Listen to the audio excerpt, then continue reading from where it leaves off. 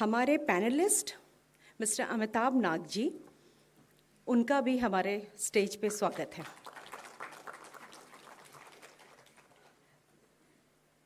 बानी पेंटल धवन जी, आपका भी हमारे स्टेज पे स्वागत है।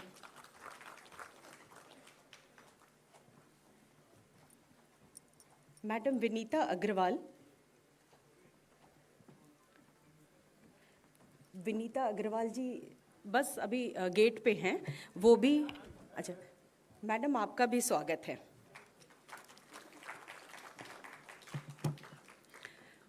संक्षिप्त विवरण देते हुए हम अपने chairman sir professor Jagdish Kumar sir को, जो हमारे अध्यक्ष यूजीसी हैं, आज के पैनल की अध्यक्षता करेंगे। और विनीता अग्रवाल जी हैं, वो executive member NCVET national council for vocational education training हैं। पहले ये director general national skill development agency में रही हैं और इकोनॉमिक एडवाइज़र भी रह चुकी हैं। मिस्टर अमिताभ नाग जो दूसरे पैनलिस्ट हैं, वो CEO digital India Bhashini division and director general India corporation instrumental रहे हैं और उन्होंने नेशनल लैंग्वेज ट्रांसलेशन मिशन की काफ़ी ज़्यादा उसमें काम किया है। और बानी पेंटल धवन हैं, वो Google head of education of India and south Asia हैं। अब पैनलिस्ट और चेयरमैन सर को वेलकम करते हुए हमारे प्रोफेसर डॉक्टर चंदन श्रीवास्तव इन लोगों को एक छोटा सा प्लांट देंगे।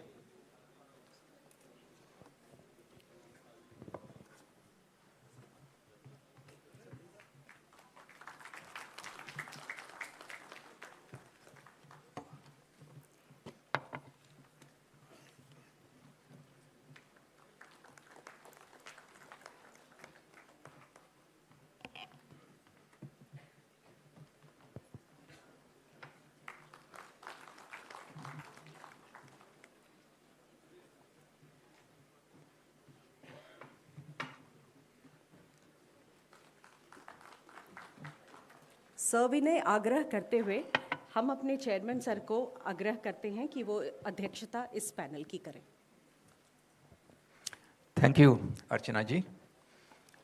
Very good morning to all the delegates and welcome to the panelists. Yesterday we had a wonderful session and we are continuing that process today also.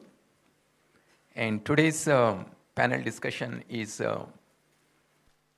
technology in Bharatiya Bhashas. So that was the topic that was chosen for us for day 2. Let me set the context for this panel discussion. Yesterday, our Honorable Prime Minister, he said, if the country has to progress, there has to be grassroots development. I want to expand on that. Why are we talking about technology in Bharatiya Bhashas? It is closely linked to what the Prime Minister of India has said.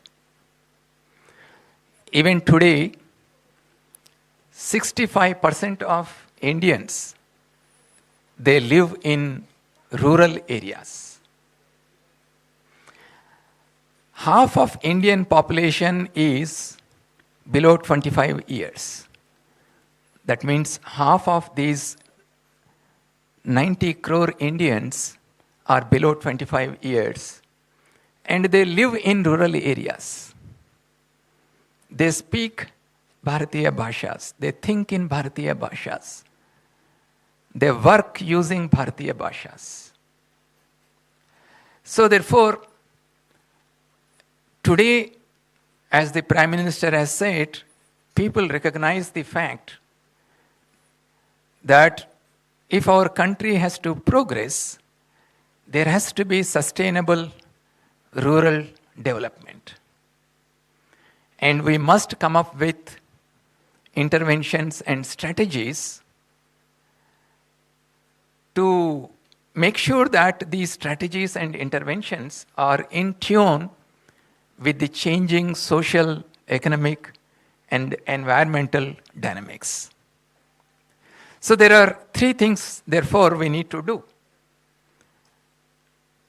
to realize grassroots development. Number one, we must ensure that there is a diversity of economic activities among the rural communities. We must ensure that local entrepreneurship is promoted so that these diverse economic activities are sustained and expanded. And we must also build on the social capital. And all this is possible only if we emphasize, use, and promote our Bharatiya Bhashas. Today, less than 10% of Indians actually speak, understand English. Nearly 90% of Indians, they use their own Bharatiya Bhashas. So therefore, why can't we develop technologies in Bharatiya Bhashas? Let me give you a couple of examples. There have been so many technological advances made in India well before British came to our country. People did not even hear about English in those times. But we had great engineers, great architects, great designers. We might not have called them using those terminologies. Take the simplest example of Wood's steel. This steel was exported out of the country. And even if you try to create that Wood's steel now in the lab, we cannot create. It is such advanced technology. We, of course, lost it because it's not documented, it's not passed on from generation to generation. The technology is no longer available. And look at the temple architecture that we have in our country. The Kailash temple in Ellora, one of the greatest technological examples in the world. Take the, often when we construct big buildings, we use the pillars to support the roof. But we have the example of Lepakshi temple, where the pillars are hanging from the roof, and you can actually pass a sheet of paper under the roof. These heavy pillars are hanging. These are the technological marvels that we could create even without using English. So therefore, friends, we need to come out of this mindset that if we have to be a technologically advanced country, we have to necessarily use only English.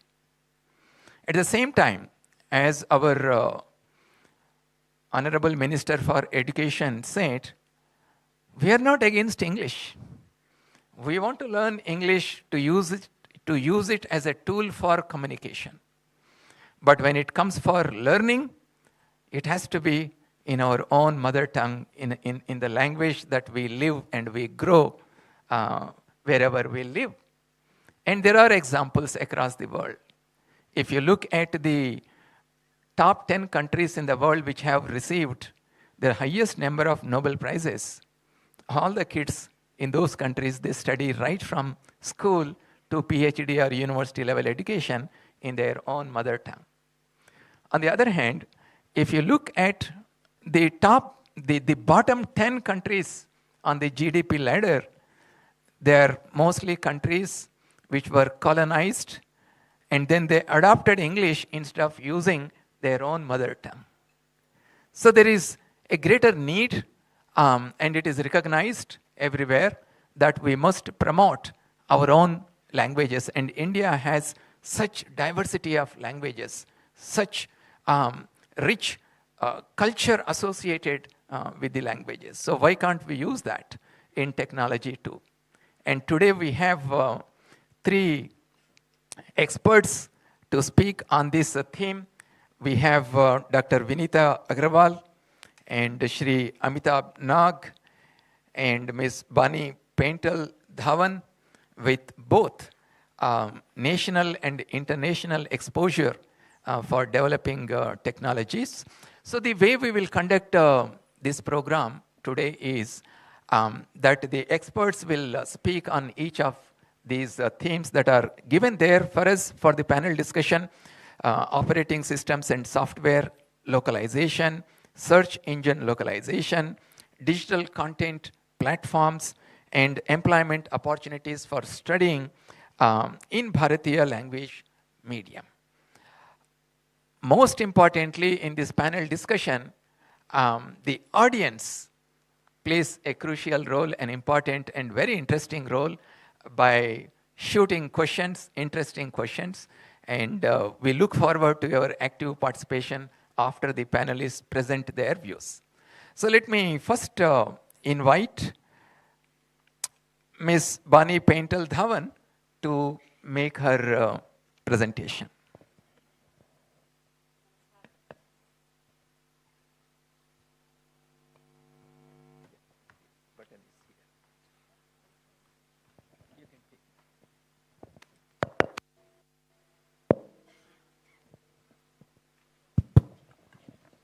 Thank you. Namaskar everyone. Thank you so much. हमेशा जब भी आती हूँ मैं यहाँ पे, especially when it comes to Indian languages, it is not only humbling but also makes me very proud. Not only because I am part of India and how we have grown, but I have also seen Google's journey in India for a very long time. I've been with Google for almost 14 years. तो वो जो journey रही है वो बहुत interesting रही है, and today I'm even more honored to actually talk a bit about it. I lead Google for Education. जो भी हम अपनी technologies as well as platforms introduce कर रहे हैं इंडिया में for education specifically, I lead that group. But I know that as users, all of you must have been touched by various products of Google. Whether it's Google Search, whether it's YouTube, whether it's the Android ecosystem, whether it's about actually, learning or skilling or actually entertaining, we have products across all of those portfolios. And what is really interesting is कि इस journey में last 14 years that I have been with Google, and 25 years, Google is celebrating 25 years this week as a company. I have seen a lot of innovation that actually focuses on users. And some of those very interesting innovations that have come out of India is Google Maps. हम एक जगह से दूसरी जगह इतनी आसानी से पहुंच जाते हैं, हमें डायरेक्शन मिल जाती है, हमारे को अपना एक्सेंट मिल जाता है. That's a lot of work that is going on, behind the screen to actually make that happen. There are large engineering teams in India that are supporting all of these innovations. But I will today focus on what I believe is one of the most essential and important part of what we are talking today. And that relates to my topic, which is education. India में around 230 million internet users हैं जो Indian languages में focus करते हैं या Indian languages में ही internet use करते हैं. And one of the most interesting facts that we have found is that as we go forward, the next few years, there will be more Indian language users that will come on the internet than any other, English-speaking population.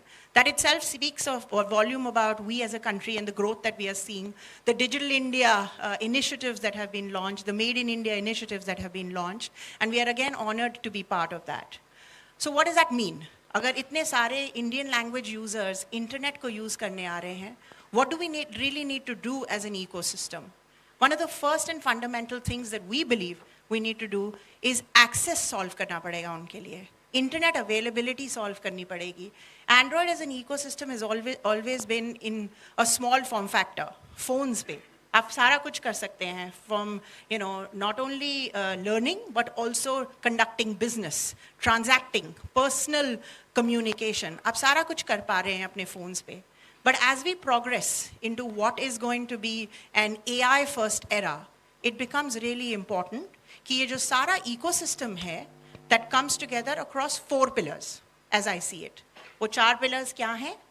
1, internet access has to become universal.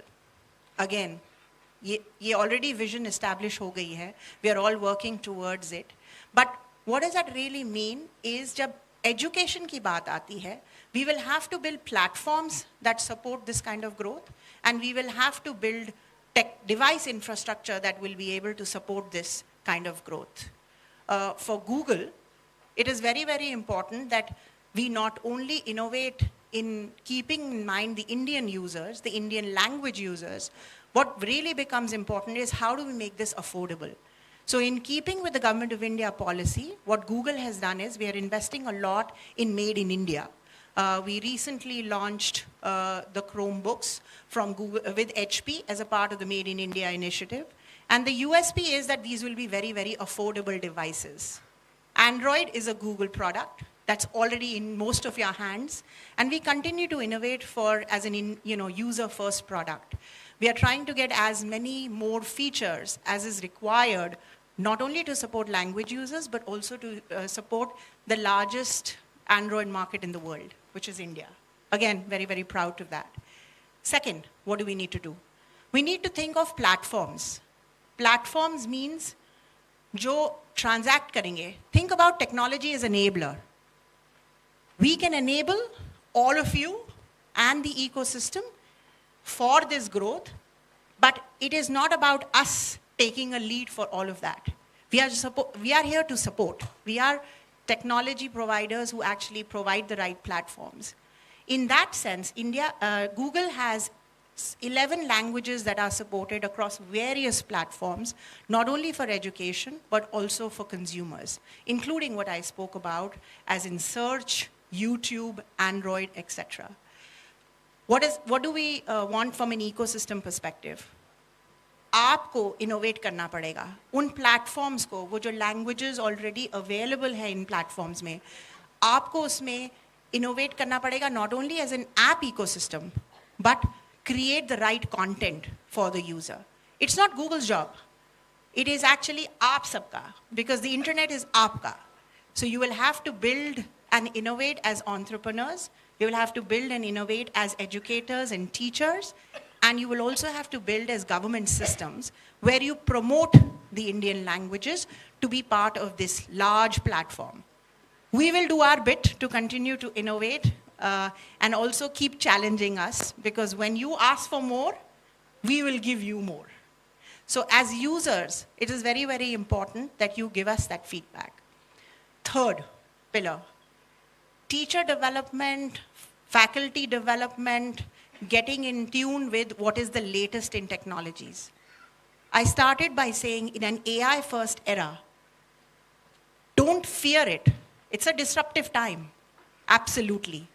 Adopt it, adapt it, embrace it, learn it, and make sure that whatever we innovate keeping the Indian user in mind. Because again, we will provide the platforms as global technology providers, but what we will do to actually provide that personalization, that uniqueness, that language exclusivity will happen all year in our country. So think, what do my users want? And how do I use the most scalable technology, the open source technologies that are available out there, so that I can reach each and every Indian? And it's also very important that now that we are in the midst of a lot of policymakers, that we create policies that promote this entrepreneurship. We also make policies that actually encourage adoption. Made in India is one such initiative. We are all innovating to not only service the Indian users in the Indian language, but also make it in our own country. And that will benefit and create a lot more jobs. What's the fourth pillar that I think about? The fourth pillar is analytics. The more information we have about our users, what do they want, what is driving change in them, how can we include and change user habits, the further ahead we would be in technology advancements. Again, AI is going to make it very, very simple. We have translation tools, we have transliteration tools, and AI will only manifest it to 10x, maybe even 100x. So what we really need to do is to उसको use कैसे करें? वो एक technology या tool है जो सब देशों में आएगी. हम लोग उसको अपना कैसे बना सकते हैं? हम उसको कैसे uniquely adopt कर सकते हैं? And that will come from this academic, group. This big group that is actually passionate about what we need to do for India, but also are technology savvy and will take these products and make it their own. Finally, I would say that when we have events like this and when we bring all of this together, what really encourages me is not only our ideas form, but we also get more educated and we are able to inform each other on what is required to be done. So thank you again for having me, and I look forward to actually supporting the innovation that is happening in the ecosystem. Thank you. Thank you, Vansi Pentalji. There are two aspects here. What she has said, the new technologies being developed and making them user-friendly so that even if you are using an Indian language, you should be able to use these platforms. But there is another aspect that we need to look at. In olden times, and that was relevant in those times, you developed certain technologies. But in modern times, we had to develop different kind of technologies. Computing platforms, new vaccines, rocket technology, and so on. So when you develop new technologies, making them user-friendly so that you can interact in your own language and using these platforms. But the other important aspect on which we would like all of you to focus on is, can you develop these technologies while using Bharatiya Bhashas, while thinking in Bharatiya Bhashas? That's also very, very important. And people have demonstrated in other countries that without knowing English, they can develop world-class technologies. And we have demonstrated it earlier. And why can't we do it now?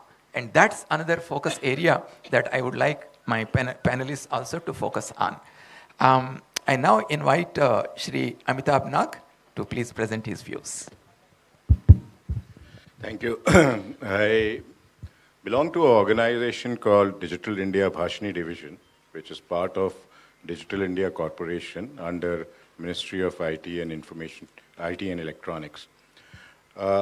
What we do here is that this is the implementation agency for National Language Translation Mission.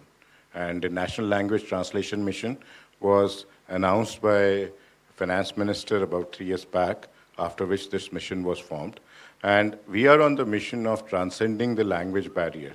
And transcending the language barrier for 22 scheduled Indian languages as of now, that's what we have taken into our charter.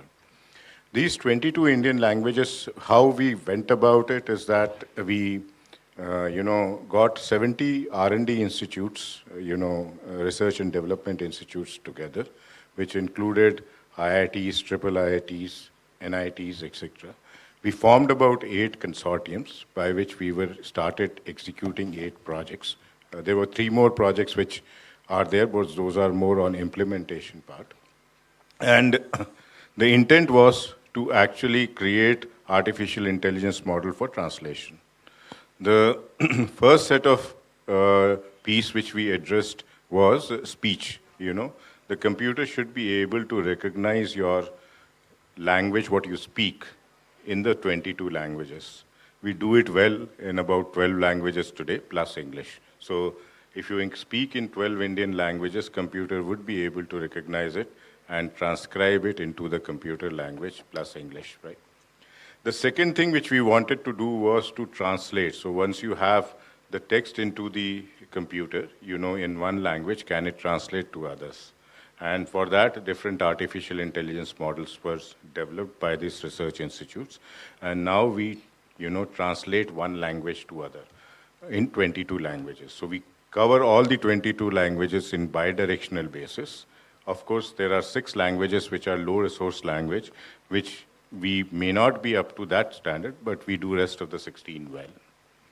The third part of the entire thing was to look at, can computer generate speech on the text which has read on the 22 languages? And that we do well again on 12 languages plus English, and we are on the way to do 22 languages. So what it eventually means is that computer would be able to recognize a speech, it will be able to translate text to text, and it will be able to synthesize the speech. That means that whether you have text in one language, it will get translated. Whether you have audio in one language, it will get translated. And you will be in a position to hear and translate in multiple languages in a bidirectional way. The other project which was there was to look at the optical character recognition. That means whatever is printed, you are able to read it. That we do, again, 22 languages was goal. That means you have given printed text on one language, you should be able to translate in all 22 Indian languages. We do in 14 languages as well. Our project is also to look at the handwritten part of it, and also to look at the scenic text. Scenic text is when something is printed out there, you want to put your mobile and know what it is, so, it can be taken off. So that is another thing. And then there are transliteration. Transliteration simply would mean that, computer is called computer in almost all the languages, although there are alternate words, but you still want to transliterate. Names are generally transliterated, it is not translated. So, that's another part of the things which we are doing, and we almost do today on 22 languages. And this is based on APIs, based on AI model, and when it is fully developed, perhaps it would be one of the largest use cases of AI. Language anyway is a large use case of AI. So, this is going to be deployed here. Now, when we start looking at this, this entire plethora of what we are trying to do and how we are trying to do, we went across to look at what are the use cases. And when Bani talked about entrepreneurship, and that's where the new use cases started coming up. We recently launched an app for the farmer, which is on which the farmer can, it's for the PM Kisan. So Prime Minister transfers monetary benefit to the farmers every quarter. And that is actually, farmers do have a problem because there are many in number who have problem in receiving those money things. The earlier way, or the way it was, the grievance were to be redressed was that, or what has happened has to be thought through was he had to visit the various offices to figure that out. The chatbot today, what it does is that you can speak out, bhugtan nahi hua, and the app will actually ask for your Aadhaar number, it will ask for your OTP, and it will actually take you through the journey till it's given the answer why the bhugtan has not happened. And, obviously this is launched about a week and a half back. There is a press release which is there. There is a number which you all can experience. This is which we have done with NPCI. When you dial that number, you can say ki paisa bhejna hai, in your vernacular language, and then it takes you through the journey till the payment is made. So that is again a multilingual activity which is being done, and multilingual, multimodal. So when we talk about this is multilingual, multimodal, and you are in a position to do the payment. You will reorganize this, and the things will happen that you will be able to make payments on their own.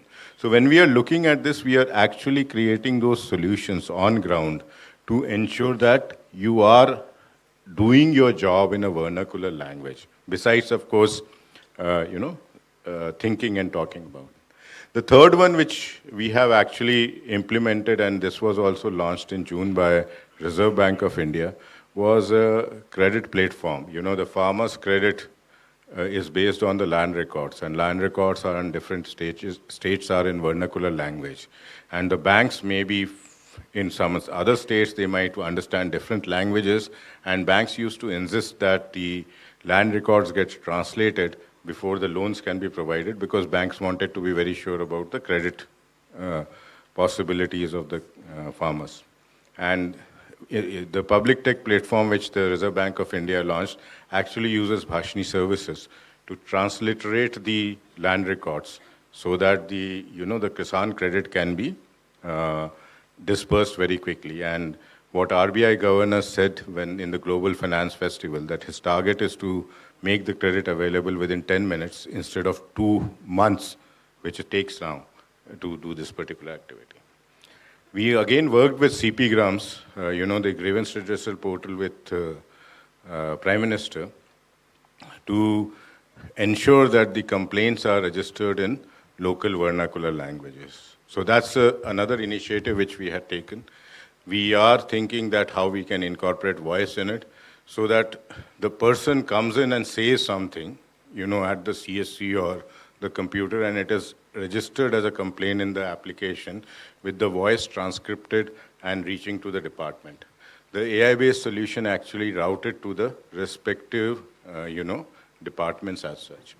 So if you look at it, the idea is to make the services and the interaction available through in a local language.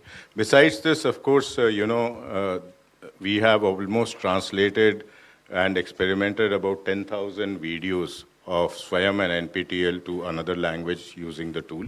And we would be doing more in that direction. So it's a multimodal approach to ensure that we are using the language translation, tools to communicate, help people communicate, collaborate, invent, and discover for their own benefit in future. All this is not, easy. All this is requiring a lot of effort, and there is a lot of collaboration which is required. I wanted to stress upon that so that, we are able to, seek everybody's support for that. One is, of course, the entrepreneurship support, which new ideas will come in and new things will work. The industry already is supporting. There are a lot of initiatives which we would be announcing, especially with Google in future, and that's going to be hallmark. Most of the initiatives are in the direction of looking at the data. The AI models heavily depend upon data. We are going to have, one of the projects which we had actually collected data all across India. We have 200 plus people on ground who have a app on their mobile with certain pictures, and they ask people to speak in their own dialect about that picture. And that is something which we are capturing and training the AI model after annotating and labeling the data and taking the noise out of that data. We would be doing that more, and it would be about, more than 200,000 hours of speech data collected across from all the 500 districts so that we are able to train the models accordingly. So that's number one. Number two is that we need to build glossaries which are domain specific. Again, requires a lot of domain intervention. Agriculture has a different glossary at a national level as well as at a regional level, and collaboration with state government and, the nodal ministries is on card so that we can incorporate that into our glossary and train the AI models accordingly. And then we obviously require continuous feedback and testing, because the opportunity for improvement on AI model is quite a lot. It can always be improved to reach that 100% which we are seeking. That is going to be our target and task. And obviously, we have our own variants of language, the way we speak. We have our own variants of the way we are looking at communicating with each other. So there would be issues with respect to how you communicate and I communicate, but those bridges can be sorted out once we keep training the AI model. So these are some live cases and the work which has been done indigenously to your, question. And I think we are on the journey of perhaps impacting about 20 crore to 30 crore people by March 2024 through our services. Thank you, Amitabh ji. I'm going to ask a question to the audience. Let me see how many of you will raise your hand. ఈ సభా ప్రాంగణంలో కూర్చున్న వాళ్ళలో ఎంతమందికి తెలుగు అర్థమవుతుంది? మీ చేతులు లేపండి. So what I said, those who are sitting here in this audience, how many of you understand Telugu? So some of you have risen. But a day is not far away when I say the same thing, I'm sure the entire audience will raise their hand because you will have the apps which will instantly translate what I said in Telugu into your own mother tongue. So one intervention. You have today Bhashni app available on beta language on the Apple Store as well as Google. Please download it, and perhaps what he spoke right now, had you fed it into it, you would have got the answer. Right. So that is the direction in which the technologies are developing now. But two key points that I would like to again bring back to your attention. One is the personalized education that she mentioned, and then the employment opportunities for students who study in Bharatiya languages. The National Education Policy puts a great emphasis on educating our students in Bharatiya languages, both at the school level and also in the university. Now there are a lot of efforts in providing the textbooks in Bharatiya Bhashas. Both AICTE and UGC, they are working on this. And our Honorable President of India launched this March a portal. And all these books in Indian languages are available on this portal, and thousands and lakhs of students are downloading these books. Ultimately, our goal is to create technologies using Bharatiya languages, thinking in Bharatiya languages, communicating in Bharatiya languages. And that is possible only when our students are educated in Bharatiya languages. So let me now invite Dr. Vinita Agarwal to present her views. Hello. Thank you, Chairman.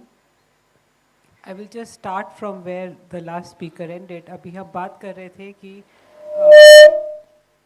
everybody will understand the language that is being spoken, whether it is Telugu or Tamil. Interestingly, recently I had gone to Japan, और वहाँ पर language was a big barrier, क्योंकि Japanese समझना, उनको ना English समझ आती है और ना हमको Japanese समझ आती है. So Google Translator was such a big help. Everything could be done on Google Translator. So technology could be like, we survived for 15 days entirely on Google Translator. Right, reading the menu also, talking to anybody, seeking directions, everything was Google Translator. So technology has like, it is limitless in that sense. तो हम आज भारतीय भाषाओं की बात कर रहे हैं, क्योंकि भारतीय भाषा को प्रोत्साहन देना क्यों ज़रूरी है. पहला कि वो हमारी धरोहर, and secondly, as Professor Jagdish Kumar had mentioned in his opening remarks, कि हमारे यहाँ almost 60 to 65% people, he said, live in the rural areas, and 60 से 70% या maybe 90% तक लोग अपनी भारतीय भाषा में ही पढ़ते हैं. I'll just quote an example कि मेरे यहाँ एक maid की daughter, वो एक NDMC स्कूल में दिल्ली में जाती थी, and she used to come to study from me. वो उसकी किताबें सब इंग्लिश में थी, उसके घर में सारा हिंदी में बात होता था. स्कूल में I don't know whether they taught in Hindi और English, but the books were in English. Not to teach social science to her, उसको छोटे छोटे वर्ड्स इंग्लिश के समझ नहीं आते थे. So whatever I taught her, वो पहले हर वर्ड का मीनिंग हिंदी में लिखती थी ऊपर.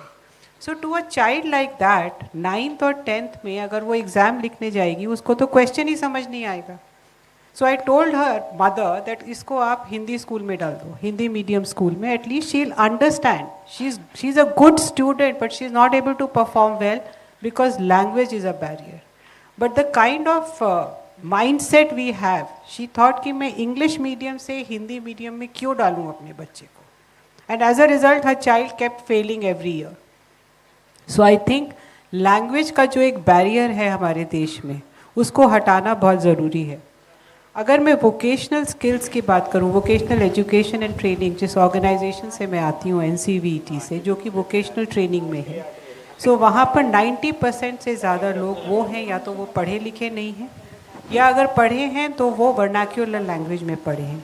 तो इसलिए ये बहुत ज़रूरी है कि अगर हम स्किलिंग उनको दे रहे हैं, तो इंस्ट्रक्शन हमारी लोकल लैंग्वेज में होना चाहिए. सारा कंटेंट जो है, everything should be available in local languages.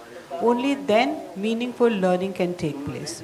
और जैसे कि अभी बात हुई कि यूजीसी और AICTE are already on that path, and NEP also emphasises कि भाई हम भारतीय लैंग्वेज में ही पढ़ाई करें. सो अगर एनसीवीटी की तरफ से देखें कि हमने भी बहुत सारे एफर्ट्स किए हैं कि भारतीय लैंग्वेज में पढ़ाई हो सके या स्किलिंग हो सके. वन, हम लोग काफ़ी सारी क्वालिफिकेशंस और जॉब जो पहले सिर्फ इंग्लिश में होते थे. सो अभी हमने ये अनिवार्य कर दिया है कि सारी क्वालिफिकेशंस इंग्लिश के साथ साथ हिंदी या जो भी भारतीय लैंग्वेज जहाँ पर भी ट्रेनिंग हो रही है उसमें डेवलप हो, और करिकुलम भी सारा उन्हीं लैंग्वेजेस में आए. और जब ट्रेनिंग स्टार्ट हो तो उनका एक कमिटमेंट चाहिए कि वो कंटेंट भी अवेलेबल करेंगे लोकल लैंग्वेजेस में. और एक बहुत इम्पॉर्टेंट चीज़ जो हमने की है कि ब्लेंडेड लर्निंग गाइडलाइंस निकाली हैं. ब्लेंडेड लर्निंग मतलब जो स्किलिंग सिर्फ हैंड्स ऑन होती थी पहले, अब वो ऑनलाइन मोड में भी होगी और ऑफलाइन मोड में भी होगी. तो उसके लिए भी टेक्नोलॉजी को समझना वो एक स्टूडेंट के लिए, लर्नर के लिए बहुत ज़रूरी है. इसीलिए जो हमने एक every trainee who undergoes training needs to do a course on employability skills. और एम्प्लॉयबिलिटी स्किल्स का एक बहुत इंपॉर्टेंट कंपोनेंट है डिजिटल लिटरेसी, ताकि वो छोटी छोटी चीज़ें जो अपनी रोज़मर्रा की ज़िंदगी में जो पढ़ाई के लिए उसके लिए ज़रूरी हैं, ही और she is able to understand that. So that is a very important part of that. Then secondly, हम लोग के लिए जो असेसमेंट एजेंसीज़ को हम लोग रिकग्नाइज़ करते हैं, उसके लिए एक बहुत मैंडेटरी रिक्वायरमेंट है कि उनका जो टेक्नोलॉजी प्लेटफॉर्म है, it should be able to give the option of assessment in vernacular language. So that has also been made mandatory. तो अभी हमारी almost 2500 plus qualifications हैं जो कि legacy qualifications हैं. उनमें से काफ़ी, उनमें से 1300 plus already हिंदी में translate हो चुके, हिंदी या regional language में, depending Indian language में, depending on कि training कहाँ पर हो रहा है. और जो एक बहुत बड़ी एक इम्पॉर्टेंट चीज़ है कि अगर हम कोई भी स्कीम भी चलाते हैं, सपोज़ हम जो स्कीम चला रहे हैं उन लोगों के लिए चला रहे हैं जो कि उतने पढ़े लिखे नहीं हैं या वर्नाक्युलर लैंग्वेज में पढ़े हैं. हर एक स्कीम में एक बच्चे को रजिस्टर करना पड़ता है ऑनलाइन. अगर मैं आज स्किलिंग की बात करूँ, हमारा इतना एफर्ट जाता है कि हमारी जितनी भी वेबसाइट है वो यूज़र फ्रेंडली हो, ताकि बच्चा अगर सर्च करना चाहे कि क्या ऑप्शंस हैं स्किलिंग के, कहाँ पर मैं जा सकता हूँ, तो वो सब ऑप्शंस उसको पता होने चाहिए. बट वो सब तभी हो सकता है when the technology is user friendly, जब वो अपनी भाषा में सर्च कर सके और वो देख सके कि भाई कहाँ पर क्या अवेलेबल है और उसका वो फ़ायदा उठा सके. So when we are developing all this, we have to keep the learner in mind कि हम अपने हिसाब से सोचते हैं, अपनी तरफ से सोचते हैं, but the learner has to be able to use it, because वो जो फियर ऑफ टेक्नोलॉजी है that has to be removed. और जैसे कि अभी हमने बात की कि टेक्नोलॉजी इंडिया में हमेशा से अवेलेबल थी, but of course it was not labelled कि हाँ हमारी टेक्नोलॉजी वाज लाइक बिल्डिंग की बात हुई, हमारे मंदिर, एवरीवेयर टेक्नोलॉजी वाज देयर. आज हमारे जो कारीगर काम करते हैं, they are very good in designing, but they can do much better. For instance, अगर हम कहें कंप्यूटर एडेड डिज़ाइनिंग है, सो उसके लिए भी उनको टेक्नोलॉजी को जानना बहुत ज़रूरी है. और अगर हम आज हर चीज़ को ट्रांसलेट करना चाहते हैं भारतीय लैंग्वेजेस, वी हैव 22 भारतीय languages, we have so many more dialects and so many more languages in this country. So translating in each and every language itself may be difficult, but जैसे अभी बात हुई कि technology can help so that कि आप अपनी जो भी भाषा में बोलें, it will translate everything, all the content for you. And that is, I think, how the digital platforms today, they are now focusing on non-English speaking students, and that is a very very important step forward. And अगर हम employability की बात करें, employability के लिए important है कि skill अच्छा होना चाहिए. Innovation is language agnostic. It is not that कि अगर आप अपनी जिस भाषा में सोचते हैं, if language is not a barrier, then you can think and you can come out with innovation. Otherwise, you get stuck with the language barrier only. So that is why for employability, what is important is the skill you acquire and not the language in which you acquire. And the skill you can acquire better if it is done in your mother tongue and you understand what is being taught. But जैसे कि हमारे honourable prime minister ने कहा, India should be the skilling capital of the world, उसके लिए we should also keep in mind that English as a language of communication is also important, and maybe that can be taught as a second language, whereas the learning takes place in Bharatiya language, but English as a language for communication should also continue so that we are able to exploit the global markets. Thank you.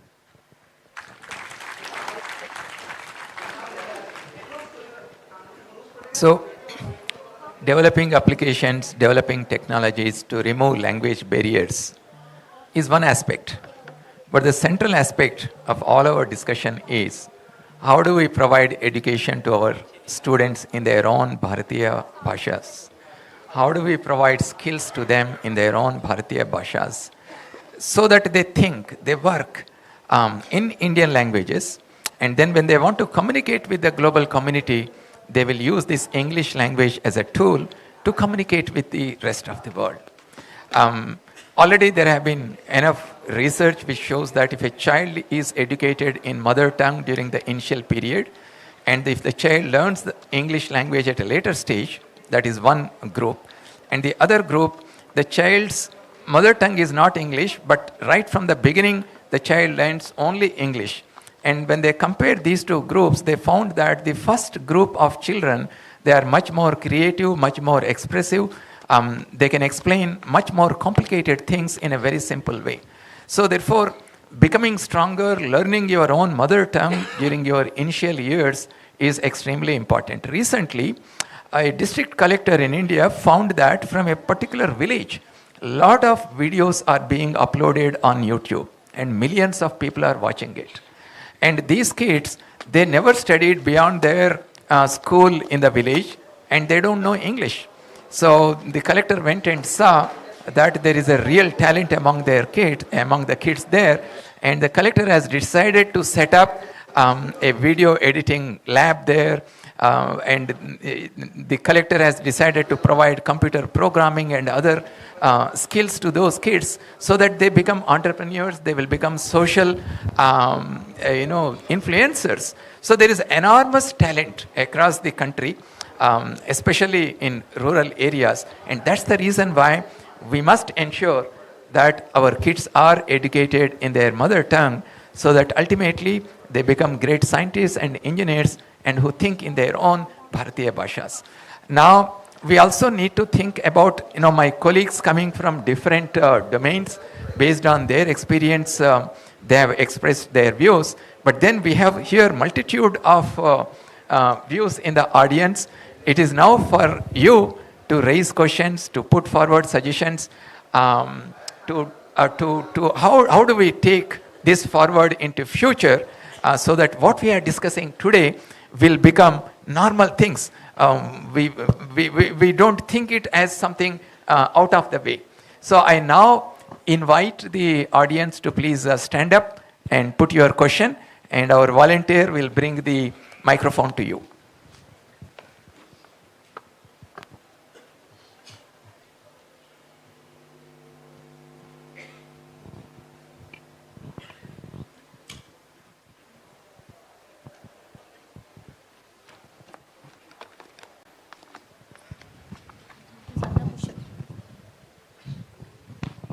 सुप्रभात, सभी को प्रणाम। प्रणाम sir. Yes. सभी को प्रणाम है sir. कल से हम यहाँ पे चर्चा में रूबरू हो रहे हैं। I am the joint director in SCRT Uttarakhand, एक नवोदित राज्य है।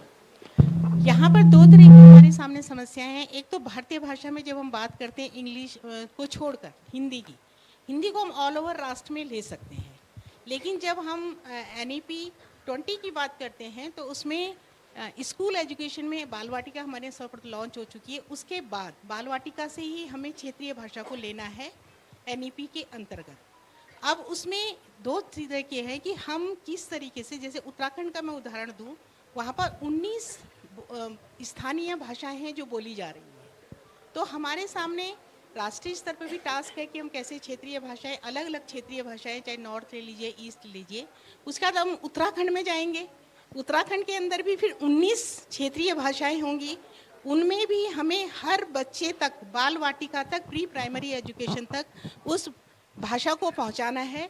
उसमें हम तकनीक का प्रयोग स्कूल एजुकेशन में, प्री प्राइमरी में किस प्रकार कर सकते हैं, ये हमारे सामने सबसे बड़ा चैलेंज है। और इस चैलेंज के लिए हम सब मिलकर कार्य करें अपने अपने राज्यों में, इसमें हमें आपसे गाइडलाइन चाहिए।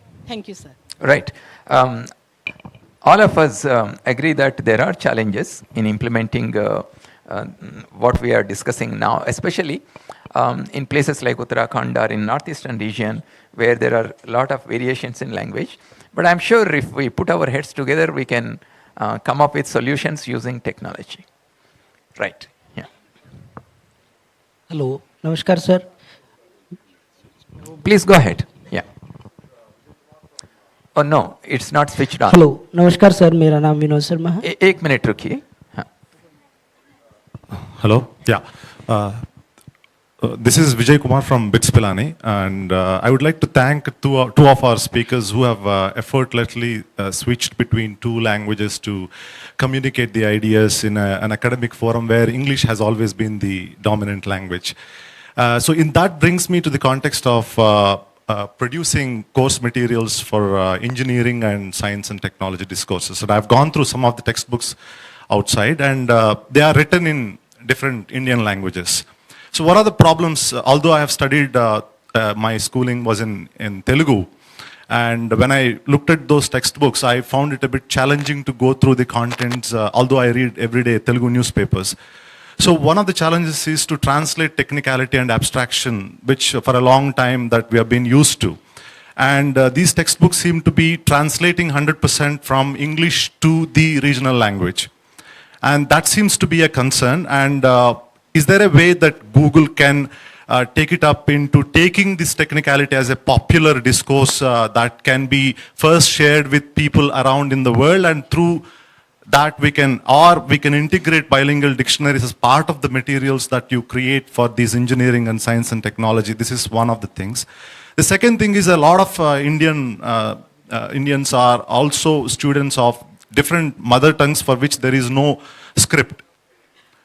So we've been thinking about translating into languages that have a script, and the corpus is available for you to choose from. And so as sir was rightly pointing out a while ago, that we have to reach out to every single individual, and includes the population whose languages are not there in the written form.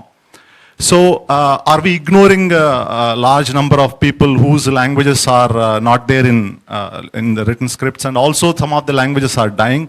So what is the way out? Like, are we only focusing on official languages and trying to look at them and ignoring some of these? And if we are trying to make a switch into regional languages, in particularly science and domain, how do we address the issues of technicality? That are we going for a kind of a reverse engineering and trying to address both issues from English and the regional languages? So this is my concern. Right. Yeah, please go ahead. Yeah, so, you had raised two major issues. One is that are we ignoring some of the languages which is there, means we are only focusing on 22 and not focusing on others, and that was one of the concerns which was raised. Yes, India is a place where perhaps at every 50 kilometers language changes. At least the dialect changes if the language itself does not change. And you're also right that some of the languages do not have the script. As a first phase, of course, we are trying to handle 22 languages back, because that's itself is a task. When I said that, we are using voice, we are trying to address the languages where there is no script, so that, we can use the voice technology to actually, understand and make those things work. The second thing is that, the idea of collecting data from all across the 500 districts is that we should be in a position to capture all the dialects, so that we can, address the dialect issue and the other languages issue also. A rough study shows that, India has about more than 80 to 90 languages, or close to 100 languages, which are being spoken by 100,000 plus people, right? So there are 90 languages which, 100,000 plus people speak in India. So it will be, difficult to count and say that which all languages we will address right now. So we have chosen and prioritized on 22, but it is not that we are ignoring the rest, and there is an effort to actually address the last mile to make it inclusive. So that's one part of it. Second is regarding technicalities. Of course, Bani can answer on the Google's part of it, but on the technicalities, yes, there is a first phase of what you see today is first phase. Yeah, the feedbacks are welcome, and I think this would improve over a period of time. Right. Next question. Thank you sir. Sir मेरा नाम विनोद शर्मा है. Sir मैं ये पूछ रहा हूँ, technology जो भारत की जो लैंग्वेज है उसमें जो इंग्लिश भाषा में ही सब कुछ हो रहा है, बल्कि जब हम गूगल पे जैसे मैम ने बताया है कि जब हम अनुवाद करते हैं तो इंग्लिश के शब्द को हिंदी भाषा में जब अनुवाद करते हैं, लेकिन उसका शब्द है वो तो ले लेते हैं, लेकिन जो वास्तविक जो भाव है वो नहीं ले पाता वो ऐप्स के माध्यम से. अगर हम हिंदी और संस्कृत भाषा में अगर हम बोलते हैं तो हमें ध्येय दृष्टि से देखा जाता है. अगर हम इंग्लिश में बोलते हैं तो हमें एक अच्छे पर्सनालिटी व्यक्ति के रूप में देखा जाता है. तो सर हम टेक्नोलॉजी के माध्यम से इसको किस तरीके से उसको सही कर सकते हैं, ताकि क्योंकि भारत में जनसंख्या सबसे ऊपर है ना पूरे विश्व में, तो हमें अपनी हिंदी मातृभाषा जो है जो राजकीय भाषा उसको बढ़ावा देना चाहिए. संस्कृत जो है जो कि एक वैज्ञानिक भाषा है, खुद नासा ने भी इसको स्वीकार किया है. तो हमें टेक्नोलॉजी के माध्यम से उनके हम जो भी अनुवाद करते हैं उनके हम भाव को कैसे उपयोग कर सकते हैं. तो सर इसके ऊपर थोड़ा आप अपने विचार दे दीजिए.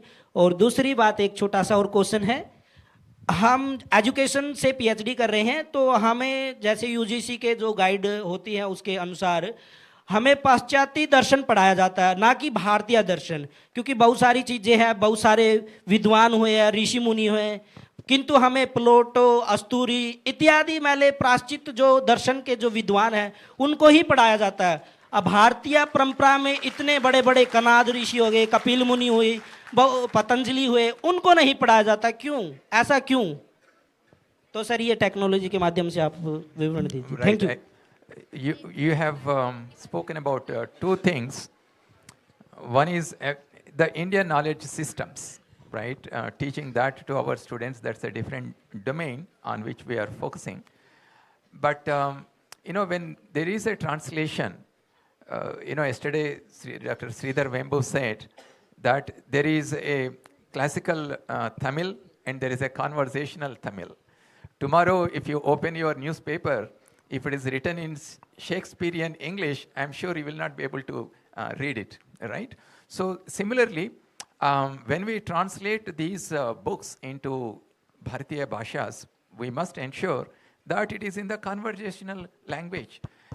Most textbooks that I have studied, they are like that. That is why you can understand.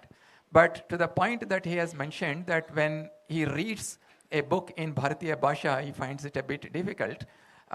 That is because, let's say, I have studied in English medium right from my childhood, and I know that language, I speak and write, and if I try to read it in my language, I may find it a bit odd. But if I have studied in Telugu medium since my childhood, which I did until 12th standard, I studied only in Telugu. When I read a translated version, I may not find it odd. So there are variations, there are challenges, and so on. But over a period of time, we will overcome this. Remember, it is only after NEP 2020 has come that we are talking about Indian languages. We are talking about how to use this in our everyday life, in our education, in the technology, and so on. So we have made a beginning, and we see that across the country, there is overwhelming support for introduction of Bharatiya languages everywhere in education and technology and so on. And we will learn from this experience and overcome the challenges that will come on our way. I would like to add, आपने Indian knowledge system की बात कही, तो अभी बहुत focus है government का on developing this Indian knowledge system, चाहे वो स्किलिंग के क्षेत्र में हो, चाहे वो एजुकेशन के क्षेत्र में हो, तो बहुत स्पेशल उसके ऊपर फोकस है. Good morning. हेलो सर, मैं राधाकृष्ण यादव. सर मैं Radhakrishna Yadav, research scholar. Sir आपने जैसा पहले ही कहा था कि 60 या 65% रूरल एरिया में पॉपुलेशन रहती है, तो मैं भी रूरल एरिया से बिलोंग करता हूँ और कानपुर देहात से। सर मैं ये जानना चाहता हूँ कि आप टेक्नोलॉजी से भाषाओं को जोड़ रहे हैं, लेकिन उस जो यूथ टेक्नोलॉजी भाषा को नहीं पढ़ना, टेक्नोलॉजी से भाषा को नहीं जोड़ना चाहता क्योंकि शायद उसको रोजगार नहीं मिल रहा है, तो सरकार इस विषय में क्या सोच रही है कि उसको रोजगार प्राप्त हो, पहली बात। और बाइलिंगुअल सरकार बाइलिंगुअल किसी चीज़ को क्यों नहीं करना चाह रही है? सपोज दैट मैं बैंक में जाता हूँ, ऐसी टिपिकल भाषा यूज की जाती है कि उसको जो रूरल एरिया में रहने वाली पॉपुलेशन उसको नहीं समझ पाती है, क्योंकि 60 या 75 तक जो पॉपुलेशन है अधिक से अधिक रूरल एरिया में ही बिलोंग करती है। तो आई होप कि सबसे ज़्यादा यूथ भी रूरल एरिया में ही होगा। वो यूथ इसलिए नहीं जुड़ना चाहता है कि शायद उसको रोजगार नहीं मिल पा रहा है। तो रोजगार के लिए भाषाओं के माध्यम से कैसे प्राप्त हो सकता है यूथ को, क्योंकि आजकल यूथ रोजगार पर शिक्षा प्राप्त करना चाहता है। तो यूजीसी एंड सरकार इसके विषय में क्या चिंतन कर रही है? देखिए, by 2030 India is going to become the third largest drone hub in the world. That's our goal. And drones are going to be used extensively, and more so in the rural areas. Today, in this year, there are about 1 lakh drone operators in India, and that number, the requirement for the drone operators is going to increase exponentially as more drones are used. Now, who will be the drone operators? It is the youth. It is the youth who are coming and working in the rural areas. Do they really need the knowledge of English to operate drones? It's not required. They can still be trained in their own mother tongue, and that is why I said in the beginning that there is a greater need to expand the economic activities of our rural youth by training them in their own mother tongue, in their own local language. Similarly, how do you bring financial inclusivity? How do you make sure that the product that they develop locally, it could be artisan crafts, it could be small scale industry products, you want to provide access to them in a global market. We have now open network, digital commerce platform, and so many such things are coming. So the employability will increase automatically once you promote local entrepreneurship by using your own languages and by overcoming the barriers between global market and your own innovations using technology. They can have access to the global markets. So there are many such things that are in the process, and to see the impact of all these technologies that are being developed, we need to discuss more, we need to brainstorm and take this forward. So a few things which we are wanting to do and which is on the pipeline. Like Professor talked about, open network data commerce. There, of course, we are collaborating with them to make it multilingual and make it voice-based. So in the sense that the rural artisan should be in a position to catalog its product using the voice and put the inventory using the voice. So what we are trying to do is that we have two, one is the language barrier, second is the digital divide, and third is the literacy divide. I hope that with the voice technologies which we are developing, we will be bridging all three in some way or the other. We may not be able to bridge everything. So ONDC becoming multilingual, you talked about banks.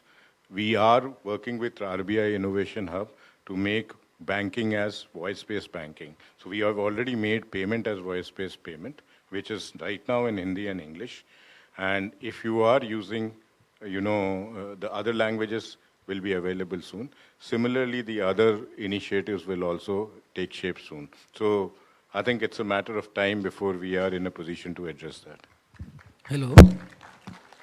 Good morning, sir. I'm Bani Preet Kaur, research scholar from University School of Education, Guru Gobind Singh Impress University.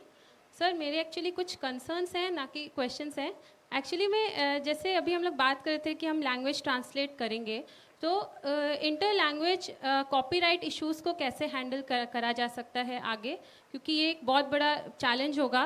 क्योंकि जब अगर कोई local writer या local poet कोई अपनी भाषा में अगर कुछ लिखते हैं और उसको कोई दूसरा भाषा में ट्रांसलेट कर लेता है और उसको प्रॉपर क्रेडिट नहीं मिलता, so how will you handle this issue? And second is upcoming Digital India Bill. So that asks for the transparency in AI algorithms. User को राइट मिलेगा, उसमें काफ़ी सारे राइट्स की बात करी जा रही है. तो उसको कंपनीज कैसे, Google like companies, how will they handle this issues? And third is authorship issues. Like अभी जैसे जनरेटिव एआई आया था तो उसमें कंटेंट आप डालते हैं तो it responds, like it generates the content. So how you think that आगे चल के ऑथरशिप इश्यूज आएंगे, या आप आगे यूजीसी के आगे चल के इसके बारे में कोई पॉलिसी या गाइडलाइंस निकालेगा, like giving the authorship to ChatGPT और the person who is putting the prompt and getting the answer from it? So how will you handle these authorship challenges? Thank you very much. Right. Maybe first, may I request you to address some of those issues? Yeah. Sure. So I think at the beginning I would like to address that AI is at a very, very nascent stage. So there is a lot of responsibility that we have as Google, and we are very, very sure that it has to be driven with that responsibility, as well as the ethics question that you are talking about. There is already a lot of conversation that is happening. On Google side, we are very conscious of that, and what we are launching for education is our product, AI, generative AI product, our conversational AI products are very, very selective in what we have launched. Google ka Bard hai, that is a conversational AI product, and we have launched it in search. It is not available across education products at this point in time, precisely for what you have just mentioned. And also जैसे मैंने पहले भी बोला था that the idea is not कि हम AI को कैसे use कर सकते हैं या कहाँ पे block कर सकते हैं. There has to be an ecosystem debate कि what will work, where we are in our development as a country, and how will policies and responsibilities of companies like us come together to create a very healthy environment. Having said that, जो India product हमने launch किया है on language specifically for primary schools is called read along. Read along में एक chat box है, उसका नाम है दिया. दिया जो भी इंडियन भाषा आप हम डालेंगे उसका कंटेंट वो उसी भाषा में बात करेगी, which means that the kind of input that we will get has to be an ecosystem effort. Whether वो हम SCRT से बात करके वो content डालेंगे या फिर हम national level में दीक्षा के पास जाके बोलते हैं कि this is the kind of content that should be available. The intent is कि जब end user है, the learner है, वो अपनी भाषा में सुन सके, वो अपने context में सुन सके, examples भी उसी का context आए. That is what the AI layer will be able to do. So like I said, there has to be a very, very important balance. किस सिचुएशन में वो अप्लाई किया जाएगा, किस सिचुएशन में नहीं किया जाएगा, what are the policies that govern it. But you have to realize कि since it's early days, you cannot stop innovation, but what you should do is conscious innovation. And all of your issues will definitely get addressed in the long term. I also want to end by saying that information technology and the fear of computers and PCs कि सबके jobs चले जाएंगे, हम कहीं पे आगे नहीं बढ़ सकते हैं, that hasn't helped. That was negative thinking. अगर आज हमारे पास phone नहीं होगा तो आप सोच सकते हैं अपनी life. और हमारा next generation वो तो जमते सारी शुरू हो जाते हैं. उनका तो ABCD भी I think क ख भी उधर से ही शुरू हो रहा है. So we cannot fear technology. We have to embrace it and then create laws. And we as companies have equal responsibility. So watch the space is what I will say. Hello. Respected, Go ahead.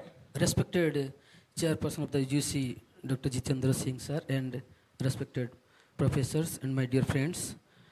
My query is that what the Chairperson of the UGC Chairman I stated about English is not a language, rather a tool to use it in a technical way.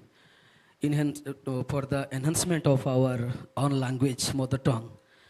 I think I agree with this, but for the rapid growth of technology, in order to use language is not so important for the society, because I am from Odisha. I am assistant professor in BHU, Department of Philosophy and Religion. My areas of specializations are philosophy of language and semantics discourse analysis. I studied that how language functions without any technology. It means if you emphasize on language through technology, the quality of the language will reduce down to many ways. Therefore, the use of language is not through technology. That should not be our account. Rather, language may be important and mother language may be important, but to learn other language, the pronunciation is important. If you can't pronounce, I think the technology cannot help us in that way. Again, it will also create some disintegration, social disintegration. That means we will confine to the particular territory or particular state. That is a problem. Again, I can state it about the Vinita Agrawal, ma'am. She emphasized on technology is limitless. It is totally wrong, I can say. Because technology cannot be limitless. Technology is just a product of human potentiality. So it is just simply a minor part of human potentiality. You cannot grant that it is a technology limitless product. Rather, human itself is a limitless being. Okay. Yeah, thank you. I think let us stop there. They are important views. I think all of us have to think about them. Next question. I request the cameraman, camera person to please focus on the questioner. Sir, I am Dr. Vikramaditya Dave from Rajasthan. I am professor in electrical engineering in a State University of Government of Rajasthan. Sir मेरा जो issue है वो राजस्थान से संबंधित है कि राजस्थान आज भारत का सबसे बड़ा राज्य है क्षेत्रफल की दृष्टि से. आज 75 वर्ष हो चुके हैं. हम अमृतकाल का महोत्सव भी मना चुके हैं और अमृतकाल में हैं हम अभी, मगर हमारी राजस्थानी भाषा को आज भी मान्यता प्राप्त नहीं है. वहीं NEP 2020 इसके बारे में बार बार कह रहा है कि हम बच्चों को चाहे विश्वविद्यालय स्तर पर या विद्यालय के स्तर पर अपनी मातृभाषा में पढ़ाएं, और हमारी राजस्थानी भाषा का कहीं कहीं पता नहीं है सर. और बाहर के लोगों ने इस प्रकार की एक मानसिकता डाल रखी है कि यदि आप राजस्थानी बोलेंगे तो आप पिछड़े हुए हैं, आप छोटे वर्ग से हैं. तो इसके बारे में जबकि मैं बताता हूं कि सामाजिक आंदोलन भी हो चुके हैं, और जहां तक राजनीतिक चेतना का सवाल है, आज पिछले 10 साल से एक ही पार्टी के 25 MP हमारे राजस्थान से उसी पार्टी से हैं, लेकिन आज तक उसके बारे में कुछ नहीं हुआ. और प्रशासनिक स्तर पर भी AICT के वाइस चेयरमैन भी हमारे राजस्थान से थे, और UGC में भी कई हमारे लोग बैठे हुए हैं, लेकिन आज तक राजस्थानी भाषा को मान्यता प्राप्त नहीं हुई. सर इसके बारे में कुछ प्रकाश डालें. Thank you. You see, ours is a democratic country, and what we do is based on the people's voice. And I'm sure voices like yours will definitely force all the governments to use our Bharatiya Bhashas in education and everywhere. Thank you. नमस्ते.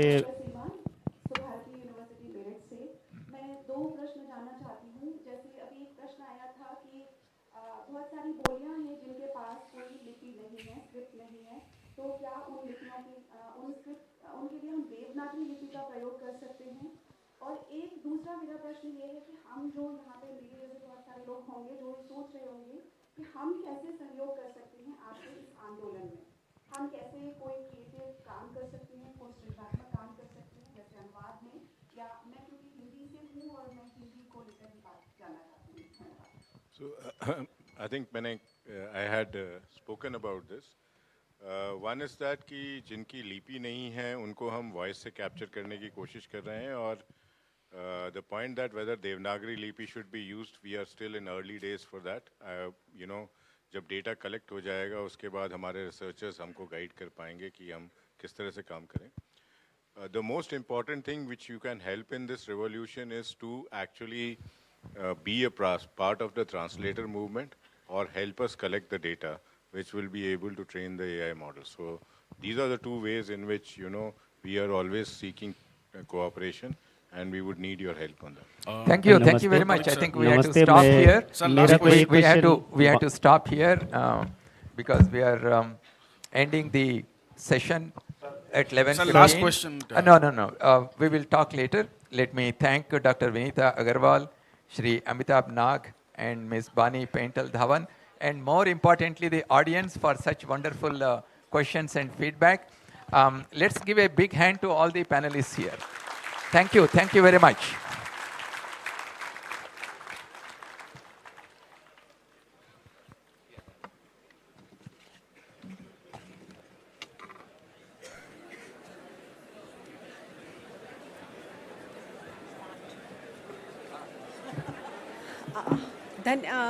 आप लोगों से आग्रह है कि अगला कार्यक्रम भी शुरू हो रहा है. कृपया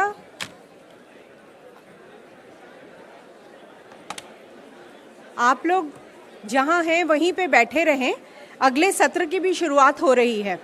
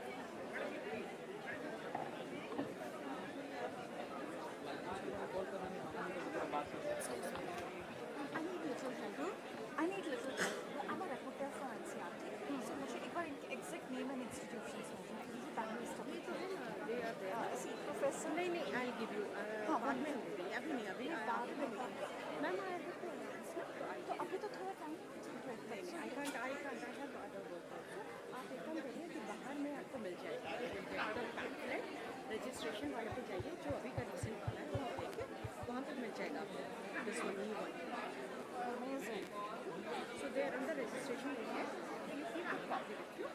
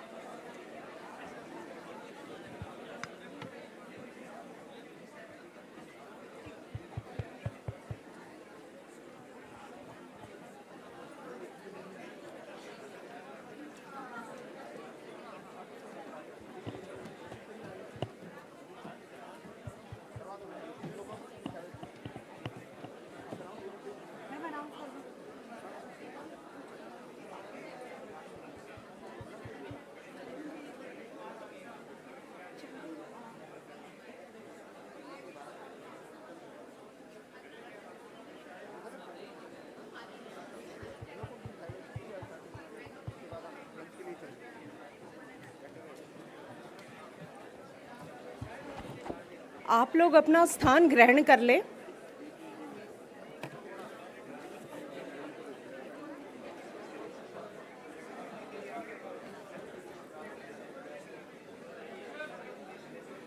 उनको बोल दीजिए ना कैसे कामाकोटी को कि वो आ जाए। कामाकोटी सर अब आएंगे, बुला लेते हैं। ये सामने है जो आईआईटी मद्रास के, और बाकी भी 3 पैनलिस्ट हैं, चंदन जी से पूछना पड़ेगा। अनाउंस कर दीजिए, अनाउंस कर दीजिए। पैनलिस्ट आएंगे तो अपने आप ही बैठ भी जाएंगे, और आप अनाउंस भी कर दो, बैठ जाएंगे। वो लोग आ गए हैं। हाँ, 3 लोग अनाउंस कीजिए, बैठने के लिए। जी, आप लोगों से आग्रह है कि अपना स्थान ग्रहण कर लें। कार्यक्रम को आगे बढ़ाते हुए दूसरे चरण में टेक्नोलॉजी इन भारतीय भाषा में मैं आग्रह करूंगी प्रोफेसर वी कामाकोटी, जो डायरेक्टर आईटी मद्रास से हैं, इस सत्र की अध्यक्षता करेंगे। उनको मैं आग्रह करूंगी कि वो कृपया स्टेज पर आ जाएं।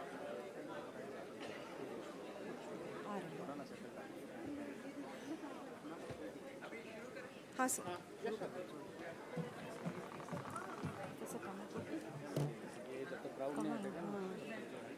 कामाकोटी आ रहे हैं। बालेंद्र शर्मा जी विवाह फ्रेश होने के लिए गए हैं, आ जाते हैं बाहर से। मैं ले जाऊंगी सर। सर को बुला लेना। निवेदन है कि आप अपना स्थान ग्रहण कर लें।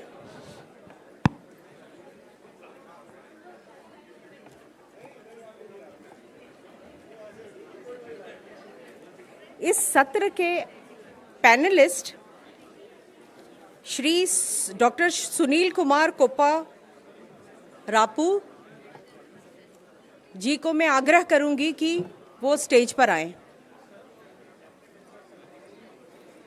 डॉक्टर सुनील कुमार।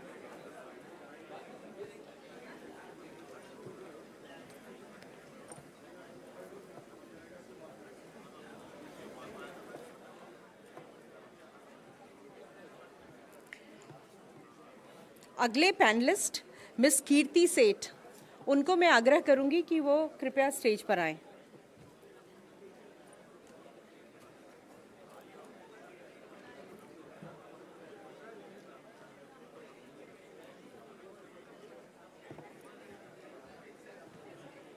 दूसरे वाले कहाँ चले थे? सुनील कुमार कहाँ है? अच्छा, वो बालेंद्र शर्मा दीदी। मैं ये पांडे जी नहीं तो चंदन जी को बुला लीजिए। मिस्टर बालेंदु शर्मा दधीच, कृपया स्टेज पर पधारें।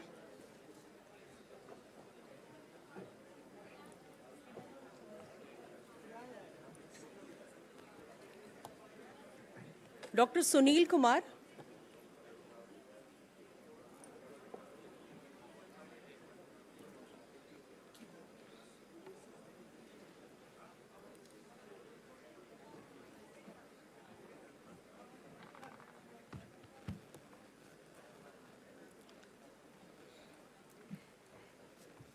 इस सत्र की अध्यक्षता प्रोफेसर वी कामाकोटी, जो कि डायरेक्टर आईटी मद्रास हैं, वो कर रहे हैं। Doctor Sunil Kumar principal scientist और स्पीच प्रोसेसिंग रिसर्च टीसीएस में अध्यक्षता कर रहे हैं।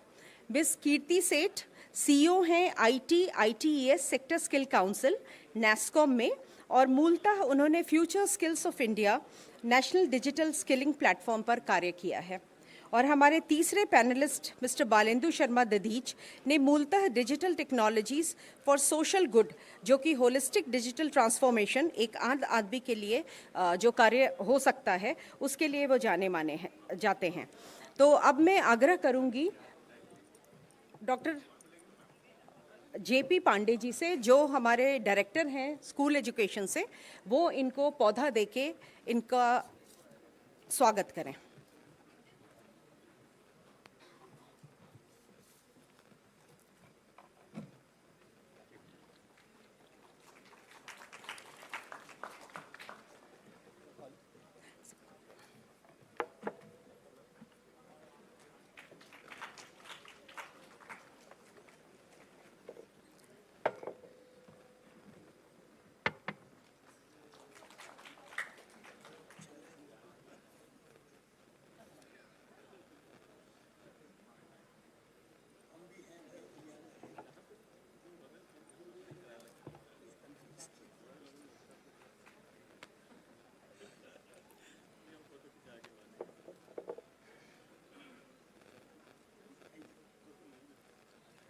So now the technical session 4 is open for panel discussion. So I hand over to you, Professor Kamakoti, for taking it forward. Thank you, sir.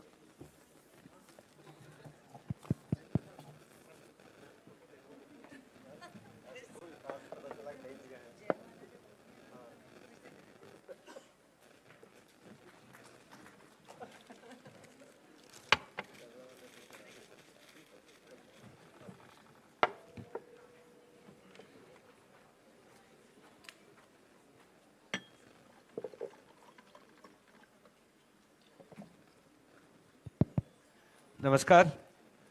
Very good morning to all of you. So we are in the technical session number 4, which is on technology in Bharatiya languages. Friends, as mentioned several times in the last 3 sessions that were before this, as a country we have 22 official languages, and 65% of our population are in rural India and not have good access to education in English.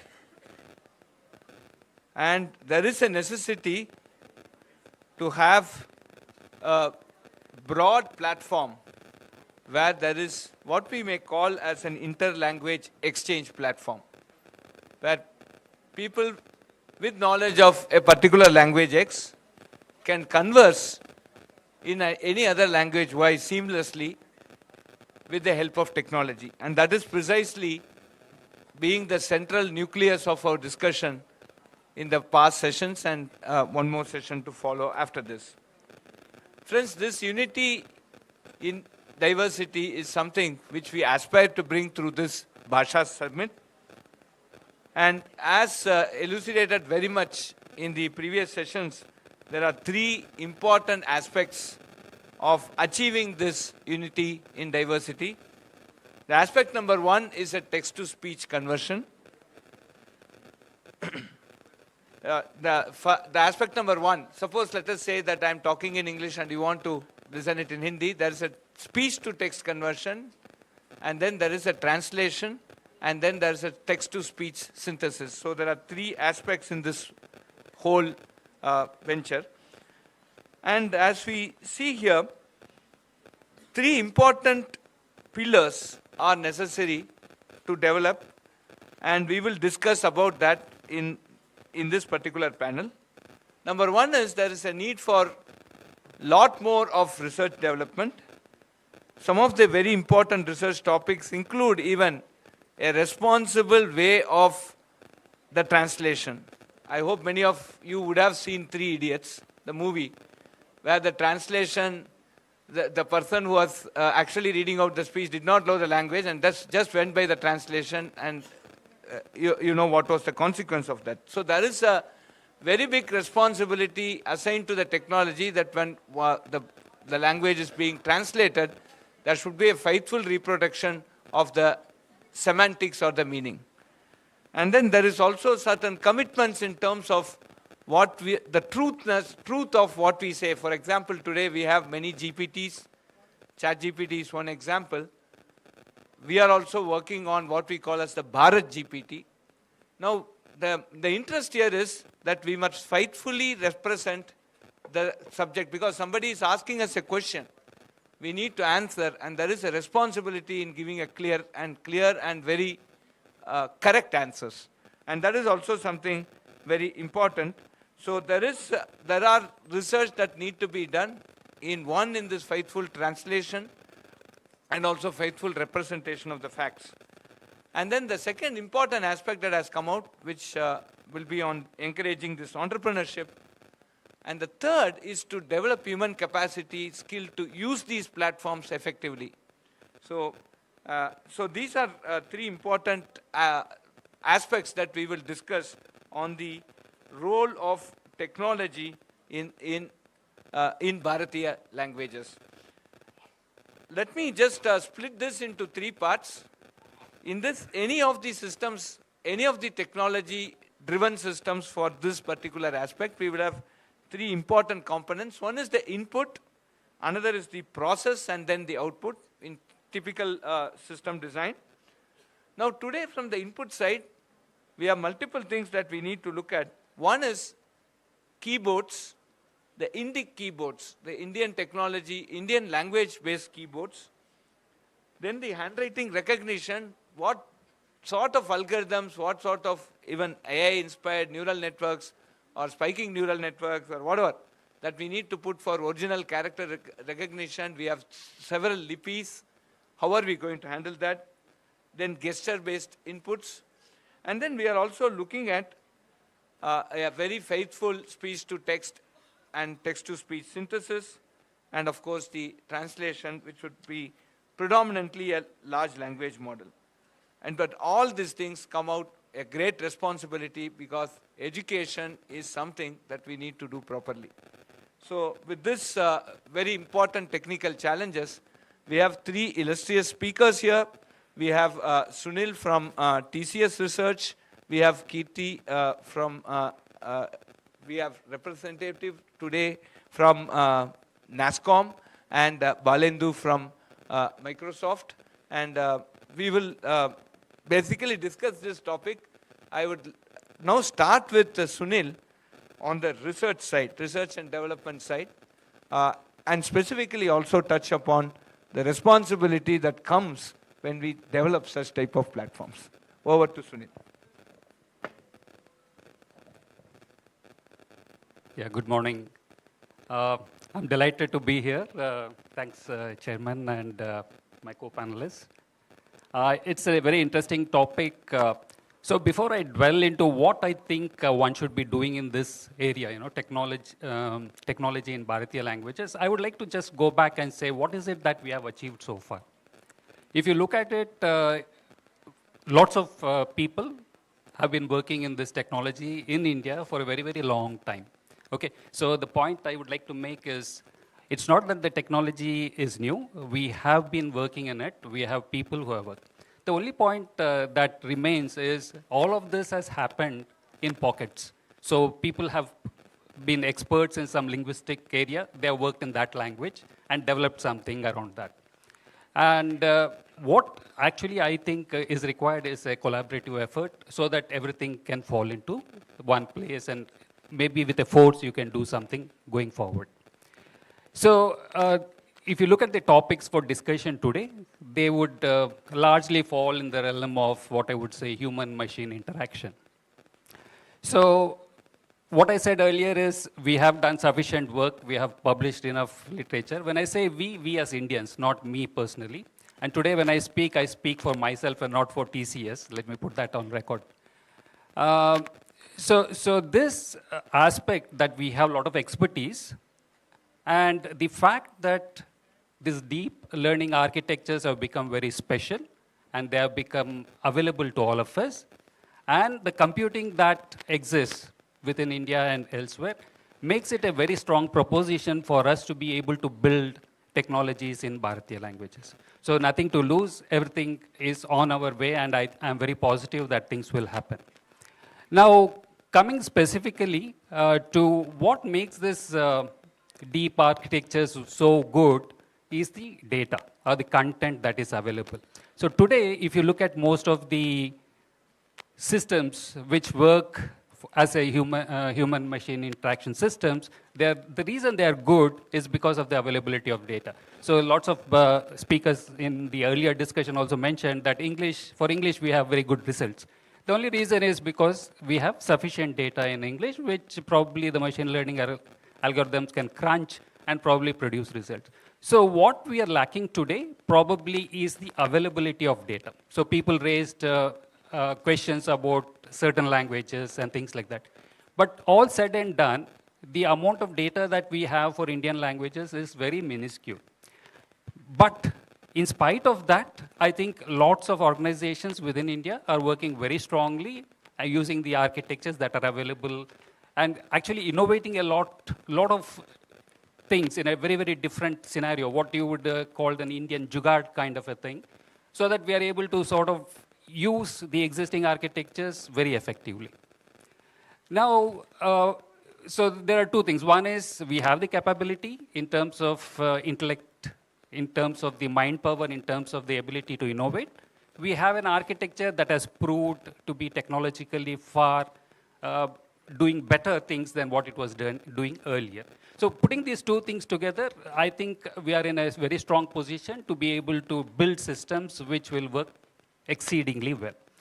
Now, while this is an important aspect, my concentration today is on the students or the school education. So if you look from the school education perspective, I think what we need today is data from students. So in the last session, there was a mention that we are collecting data. I appreciate that. Except that you want to build systems that are usable by students, you need data from students. Now, this is a very tough ask. It's not possible for one person to go and collect. Lots of schools have to be involved, lots of institutions have to be involved, government has to be involved. I think it's a collective effort that will enable that to happen. Why is it very important? The importance is because the child's data, speech data, changes year to year, okay? So 6th class, when you listen to somebody, they speak in a certain way. 7th standard, they're speaking in a very, very different way. So children data, there is quite a variety in terms of the accent, dialects, and things like that. That aside, the change in data. So what we need is probably an ability to collect lots of data, which can be used effectively to train systems that can work for the students. So that, I think, is very, very important. And this is a very mammoth task. It may look easy, you can have a website, but collecting data from students is not going to be very easy. I'll specifically try and look at, most of us have been students, and I think the path of our career is usually dependent on one of those motivating teachers who sort of made you like certain subjects so well that today you're doing that subject only because of that person. Now, it's very important that there are very few teachers like that. However, it's important to be able to spread them across different languages. So if there is a teacher who can motivate you in the Telugu language, probably there is technology today which can be used effectively to actually motivate a person speaking Rajasthani, for instance. So we have the technology. But what is not there is the speech data from the students. So I think the effective thing to be doing is concentrate on trying to get as much speech data as possible. Why I'm emphasizing on this data is most of the current architectures are dependent on them. It's very important that we do that. Now, the second point I wanted to do was, kids today have a very different kind of learning, okay? They would like to listen to a lecture in a certain voice. For example, I've not heard Shakuntala Devi, but suppose you wanted to have your maths class in Shakuntala Devi's voice. It's indeed possible today, using the personalized text-to-speech kind of a mechanism. Why Shakuntala Devi could be speaking in Marathi, Telugu, Kannada, everything is possible. For all these things, what you actually need is to build data, which we are doing it as part of the initiative that was mentioned in the earlier session. So to sum it up, I am of the opinion that we need to provide 2 or 3 technological solutions to our students. I am somehow fascinated that this is something that is possible today. 1, try and provide a conversational system where the student can ask questions to this system in the way he or she wants, and the answer should be in a voice that is of his choice. So he could be listening to, let's say, Amitabh Bachchan telling history lessons in a question that he has posed in Telugu, for instance. So that is a technology that is possible, except that we need data. The second thing is he should be able to listen to lectures in the language of his choice by asking it. So that. The third point which I find, and which probably most of us as students have faced, is the exam is the most strenuous part of the whole exercise of learning. While we all enjoy going to classes, probably, when it comes to exam time, it becomes a tough task. So why not build self-assessment, self-help kind of a mechanisms which will help the students to assess themselves even before the exams. Probably that will make the whole point of exams very, very simple or maybe a little less hard on the students. One thing that comes across to me is as we grow up, we expect the hardships that we faced as students to remain with the students. So we force our kids to be tested and things like that. So I feel that the use of Bharatiya language and things like that should be able to sort of help in this. Now, I'll just one more minute and then maybe stop. If you look at most of this human-machine interaction systems, they have a design, a cultural aspect that is embedded in it, which is really not visible. So what we do as in India probably is to take such design policies without actually acknowledging that they have been built for Western culture and introduce it into our own systems, be it the voice to text or be it the handwriting recognition, things like that. So the important thing is, in parallel, we should be able to develop curriculum which will enable getting the ethos, the Indian way of thinking or Indian way of doing things into the design building aspect. So that what we have is not necessarily a translated or a converted version of an existing system, but a system built from ground up so that it can be used effectively. In my sincere belief, I think India is a big country. We have challenges, both languages and otherwise. But the important thing is we have a lot of capability, a lot of motivation, a lot of, I would say, the gut to do it. And I think we will be very, very successful. But to do that, what is really required is a very concentrated effort and a very directed effort to be able to solve. So if you have the will, I think we will be all together be able to move the needle. Thank you. Thank you.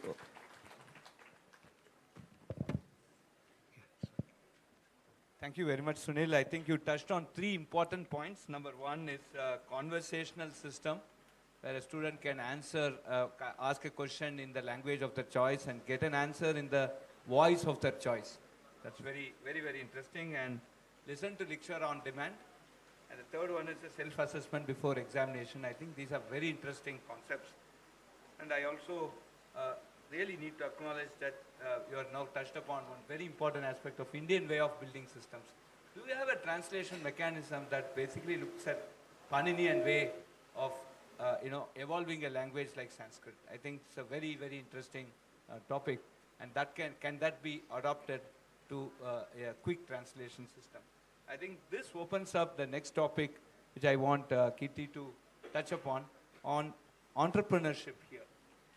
The type of solutions that we are looking for actually opens a sea of open problems, specifically data collection and data consolidation, doing a lot amount of data science on that, data engineering on that, and then building systems and applications that can help all these 3 or 4 type of problems, plus many more that could come on specifically on the language related technologies.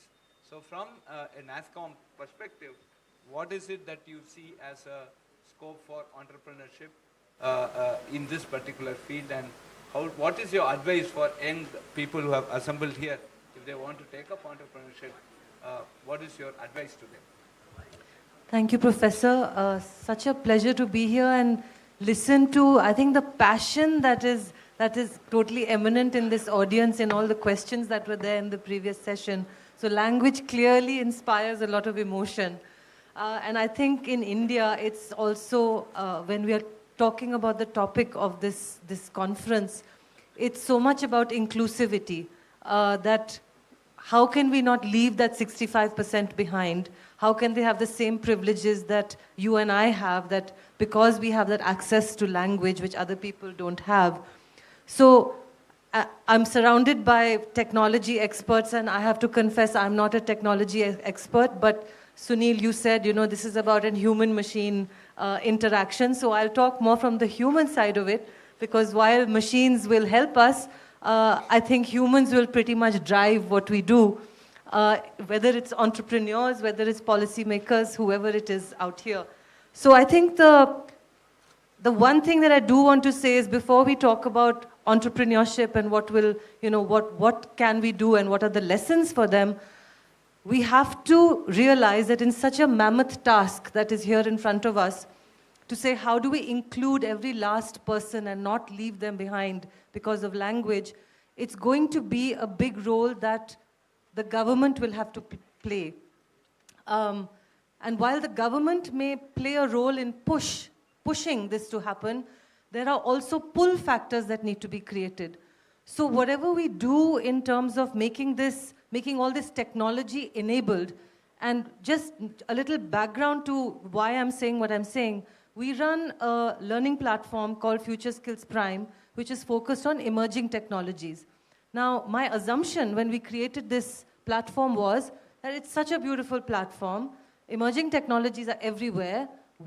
It's got beautiful courses. Why won't everyone use it? Everyone should use it. But you know what? Very few people use it. Even though it's available, it doesn't cost anything, it's accessible to everybody, but people don't use it. So adoption is very hard. And I think that's what the government will have to help to do, and the push that the government will have to create. And it will come in, maybe, in my view, 3 different forms. One we talked about in the previous session, where Amitabh talked about Bhashini and all the work, and I think Professor also talked about Bharat GPT and foundational models that are being created. So that to me is absolutely table stakes, where the government has to create these foundational models where they will have to find a way to collect the data, the student data. Mammoth task, Sunil. How will you collect student data if you do not have the support of the entire infrastructure and the enabling framework to do that, to allow that? I mean, now data privacy, you can't just steal anyone's data and voice and text and use it. So the government needs to enable the collection of this data, the creation of these foundational models, the compute that is required to train the data. So if we're talking entrepreneurship, and I was just in IIT Research Park 3 days ago, and I was looking at the energy and the entrepreneurs that are in that beautiful facility, they can't afford computing power and creating foundational models that we need to do all the magical things that we talked about in the previous session. So I think that's a big push that the government will have to create. We have already, we have a lot of startups that are doing work in this, and I actually made a note of some of them. So companies like Dhiyantra and Sarthi.ai are using Indian languages in AI and NLP conversational platforms and automation. But the quality of the output will depend upon the foundation models that they're relying on. And that's where the government can help, to help them build their application on top of that.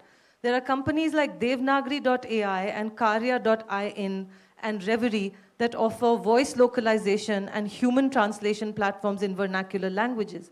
The government can support these companies by leveraging their services to translate these vast quantities of data that need to be put into these models, or the foundation models that we're going to create. And I keep coming back to foundational models because in my very, I should say, straight layperson way of thinking, even though I belong to NASSCOM, but my layperson way of thinking says that if you need a lot of resources to create the foundational models, and the quality of output depends on the foundational models you sit on, the quality of that foundational model is key. So let's focus our resources, our public resources, treat it as a public good. I think if we look at it like that, then you're not thinking ROI of the foundational models in terms of what will that foundational model create, but what it will create in terms of energy and entrepreneurship. So another investment that I think the government can think of is personalized tutoring. I don't know if you've all seen the video that Khan Academy had put out of this personalized tutor called Khan Amigo. If you haven't seen this, just Google Khan Amigo and look it up. If we can get there, and I don't see why we cannot, and in all our languages, and we have the data to create a good model, and the training of our data will be good, that personalized tutoring is like utopia for Indian students, where finding good teachers, finding good faculty in Indian languages for those particular subjects is a massive, massive task. So how can we leverage AI, generative AI, and we have seen that it can happen. Please do go and Google this concept, Because you will see that if we can do this, if we can invest in this as a public good, no child will get left behind. Most important, I think, is enabling policy framework. I come from the world of skilling. I work a lot in the world of education. And the Indian education system for Indian languages will need to adopt a life cycle of teaching and learning in Indian languages. The national education policy has been universally appreciated. Everybody thinks it's fantastic. I think it's one of the best policy documents I've ever read. But until the National Credit Framework document came out, the standard operating procedures are written out, the operationalization happens, we will not see the magic of the national education policy. So something similar will need to be done when we think of adoption of teaching and learning in Indian languages. Standard setting, we are the standard setting body for IT skills in the country, and standards are the foundation of what we do, whether you're a UGC, whether you're an AICT or an NCVT. You have to create standards so that people can hang their hat on something common. So what are the standards? Do we have standards in Indian languages? Do we have assessments? Do we have content? And all that in the context of employability.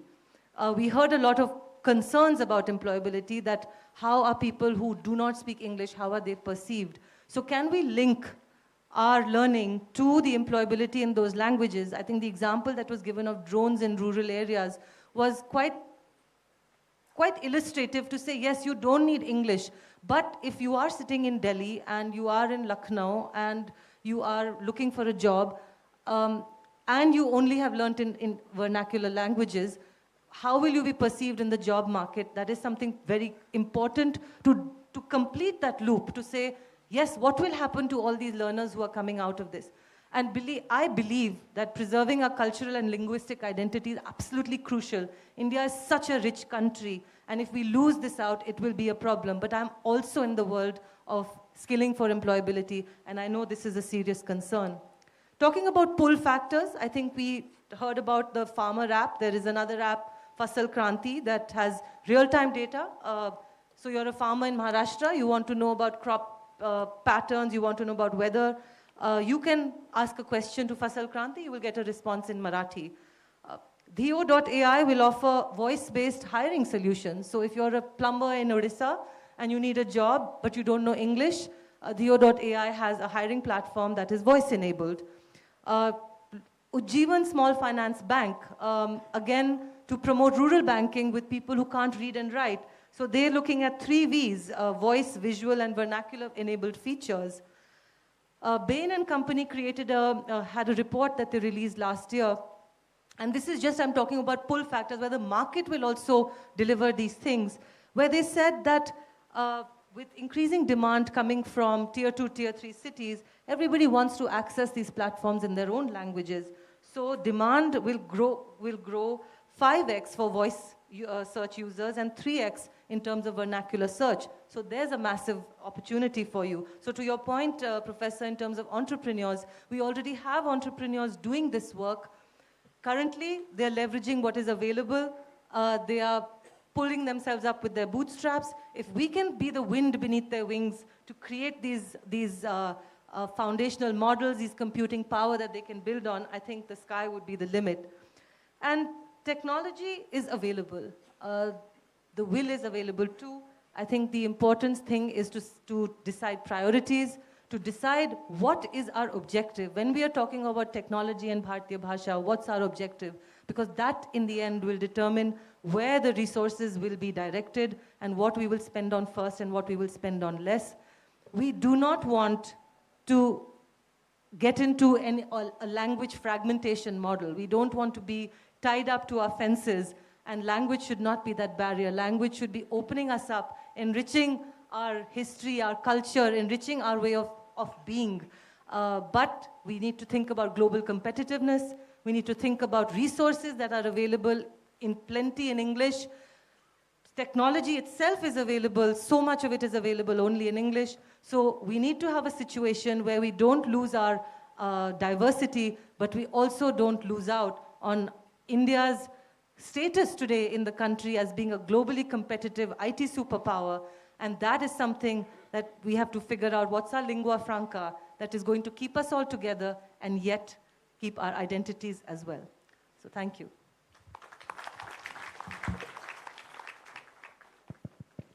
Thank you, Kirti.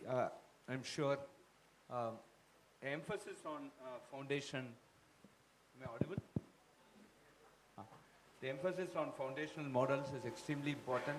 As you say, there must be the resources that need to be made available to the entrepreneurs to experiment, and the quality of these foundational models also need to be good so that the output is directly dependent upon the input. And of course, standardization and linking job market to linguistic abilities. I think these are very important exercises, and we have a very important agenda in front of us, and thank you for pointing out to some of these very salient features. Now, just extending this, we go to Microsoft. So, Balindu, one of the things that we see, one very interesting ad that we see, if you are going to use Microsoft Excel without actually knowing about these new features of AI, there's what some ad we see whenever we click on some YouTube link today. Now, essentially this means as and when we are now growing, we are bringing in more language technologies and more technology into basic use of even simple software. I think there is a necessity for a great push on the human capacity building. Human capacity building that will influence the people to use the facilities, use the foundational model which Kirti was mentioning, and use some of the research that Sunil was mentioning. What is the skill development that is necessary, not only for the entrepreneurs or the young researchers or the developers, etc., but also from the user point of view. Suppose I have to use your software effectively, then what is it that you expect me to know? So Microsoft, I think, is the best example. Your office has been, I don't think, let me just ask a quick question. How many people have not used Microsoft product? You not used Microsoft, was it? TCS research? No? Okay. 2. Anyway, still at this point, less than 1% here. So I think that type of an human interface is necessary. So there is a skill set that you need to develop. And I would like you to talk about, given this language diversity and trying to bring a unified platform and the standardization which Kirti mentioned, what is the skill set and human capacity building that you will recommend as a part of being a part of a large corporate, basically dealing with human software that is being used by majority of the population? Over to Balendu.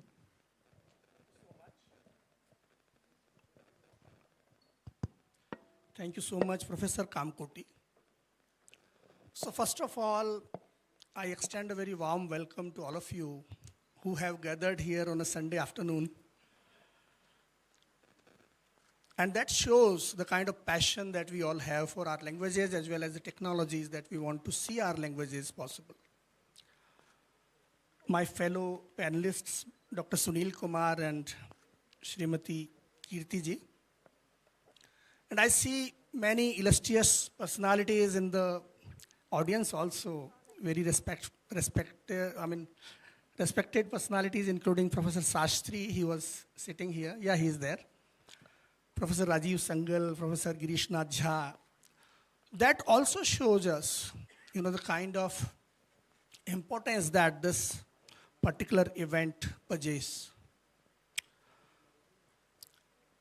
Mr. Kamkoti mentioned that what is it that the user needs to know.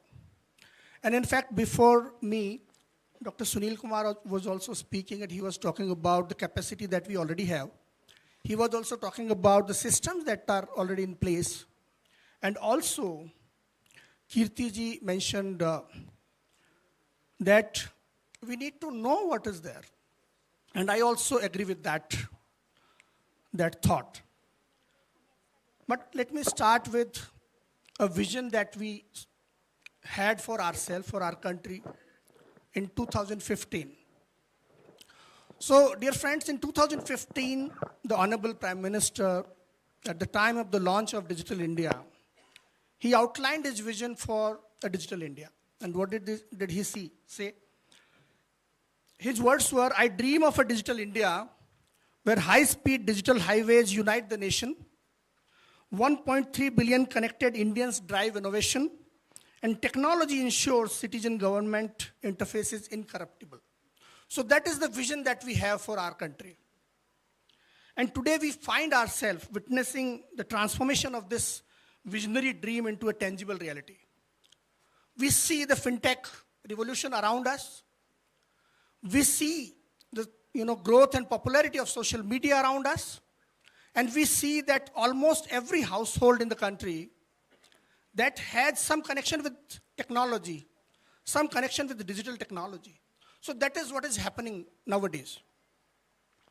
Now I'm also heartened to see that we are making a lot of strides in this field. For example, there are people who might not be aware as to what has happened in digital technologies in Indian languages. And as Professor Kamakoti mentioned that we need to know, I would like to share certain things, certain aspects, certain facts. Today, if you explore the list of top 10 newspapers by circulation in India, 9 out of these 10 newspapers are from Indian languages. For example, Dainik Bhaskar, Jagaran, Rajasthan Patrika, Dinatandi, Malayala Manorama, Amar Ujala, and so many other. Only one English newspaper actually figures in that list, and that is Times of India. Now these 9 out of 10 newspapers are churning out billions of pages of content every year in local languages, right from Hindi to Tamil, Telugu, Malayalam, Bengali, etc. If there was no system available, if there were no building blocks available for these languages, they would not have been able to churn out billions of pages with that professionalism and that finesse every year. So that shows to us that there is a system available in the country for our languages and technologies, right? If you look at other areas also, other media, look at electronic media, among the top 10 television channels, 8 or 9 are from Indian language space. What does it convey? That the systems we use in that space to build videos, to build user-generated content, to build audio content in local languages, that is there. If you look at YouTube, for example, which are the top channels on YouTube? These channels are maybe Carrie Minati, T-Series, Sandeep Maheshwari, Bhuvan Bam, Technical Guruji, and most of these are in Indian languages. How is it possible to be at the top of YouTube ecosystem if there is no Indian language technology available? Ultimately, you need to record in your language. You need to type in your language. You need to create videos. And for that purpose, you need to be able to edit your videos and add Indian language text to those videos in maybe Adobe Premiere or any other application. You need to write your scripts in Indian languages, maybe using Microsoft software. So all of this is there. And that is very important for us to know that lots of work has already gone into this space. And let me also recognize that although Microsoft has done revolutionary work in this field, and I come from Microsoft, so that I think you can understand that I'm in the know of things as to what is happening there. Because we started our work in Indian languages in 1998, and after that you see that Unicode was introduced in Windows, and after that, I think whatever happened after that is a history. Once Unicode became a part of our daily productivity scenario, lots of innovation was possible. Now what you see on an operating system, and also on the cloud, I would like to give a lot of credit for that to Unicode encoding, the development of that encoding. And that is supported in Microsoft ecosystem as well as Apple and Google ecosystem, as well as many other technology organizations. Now what has happened possible because of that Unicode revolution is that today we can translate from one language to another. Today we speak and that gets converted into typed text. Today we scan a page, a typed page, or maybe a printed page, and that text gets converted into typed text in Unicode forms. This would not have been possible. This revolution would not have been possible had there was no Unicode. And that was introduced in year 2000 in major operating systems, beginning from Windows. So that is what has happened, and that is why we see these fruits of technology today. But let me double click on as to what has exactly happened in our languages, because that understanding is very important. So I divide this work in 10 different categories, 10 categories of work that has happened in Indian languages. Number one, the foundational support for Indian languages, including Unicode support, Indic text storage, Indic text display, Indic fonts, and conveniently designed keyboard layouts for Indian language users.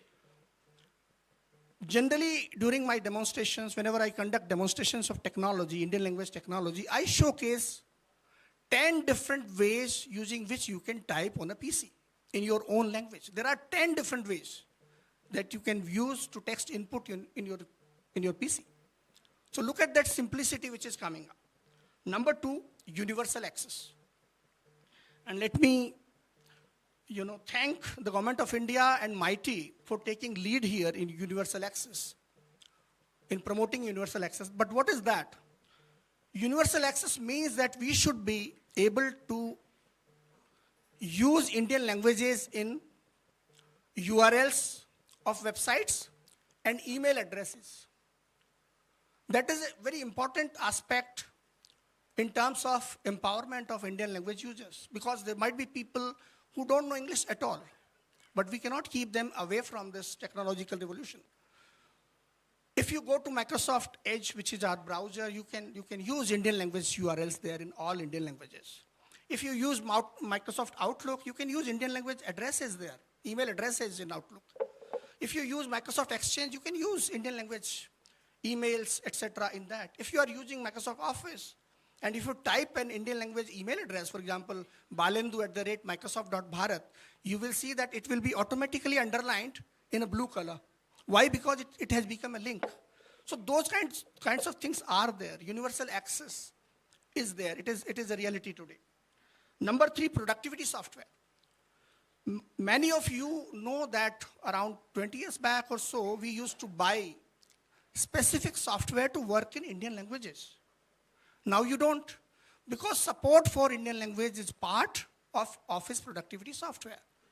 Even if you use Microsoft Office, you can work in Indian languages. If you use Google Docs, you can go and use, you can work in Indian languages. If you use any other third party, Open Office, you can work in Indian languages. So productivity software, that is number three. There also our languages are supported. I know that a lot of work is to be done, but a very robust ecosystem is already in place, and let's know about that. Let's tell our students about that. Let's leverage that. Let us use that as a foundation for innovation. So it is very important for us to know what has already happened. Number four, Indian languages on the cloud. We can leverage Azure cloud, because on Azure cloud there are services which are available in local languages, and I will not go in depth over there, but let me give you a couple of examples. If you use Microsoft Bing search engine, or maybe Google search engine also, and Bing Maps, you can use these in local languages. There is nothing that stops you from using your own language in Microsoft search engine or Microsoft Maps. Number five is localization. What is localization? Most applications and websites may have been developed keeping English as the primary language. But when these applications are introduced in any country, any society, it is necessary that we convert their user interface in the language of those people who are living in that area. For example, Windows is in English primarily, but just by 2 or 3 mouse clicks, you can convert Windows totally into Hindi. Or say Punjabi or Bengali or Tamil. You can convert Windows totally into that language. You can convert Microsoft Office into an office that has menus, messages, etc., everything in Hindi or Odia, for example. So that is localization, and that has been done. Why it is important? This is important from inclusion perspective that was just raised by my fellow speaker. There are people who cannot speak English. There are people who don't know English, but they also have the right to work on a computer, to be productive. But if Windows is totally in English, they will not be able to be productive. If Office is totally in English, they will not be able to do that. But there are just 3 or 4 clicks required to convert that user interface of Windows and Office to be able to work in your own language without even knowing English. So that is called localization, number 5. Number 6, language utilities. You work in English language and you know that I can spell check my document in a second. And then many of us think that why this facility is not available in my language. Actually, my dear friends, it is available. It is available in Office software. You just need to go to review tab and click on language preferences and just add your language, and you will be able to check spelling in Hindi or Odia or Tamil, Telugu, Punjabi, Bengali. That is available. And that is called the language utilities. You can use thesaurus in Microsoft Office in Hindi language or other languages. But we don't know. Perhaps we don't know. Number 6 is artificial intelligence. So in artificial intelligence, I divide that into 2 different categories. First is the fundamentals which are taking place in artificial intelligence. So language. In language, you know that machine translation is now possible. From Microsoft, I can say that we support that in 16 languages, 16 Indian languages. Using these, you can convert your text into more than 100 world languages and also between these languages. So machine translation is there. Now, it is not just on internet, like if you go to Bing and then you translate it there. No, it is part of your day-to-day productivity ecosystem. In Microsoft Word, you can translate. In Microsoft PowerPoint, you can translate. Entire PowerPoint presentation can be translated right now within seconds from English to Hindi to Tamil to Telugu or any other Indian language. 16 Indian languages are covered there. So that is language. Even your browser, the Edge browser from Microsoft, that translates your entire website from one language to another. The language that you use, you can translate your web pages into your language. So overall, that is the part of language. Then comes computer vision. Computer vision is part of Indian language ecosystem today. For example, if you use Microsoft Translator, you scan or take a photograph of a printed picture and you can convert that into typed text and you can translate that into Hindi also. So that is also a reality. Let's come to another part, number 3, that is speech recognition. So we support 12 languages for speech, from English to, like you speak in Hindi language and you can dictate at a very fast speed in English language. You can use some other languages also. So overall 12 languages we support. And then comes gesture, that is part of this today's discussion. I think some of you might have played games using Kinect sometime, in which you just use your hand gestures or maybe your leg gestures to kick a football, which is imaginary football, and actually on the screen you see that a football is kicked. So these are gestures, hand gestures, feet gestures, your facial gestures, etc. We have done a lot of work in that also. And I'll give you a couple of examples specifically. For example, handwriting recognition is part of Windows today. You just need to click on the taskbar, right click, and click on enable handwriting, enable on-screen keyboard, and then you will be able to use a stylus on a computer to write in your language, in your own handwriting, that gets converted into typed text in Hindi language. So those kind of gesture-based things are happening. Another, and which is very important development, is that in Windows we have added eye control. What does that do? You just need to use your eye gestures to look at the screen where a virtual keyboard arrives, and whichever key you look at, that automatically gets pressed and text gets typed in the document that you are working on. So using your eyes, you can be productive on a computer. These gestures, eye gestures, are part of Windows now. Finally, generative AI. All of you perhaps know, and I think Professor Kamkoti also mentioned, that we have seen a video in which it is said that you can work on Excel even without knowing Excel. That has been possible by these new age artificial intelligence developments, especially generative AI. The Bing AI that we have released, you can talk to Bing AI in your language, Hindi language. You can translate a website which is open in Edge browser into your language. You can ask Edge browser to summarize that website's content into your language in Hindi. It will do that. And you can also use it to create certain things, for example, to write an essay or so many other things you can do. That we see, we generally relate with ChatGPT. So those things are also happening in this ecosystem. And finally, most important, among the most important tasks that we need to do is how we support people with disabilities in their own languages in using technology. We know that around 15% of the world population is formed by people with disabilities. Do they don't have a right to work on computers? Do they don't have a right to work on mobile phones, or do they don't have the right to leverage the cloud technologies? They do. And we know that so many utilities and softwares are available for people with disabilities in English language, but what about Indian languages? So we have taken an initiative here and we have started developing assistive technology in local language for people with different kind of disabilities. For example, if you go to Microsoft OneNote, and suppose I'm a person with physical disability, I can't move my hands properly, but I want to draw something, just go to OneNote, go to draw, use your stylus, try to draw there. If you can't draw a proper circle, it will automatically convert that into circle, whatever you have drawn. If you want to draw a rectangle, you can't do that, but just go to OneNote, try to draw it. Artificial intelligence, which is part of OneNote, will convert that deformed shape into a proper rectangle shape. I cannot speak in maybe a particular language. I'm a person with blindness, I cannot use keyboard. I can just go to Windows and I can use dictation commands, which are part of Windows.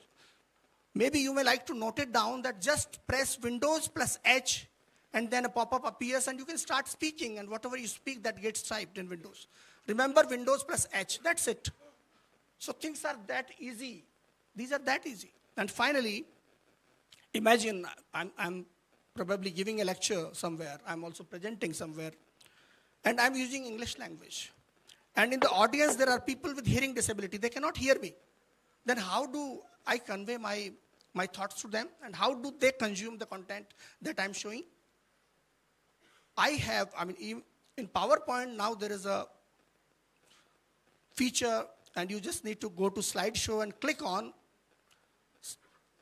subtitles, and automatically whatever I speak as a speaker, automatically subtitles are generated on the screen, and people who cannot hear me, people with hearing disability, deafness, they can read those subtitles.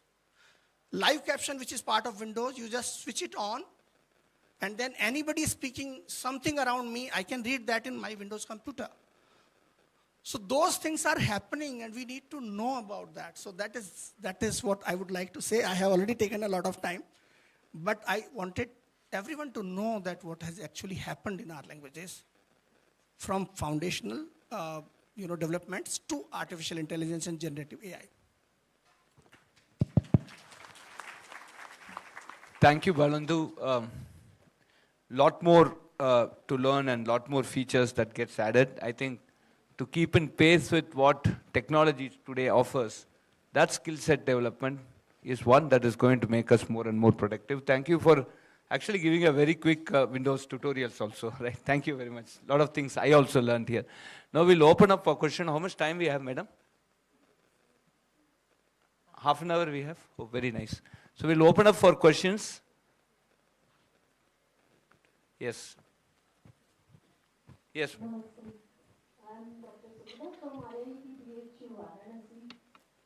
Basically, I am from a village, a very small village from UP itself. My father is a farmer. तो मैं कल से जो देख रही हूँ कि बहुत ज़्यादा डिमांड आ रही है लोकल लैंग्वेज में हम बात करें, और ये जब तक डिमांड नहीं होगी तो सप्लाई नहीं होगी. तो डिमांड है तो सप्लाई होगी. डिमांड करिए अच्छा है, सप्लाई की कोशिश बहुत लोग कर रहे हैं लेकिन बहुत कम लोग हैं. हम जितने लोग हैं, हमारी पॉपुलेशन जितनी है, उसमें हम सब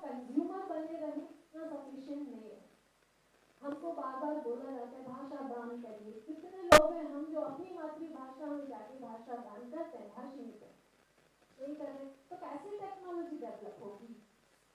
तो हमको केवल कंज्यूमर न बन के डेवलपर ही बनना है। और केवल ये नहीं कि मैं एक ही चीज़ एक ही भाषा सीखूं इतना सफिशिएंट है, इतना सफिशिएंट नहीं है। हमारे शास्त्रों में कहा गया है भूयो विद्या प्रशस्त्यो भवति, जो ज़्यादा जानता है, ज़्यादा स्किल्स जानता है, वो उतना ज़्यादा प्रशंसनीय होता है, उसकी उतनी ज़्यादा उस बंदे की भी डिमांड होती है।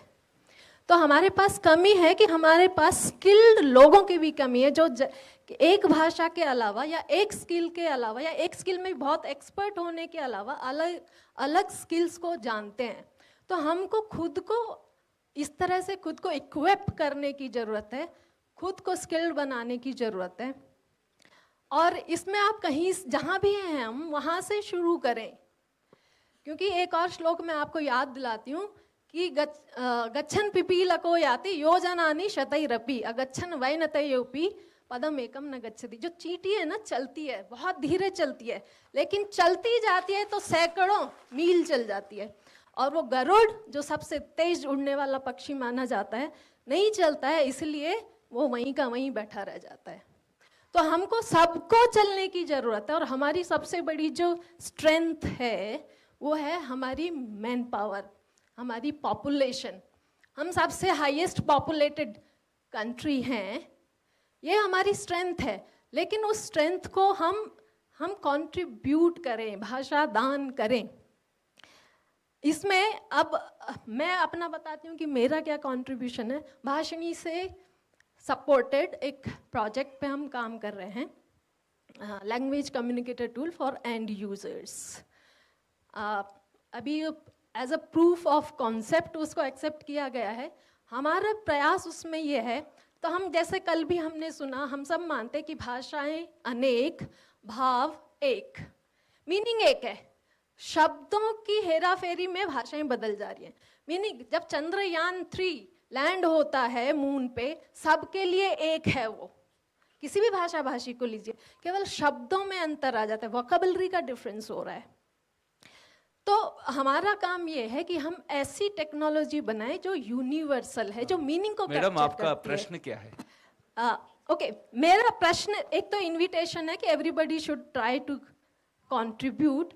प्रश्न ये है कि जब हम इतनी टेक्नोलॉजी की बात करें, वहाँ पे ज़रूरत है कि semantically enriched data based technology हम डेवलप करें, जिससे कि हम केवल जो डेटा ड्रिवन, और ये बार बार हमको सुनने में आ रहा है कि हम यदि इमिटेट करेंगे फॉरेन टेक्नोलॉजी को तो बहुत सारे लूप होल्स और अपनी संस्कृति की जो स्पेशलिटीज़ हैं वो हम नहीं कन्वे कर पाएंगे।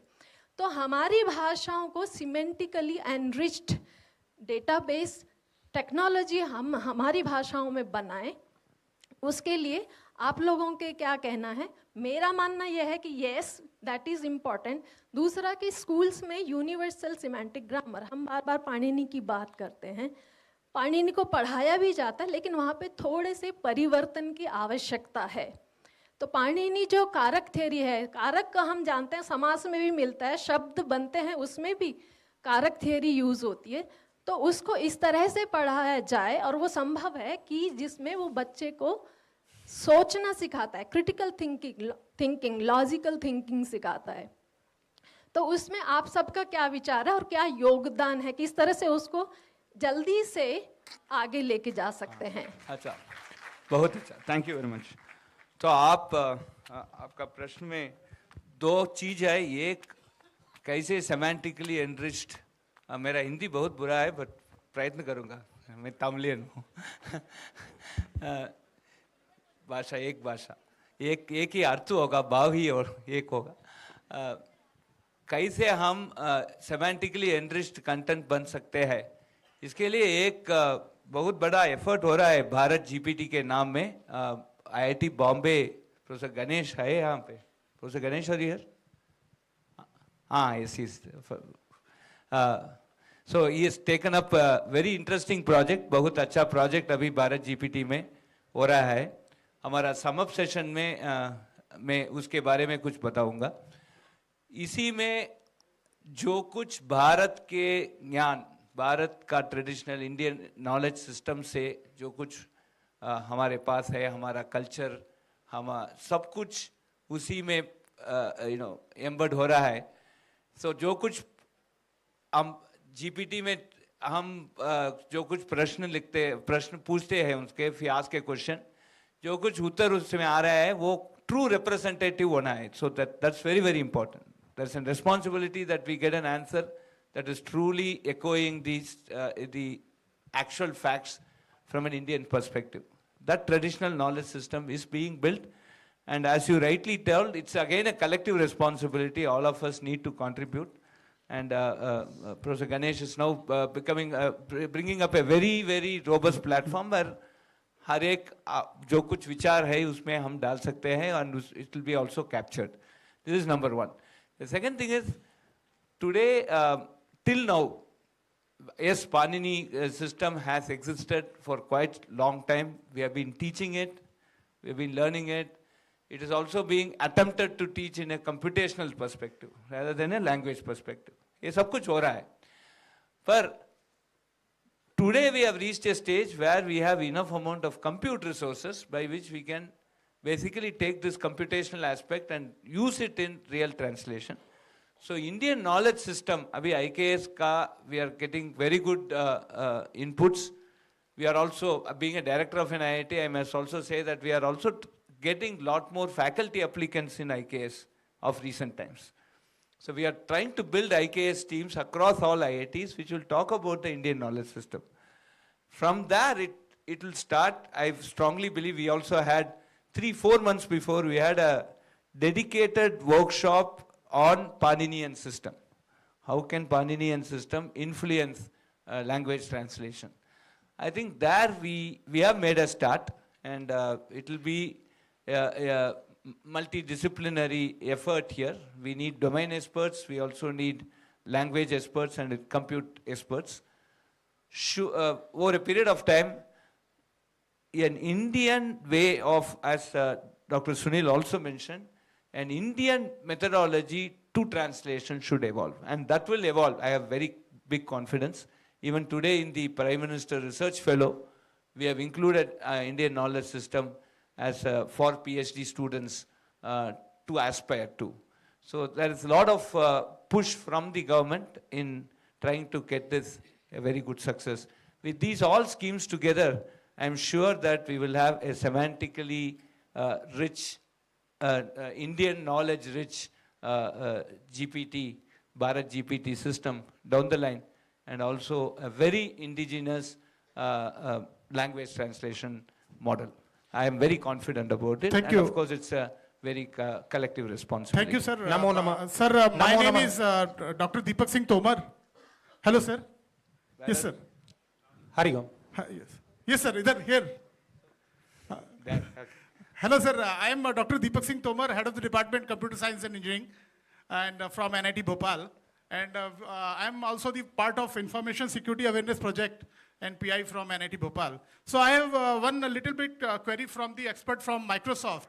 Actually, we use the translator, and generally when we use the translate our words and put in the freeware or the Google Translator, so the surveillance will also take place. And there will be the issues which is called the no return data clause. So the repurposely they create the indexes, reuse and the data, and they build the corpus from the end user. So some privacy issues are also there. So my question is there is any tool or standards that will preserve the privacy of a end user during when they are using the free tool, Microsoft tools, and putting their data, or they are working in some project and try to translate into from English to Hindi or English to Tamil, then there is some standard or security issues that will be helpful, especially preserve the privacy of end user. Thank you, sir. Okay, so he's putting one very interesting question. Today, some version of ChatGPT has become commercial, but that ChatGPT has been trained using a content generated by some users. So what does the user get as a financial reward? Number one. And is that privacy that is coming out, is there some privacy copyright issues that have come? Because there is a software that has been developed based on the content that is publicly available, given by a lot of people. Now you are going to charge based on the service that the software is going to give. So what is the return? What is the equation there? So I think Balindu, you are the best person to answer.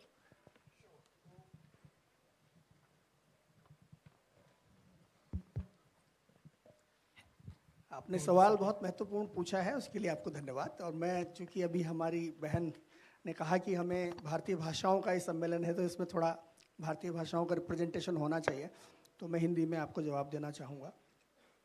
आपकी चिंताएं स्वाभाविक हैं, क्योंकि अलग अलग संस्थान अपनी terms पर इन तकनीकों का विकास करते हैं।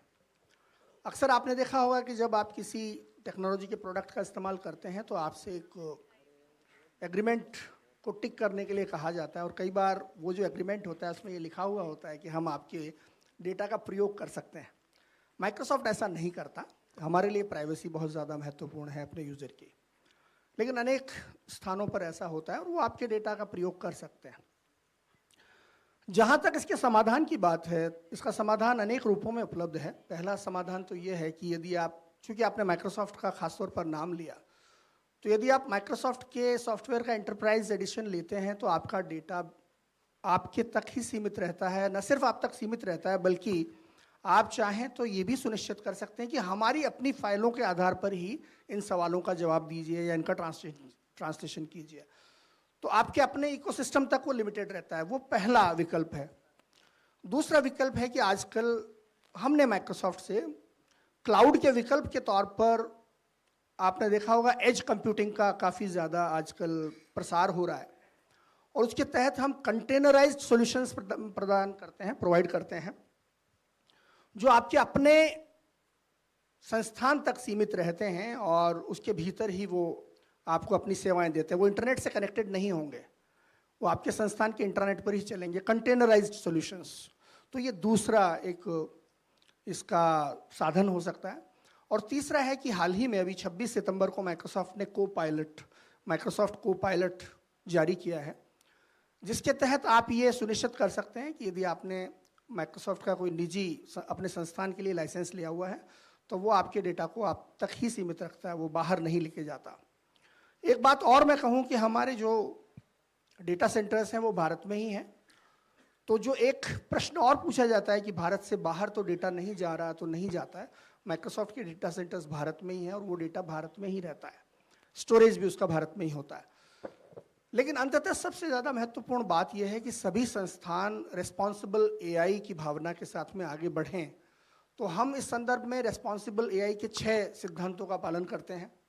उसमें से पहला है फेयरनेस, यानी हमारे आर्टिफिशियल इंटेलिजेंस जो मॉडल्स हैं या हमारे जो अनुप्रयोग हैं वो फेयर इंफॉर्मेशन उपलब्ध कराएंगे। दूसरा है रिलायबिलिटी एंड सेफ्टी, यानी वो उन पर रिलाई आप कर सकते हैं, विश्वसनीय जानकारी आपको देंगे। तीसरा है प्राइवेसी एंड सिक्योरिटी, आपकी निजता और सुरक्षा सुरक्षित रहेगी इनका प्रयोग करने में। चौथा है ट्रांसपेरेंसी, यानी जो कुछ काम हम करते हैं उसके बारे में ट्रांसपेरेंट है। आप हमसे पूछ सकते हैं कि मेरे डेटा का प्रयोग तो नहीं हो रहा, और हम आपको उत्तर देंगे कि नहीं हो रहा। उसके बाद है इंक्लूजन, कि विभिन्न प्रकार के जो अलग अलग क्षेत्र के लोग हैं, क्या हम उनको साथ लेकर चलते हैं या नहीं चलते, विभिन्न भाषाओं को साथ लेकर चलते हैं या नहीं चलते हैं। और अंत में अकाउंटेबिलिटी, हम आपको अपनी आर्टिफिशियल इंटेलिजेंस के जरिए जो उपलब्ध कराते हैं उसके लिए हम अकाउंटेबल हैं। तो ये 6 सिद्धांतों का हम लोग पालन करते हैं, और यदि अन्य संस्थान भी इनको डाउनलोड करना चाहें तो हम अपने अनुभवों को माइक्रोसॉफ्ट की वेबसाइट्स पर निःशुल्क उपलब्ध भी कराना चाहते हैं। तो डेवलपर्स अगर इनका इस्तेमाल करना चाहें तो आप डाउनलोड भी कर सकते हैं। माइक्रोसॉफ्ट के रेस्पॉन्सिबल एआई प्रिंसिपल्स क्या हैं जिनको हम सुनिश्चित करते हैं। नमो नमः। मैं डॉक्टर दिनेश यादव। भारतीय भाषाओं के सुदृढ़ीकरण की हम चर्चा कर रहे हैं। यांत्रिक रूप से सुदृढ़ीकरण दृष्टिपथ पर है, पूरे भारत ने देखा है, पूरा विश्व देख रहा है। लेकिन भारतीय भाषा एक ऐसा विषय है जिसके अनुभव करने की आवश्यकता है। एक छोटे से उदाहरण से स्पष्ट करूंगा। आज भी हम न्यायपालिका में न्याय के लिए जाते हैं। अधिकांश भारतीय लोगों की भाषा हिंदी है, राजभाषा है। न्यायपालिका में जाते हैं तो मजिस्ट्रेट के यहाँ फाइल इसलिए नहीं लगा सकते क्योंकि उनको हिंदी नहीं आती है। भारत, ये बड़ी विडंबना है, भारत के व्यक्ति को भारत में न्यायाधीश नियुक्त हो गया, उसे हिंदी नहीं आती, हिंदी में वो फाइल नहीं पढ़ सकता है। उस प्रकार की स्थितियां हैं। हम यांत्रिक सुदृढ़ीकरण की बात कर रहे हैं। लेकिन भावात्मक सुदृढ़ीकरण भारतीय भाषाओं का जब तक नहीं होगा, यांत्रिक सुदृढ़ीकरण मेरे ख्याल से उसका अधूरा रहेगा। इस संदर्भ में आपके मंतव्य को जानना चाहता हूं।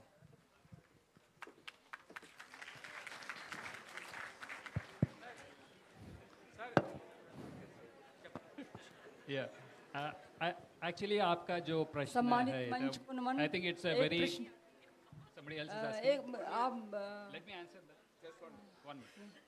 इन्हीं से संबंधित प्रश्न है। See, I think it's a very interesting point that you have brought, and it's a very genuine thing. Now, the point that probably till now we have not addressed, okay? So now, the fact that we are discussing that each of us should learn more than one language probably will solve these kind of problems. So I'm hoping, I'm a very optimistic guy, I'm hoping that going forward, these problems will disappear.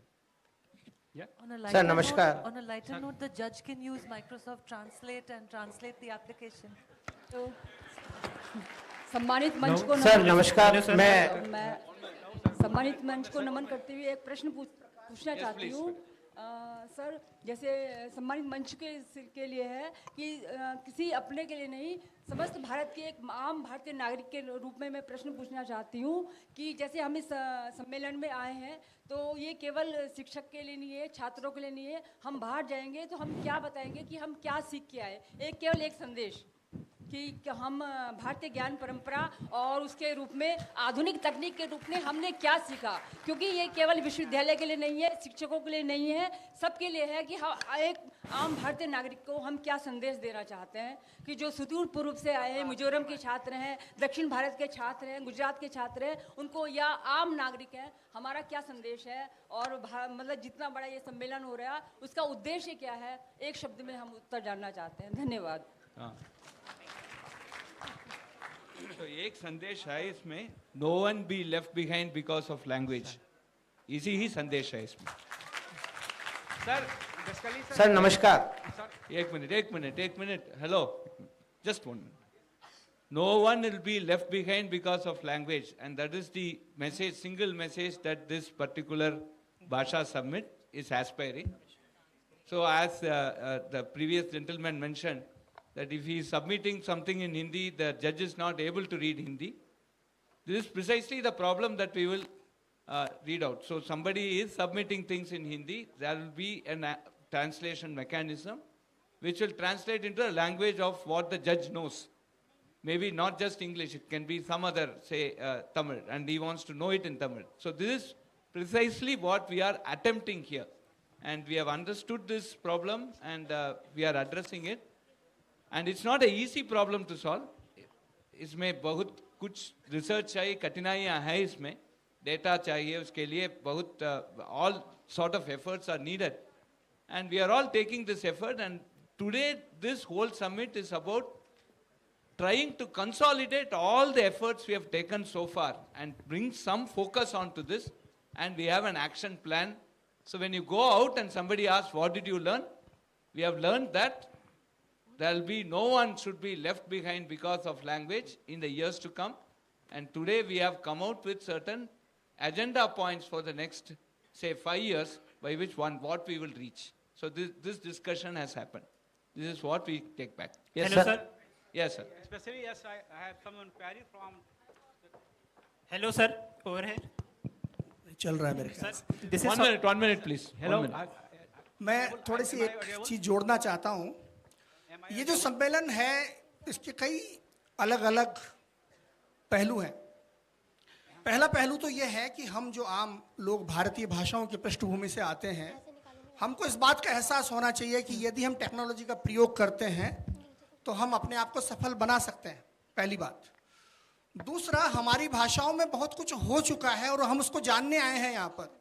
वो जानकारी हमें मिल रही है कि आप ये सब आज इस्तेमाल कर सकते हैं जो शायद हमको अपने घरों में उपलब्ध ना होती। और इनसे निष्कर्ष क्या निकलता है कि टेक्नोलॉजी हमें रोकती नहीं, भले ही हम किसी भी भाषाई पृष्ठभूमि से आते हों, टेक्नोलॉजी हमारे साथ है। अब अंत में एक बात और है कि जब आपके पास या हमारे पास सब कुछ उपलब्ध है तो ये सम्मेलन हमें एक संदेश भी देता है और एक सवाल भी पूछता है। वो क्या है मित्रों? भारतीय भाषाओं की पृष्ठभूमि से जब हम लोग आते हैं तो अक्सर हम मांग करते रहे हैं पिछले 20, 25, 30 सालों के भीतर हम मांग करते रहे कि हमारी भाषाओं में अच्छे फॉन्ट कब आएंगे, वो आ गए हैं। हम मांग करते रहे कि कंप्यूटर पर टाइपिंग करने का सही तरीका कब आएगा, कब हम सुगमता से कंप्यूटर पर टाइप कर पाएंगे, वो आ गया है, आप कर पाते हैं। हम मांग करते रहे कि मशीन अनुवाद हमारी भाषाओं में कब आएगा, वो आ गया है। हम मांग करते रहे कि हम बोल सकें और कंप्यूटर पर टाइप हो सके, वो कब आएगा, वो आ गया है। तो जो मांग हम करते रहे थे मित्रों, आज अधिकांश चीजें घटित हो चुकी हैं। और मैं ये कह सकता हूं आपको कि कम से कम तकनीक की दृष्टि से आज ऐसा कोई बड़ा काम नहीं है जो अंग्रेजी में हो सके या दुनिया की दूसरी भाषाओं में हो सके, लेकिन भारतीय भाषाओं में ना हो सके, ऐसा नहीं है।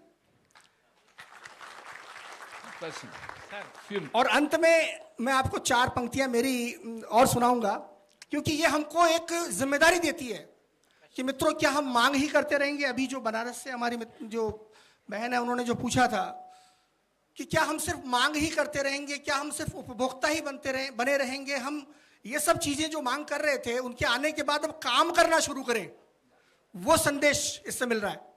और अंत में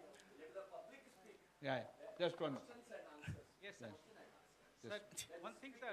Actually, sir, I have some query regarding the ethics.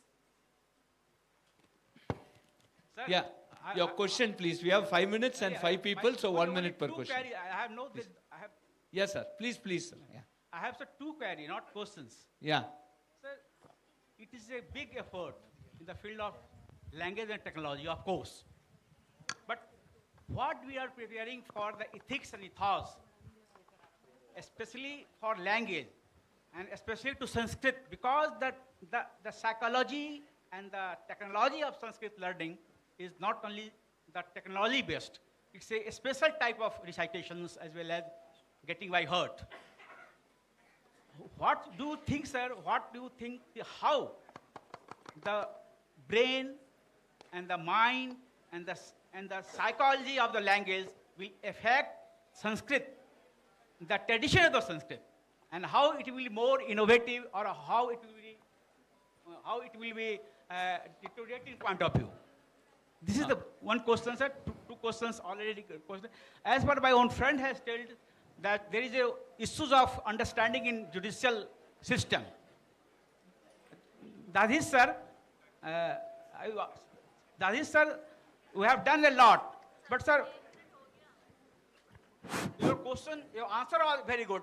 Sir, undoubtedly, when we do not know the... Sir, 1 minute is over, sir. Only half 2 words, sir. If we are not aware of the culture of a language, it is not possible to depend only on translation of machine translation, because the cultural understanding of language is more important. So, this Thank you, point sir. of view, there Yeah, should be we got your question. Yes, sir. Hello. So there Sir, are efforts that are being made to actually come out with robust language translation model. They are called LLMs, large language models, which will capture more about the semantics and also about effective translation. One of the important points to have a very effective glossary in this direction. The person Sir. with the red hat. Hello, Yeah. sir. 1 minute. Hello. So he has Sir. spoken before you. 1 minute, please. Red hat. Hello, sir. This is Saurabh Simala, PhD student from Sri Lal Bahadur Shastri Rashtriya Sanskrit Vishwavidyalaya. Question, please. Sir, my question is regarding the uses of Sanskrit language in programming languages, sir. In 1985, there was an associate No, what's your scientist- question? Sir, Whether my- Sanskrit is being used now Yes, in sir. the language translation? No, sir. My question is the uses of Sanskrit in programming languages, sir. Sanskrit in programming languages. Yes, sir. There are certain efforts that are being made, but not as a part of the translation mechanism here. But we don't have the answer immediately as a part of this panel. Yes, but sir. there are programming languages that are driven by Sanskrit, and there are certain research publications that are available. You can reach one of us, and we can give you those points. So, what Yes. initiatives? Yes. Sir, what initiatives are you taken so that more people can come and do There research is in a this good field, sir? effort that is being made under the IKS, the Indian Knowledge System, on this particular aspect of trying to bring a very unambiguous Sanskrit-oriented programming language. Thank you. Sir, Next. Sir has advocated about the Google Translate tool for the languages. But when there is one problem is there, that is the deterioration of the standardization of the, especially the Hindi language. कि Google translate में हमने standardisation कुछ नहीं रखा है. जैसे मैं उदाहरण दूंगा, अगर हम लिखेंगे गंगा वाटर, तो गूगल ट्रांसलेट क्या करेगा, गंगा पानी. जबकि जो हिंदी के विद्वान है वो जानते हैं कि गंगा जो एक नदी है उसके पानी के लिए गंगा जल शब्द का इस्तेमाल होता है। उसी प्रकार मैं लिखूंगा इलेक्ट्रिसिटी, तो वहां पर आएगा बिजली। तो न तो आर्टिफिशियल इंटेलिजेंस हो रही है, ना स्टैंडर्डाइजेशन हो रहा है। Got your question. This is what we meant by a semantic rich, what rightly from BHU she mentioned about Ganga. There should be a semantic rich glossary that needs to be maintained. And that will evolve, and that's a collective responsibility. Hello. We all have to work on. Hello हाँ sir, मैं प्रतापगढ़ राजस्थान से आया हूँ। ये हमारे school नागदेड़ा, और ये हमारे स्कूल के काफ़ी यहाँ पे टीचर्स भी आए हुए हैं। और मेरा एक छोटा सा सवाल ये था सर कि हमारे स्कूल में जब हम पढ़ाते हैं तो अभी यहाँ पे जो भी बात हो रही है वो standard language to standard language हो रही है, लेकिन हमारी सबसे बड़ी समस्या ये होती है कि बच्चा जिस एरिया से आ रहा है उसके घर पे जो लैंग्वेज बोली जाती है वो अलग बोली जाती है, और हम वहाँ पे आने के बाद पहले उसकी हमें मानक भाषा तक लाना पड़ता है। उसके बाद में सेकेंडरी लैंग्वेज जैसे संस्कृत या इंग्लिश वगैरह है उनमें उसको हमें सिखाना पड़ता है। तो मेरा एक मेन सवाल ये था सर कि हम हमारे स्तर पर, जैसे आपने बहुत सारी चीज़ें यहाँ पे सीखने को मिली, कई हमने बाहर से बार कोड भी नोट किए हैं कि उनके द्वारा हम बच्चों को ज़्यादा से ज़्यादा सिखा सकते हैं। एक शिक्षक होने के नाते मेरी क्या भूमिका हो सकती है, या हम टेक्नोलॉजी का यूज लैंग्वेज को सिखाने के लिए किस प्रकार से हम कर सकते हैं, इसमें संस्था की क्या भूमिका हो सकती है, मेरी क्या भूमिका या टीचर की क्या भूमिका हो सकती है, और role of institute in teaching ये क्या हो सकता है। दूसरा सर, एक सवाल तो ये, और दूसरा ये है कि इन सभी को इम्प्लीमेंट करते हुए हमें ये चीज भी ध्यान में रखनी होगी कि एलो जो है लर्निंग आउटकम भी तो वापस निकलना है। ऐसा तो है नहीं कि हम बहुत ज़्यादा चीज़ें जो है उनमें अगर खर्च कर देंगे तो हमारा जो मेन मकसद होता है कि लर्निंग आउटकम हमें उन बच्चों से मिले, वो भी ज़रूरी है। ये दो सवाल थे सर। So learning outcome के लिए every school system today has a way by which there's a feedback that is being collected out and on the effectiveness of the learning outcome, on the language that need to be taken up at an initial stage when the kid comes. You can't say we have to go with the mother language. I think the school today are coming out with textbooks in all the official, their ultimate aim is to come with textbooks in every official language of the country. I think that's the real attempt that is being made. So when a kid comes to you with a request with education in their particular mother tongue, a textbook will be available for you to teach, and if the teacher is available, they can do that. I think this is the point of contention that you have. The second important thing is, of course, we are using technology for basically measuring the outcome. There are many things that many school systems in different states are implementing, and I think that is going to give the required feedback.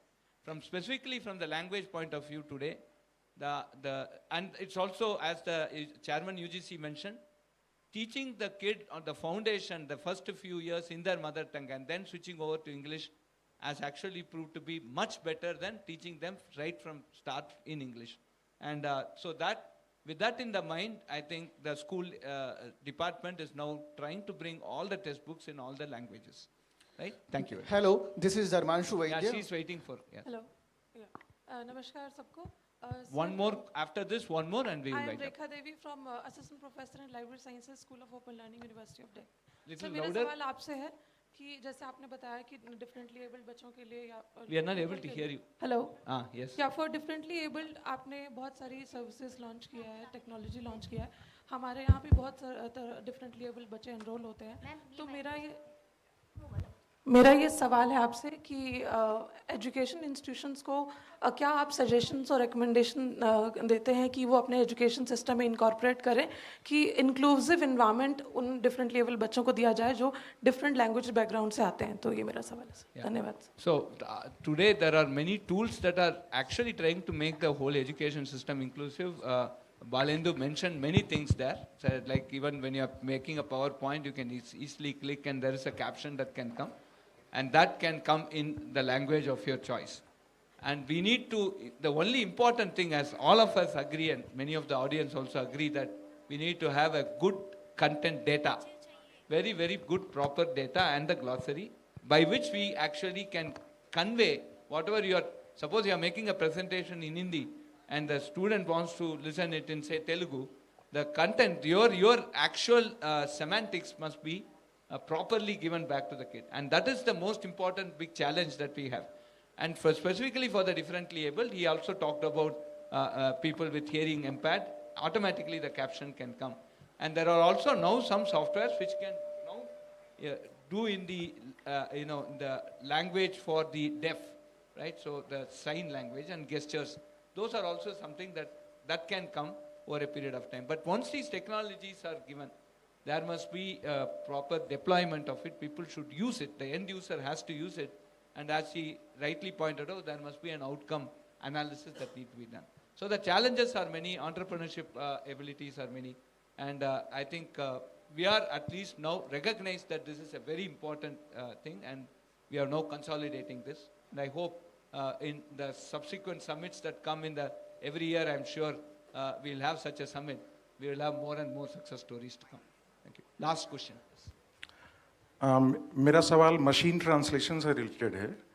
अभी बालेंद्र जी को मैं सुन रहा था लगातार, तो machine translation में जब mathematics, physics, engineering और स्पेस साइंस ऐसे सब्जेक्ट्स के ट्रांसलेशन की बात आती है, तब तो जो ट्रांसलेशन सॉफ्टवेयर है, जो कि एक डेटाबेस का इस्तेमाल करके आपको दूसरी भाषा में उसके विकल्प देता है, वहाँ ये बहुत कारगर है। कई बार मैंने देखा है टीसीएस वगैरह जो गणित के, विज्ञान के जो प्रश्न पत्र अनुवाद करवाते हैं, वो सीधा का सीधा कॉपी पेस्ट करके आप निकाल सकते हैं। लेकिन जब बात आती है फिलॉसफी, लिटरेचर, कल्चर, म्यूज़िक, इन सब डोमेन में काम करने की, तो वहाँ पे बिल्कुल सॉफ्टवेयर्स जो हैं उतने काम नहीं आते, ह्यूमन ट्रांसलेशन ही काम आता है। तो जो आर्टिफिशियल इंटेलिजेंस के इनकॉर्पोरेशन की बात हो रही है ट्रांसलेशन में, उसमें ये कब तक हमें एक इफेक्टिव लेवल पे इनकी हेल्प मिल सकेगी? So the problem is not with artificial intelligence. The problem is with, so this is my last question. Thank you. The problem is not with artificial intelligence. Problem तो हमारा glossary और हमारा data content में है.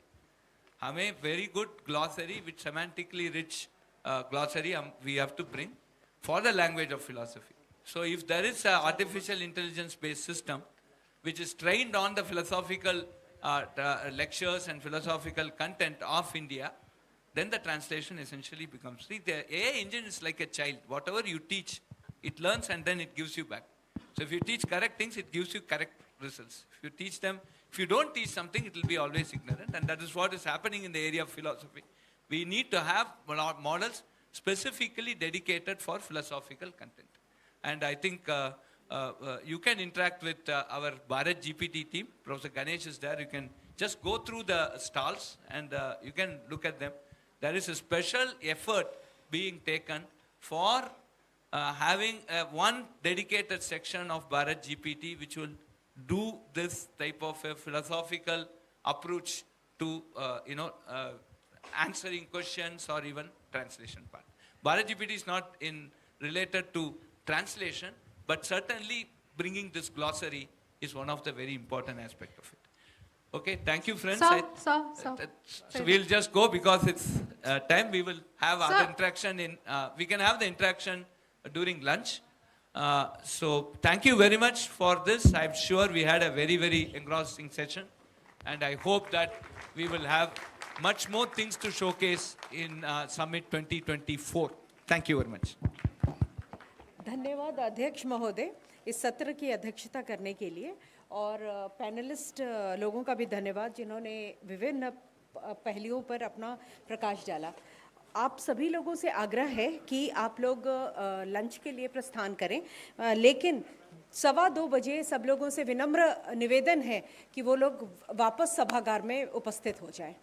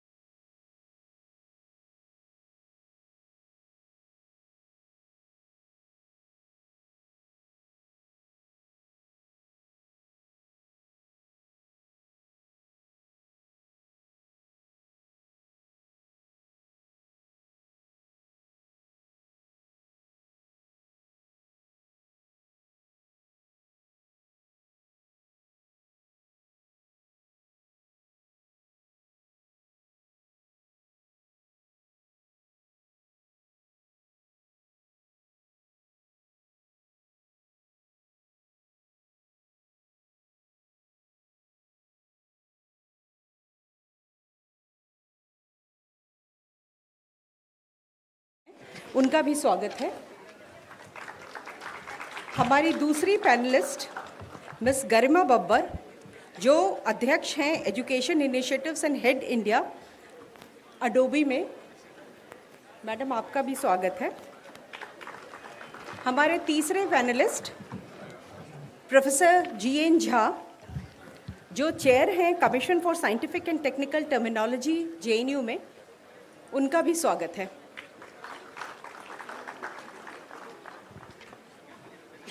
अब मैं आग्रह करूंगी डॉक्टर चंदन श्रीवास्तव जी को हमारे अध्यक्ष और पैनलिस्ट को पौधा देके स्वागत करें।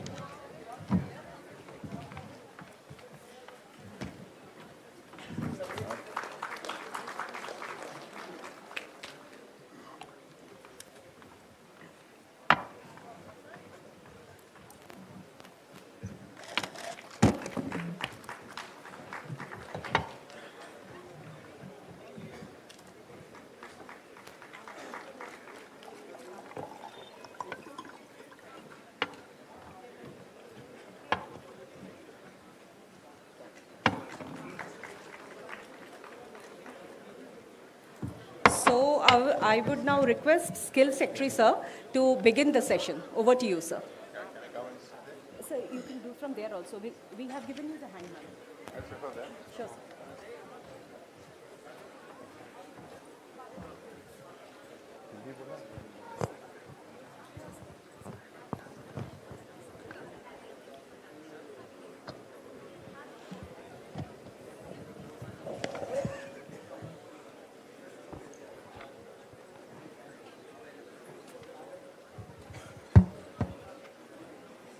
मध्याह्न भोजन के उपरांत इस सेशन में आप सबका स्वागत है।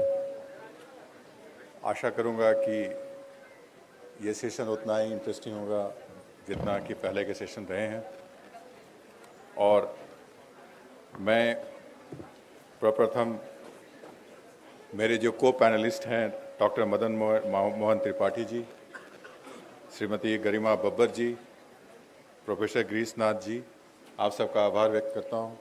साथ ही सभा में उपस्थित UGC chairman doctor Anil Sahasrabuddhe sir, senior government functionaries, ladies and gentleman,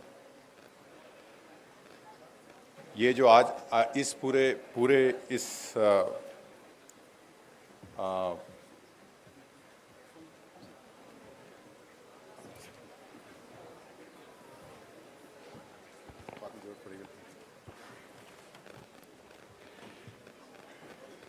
इस भारतीय भाषा प्रायोगिक समागम का आज ये अंतिम सत्र है, जिसमें स्केलिंग थ्रू भारतीय लैंग्वेजेस के बारे में और उसके अंतर्गत काफ़ी विषय रखे गए हैं, जिसका मैं संक्षिप्त में उल्लेख करूंगा। आप सबको पता है, फिर भी हमारे पैनलिस्ट और हमारे लिए रिकैप रहेगा। Language based curriculum development, digital platform for skill development through भारतीय languages, vocational training through Bharatiya languages, assessments and tests conducted through regional languages, peer-to-peer skill sharing platforms through Bharatiya languages, collaborative learning initiative through local communities, ये एक विषय है। दूसरा विषय रखा गया है कि leveraging technology like AR, VR, MBR for immersive learning through Bharatiya languages. For that we have panelists. Then localized user experiences पे बात होगी, artificial intelligence and data analytics, and sentiment through भारतीय digital footprints के बारे में भी चर्चा होगी। और साथ ही ये भी हमारी कोशिश रहेगी कि हम कैसे आगामी 5 वर्षों का एक्शन प्लान बना सकें। इस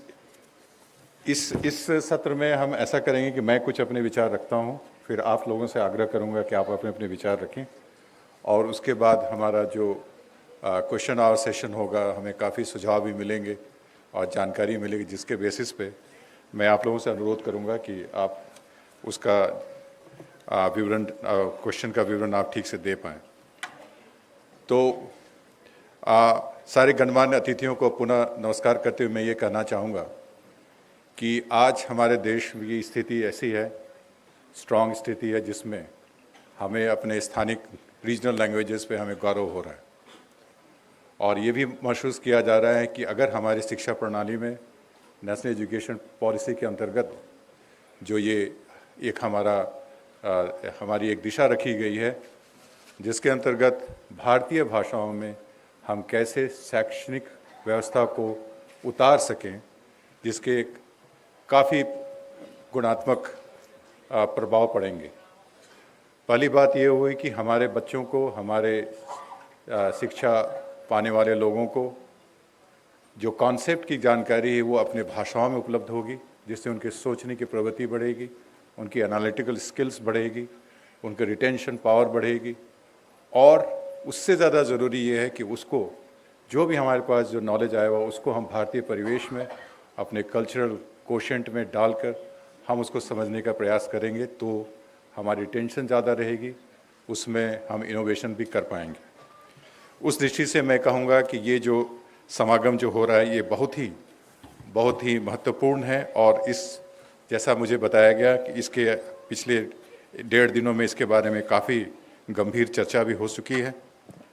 और टेक्नोलॉजी में अगर हम भारतीय भाषाओं को लेकर आएँ तो इसके बहुत ही गुणात्मक परिणाम हमें अच्छे मिलेंगे, ऐसी हमारी आशा है।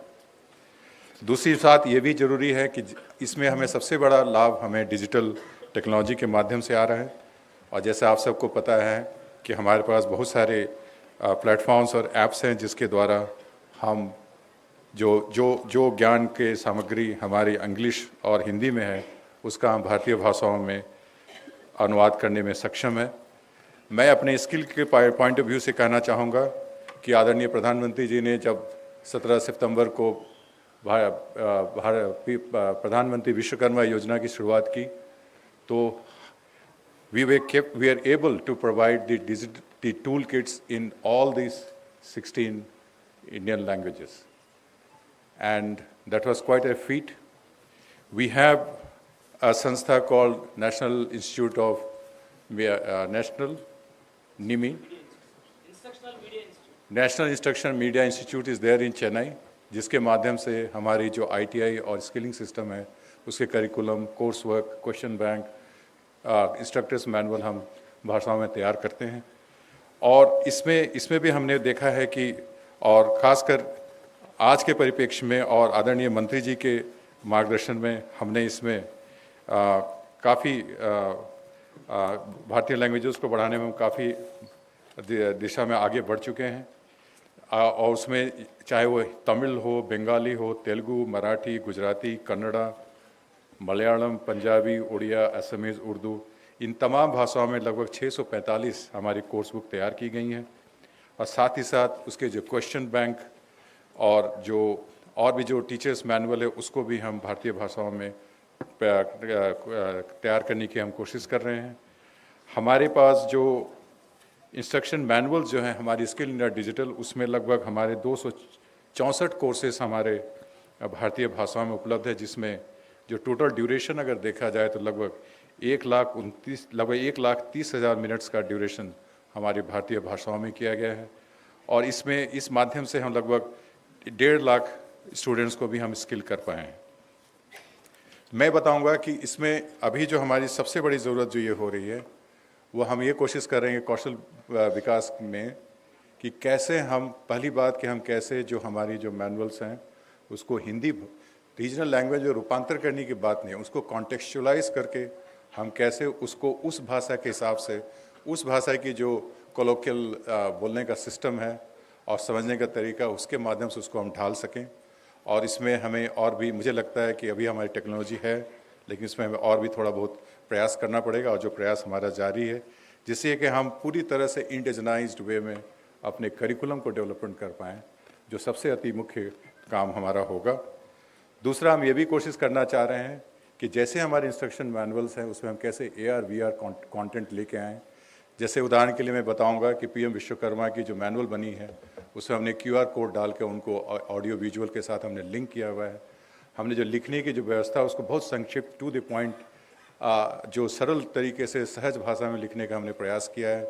और ताकि उस चैप्टर, उस अंश को पढ़ने के बाद QR कोड लगे रहने से जो भी व्यक्ति होगा वो अपने मोबाइल पे या कंप्यूटर पे उसको स्कैन करके उसके बाद इंस्ट्रक्शन मैनुअल भी हमारे 3-4 मिनट के होंगे। तो मुझे लगता है कि इन सारी चीज़ों को करने से बच्चों को समझाने में हमें आसानी होगी, उनके रिटेंशन पावर भी बढ़ेगी और उनकी जो कौशल विकास में हम और भी अच्छा काम और बड़ी मीनिंगफुल वे में हम कर पाएंगे। तो ये रहा हमारा जो स्किल डिपार्टमेंट, स्किल मिनिस्ट्री के माध्यम से हम जो करना चाह रहे हैं। उसी तरह एंटरप्रेन्योरशिप में जो हमारी एम्प्लॉयबिलिटी स्किल्स हैं उसको भी हमने रीजनल लैंग्वेजेस में ट्रांसलेट करने का प्रयास किया है। और मैं ये बताऊंगा कि हमारे मंत्रालय में आदरणीय मंत्री जी और राज्य मंत्री जी के मार्गदर्शन में हम सब तरह के एक्सपेरिमेंटेशन करने के लिए तैयार हैं, ताकि हम अपनी जो स्किलिंग की जो व्यवस्था है, जो अभी तक हिंदी अंग्रेजी की किताबों में जकड़ी हुई थी, उसको हम कैसे उसका नवीकरण, नवाचार लाते हुए, नई टेक्नोलॉजी की व्यवस्था करते हुए, स्किल इंडिया डिजिटल में फ्रीली अवेलेबल करते हुए हम आगे बढ़ पाएँ। और इसमें आप सबके सुझाव और सलाह की हमें आवश्यकता होगी। और मुझे लगता है कि जिस तरह से हमारी जो व्यवस्था एजुकेशन और स्किलिंग साथ मिलकर हमने जो मंत्री जी के नेतृत्व में जो ये काम चल रहा है, इससे मुझे लगता है कि जितना काम हम इस एजुकेशन के लिए कर रहे हैं उतना ही हमें स्किलिंग के लिए भी करना आवश्यक होगा। और मुझे लगता है कि we have caught the threshold limit, और अब इसके बाद हम सिर्फ आगे ही बढ़कर अपने सारे जो हमारी करिकुलम पाठ्यक्रम है उसको हम भारतीय भाषाओं में लेकर आ सकेंगे। और इससे हमारी भाषाओं के प्रति हमारा गौरव बढ़ेगा और हमारे बच्चों को हम काफ़ी अर्थपूर्ण तरीके से, चाहे वो शिक्षा विकास करना हो या कौशल विकास, हम कर पाएंगे। तो मैं इतना कहते हुए अब मैं अपनी जगह पर बैठता हूँ। और मैं पहले, चूँकि महिला हैं, तो मैं पहले गरिमा बाबा जी से कहूँगा कि आप अपने उद्गार दें 5-10 minute.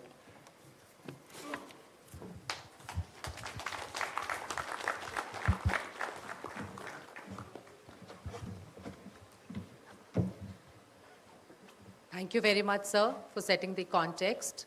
And, I'm really humbled, and it's truly an honor to be on this platform today, कि जहाँ पर हम टेक्नोलॉजी, भारतीय भाषाओं और उसको स्किल डेवलपमेंट में हमें कैसे यूज़ करना है टुवर्ड्स एन आउटकम ओरिएंटेड गोल, इस पर हम डिस्कशन कर रहे हैं। And something that I am truly excited कि इसके बाद सिर्फ ये डिस्कशन यहाँ पे नहीं रह जाएगी। There has to be a road map, there has to be an action plan जो कि बड़ा क्लियरली लेड आउट होगा, जो कि हम इंडस्ट्री लीडर्स को, government, students, educationists, it will be a clear path for all of us how we have to progress forward. As respected sir has already introduced me, my name is Garima Babbar and I head education and skills for Adobe, the popular Photoshop, Adobe Express, PDF organization, with the help of which we are able to change how digitally students can be better equipped to use our tools across all platforms. लेकिन आज मैं दो तरह से यहाँ पे बात करना चाहूँगी। One, what is happening in the education ecosystem, and two, how organizations like us, Adobe, Google, Microsoft, of any of the technology providers, how we are not just looking at it as an opportunity, but also it is something that we owe to the nation, to the education ecosystem of India, so that while we are developing these tools in India through our very big engineering departments, how do we ensure that it is not just accessible, but this is also highly adoptable in the Indian ecosystem. So पहले अगर मैं बात करूं कि हमारा national education policy, which is very clearly defining us that, hey, there is a digital roadmap. Definitely we have to bridge that. B, technology use करके students के हम लर्निंग आउटकम कैसे इम्प्रूव करें, एंड बी, स्टूडेंट्स को हमने employable और even if they have a bent towards entrepreneurship, हम उनको कैसे आगे लेके जाएं। वो एक बड़ा क्लियर लेड आउट पाथ है, step by step guide for anybody everybody to follow, जो कि अब स्कूल्स में इम्प्लीमेंट हो रही है। मैं सिर्फ एक रिक्वेस्ट करूँगी कि उसमें एक चैप्टर में क्रिएटिविटी भी लिखा हुआ है। अगर हम टेक्नोलॉजी और क्रिएटिविटी को कंबाइन करके, और जिसमें हम भारतीय भाषाओं के इंक्लूजन से अगर हम इसको आगे लेके जाएं, I can see a wider adoption happening at the grass root level. India is poised to be $1 trillion economy, We are all working towards it, and we are loud and proud about it. But how do we ensure our future leaders, which is our students, are future ready to take a leap of where we are right now? And in order to do that, creativity कोई ऐसा subject नहीं है कि जो हम अभी नया introduce कर रहे हैं. In fact, we already have it as a part of our culture, our temples, the silk sarees that the weavers are creating, the Bollywood industry, media and entertainment, be it across sectors, creativity is something which is including as a part and parcel of our life. Even in jobs, professionals like us, we have to be creative, we have to be innovative. So while हमारी technology innovative हो रही है, हमें भी innovative होना है. So क्या हम इसको एक मॉड्यूल की तरह कि अपने स्किल्स में इंट्रोड्यूस कर सकते हैं कि जिसमें हर बच्चे को, जहाँ पर वो एक डिजिटल लिटरेसी की जगह अब मैं उसको फ्लुएंसी से चेंज करना चाहूँगी. डिजिटल फ्लुएंसी और क्रिएटिविटी स्किल्स करिकुलम का पार्ट बने और हर बच्चा इसको ना कि सीखे, बट स्किल्स का मेन काम है इसको प्रैक्टिस करे ताकि हमें वो चीज़ अच्छे से आ जाए. Whether it is any language should definitely not be a barrier to it. So coming back to my point, that how are industry players like Adobe taking it forward? I will go with the first mission. We believe in creativity for all, and Adobe is changing the world through digital experiences.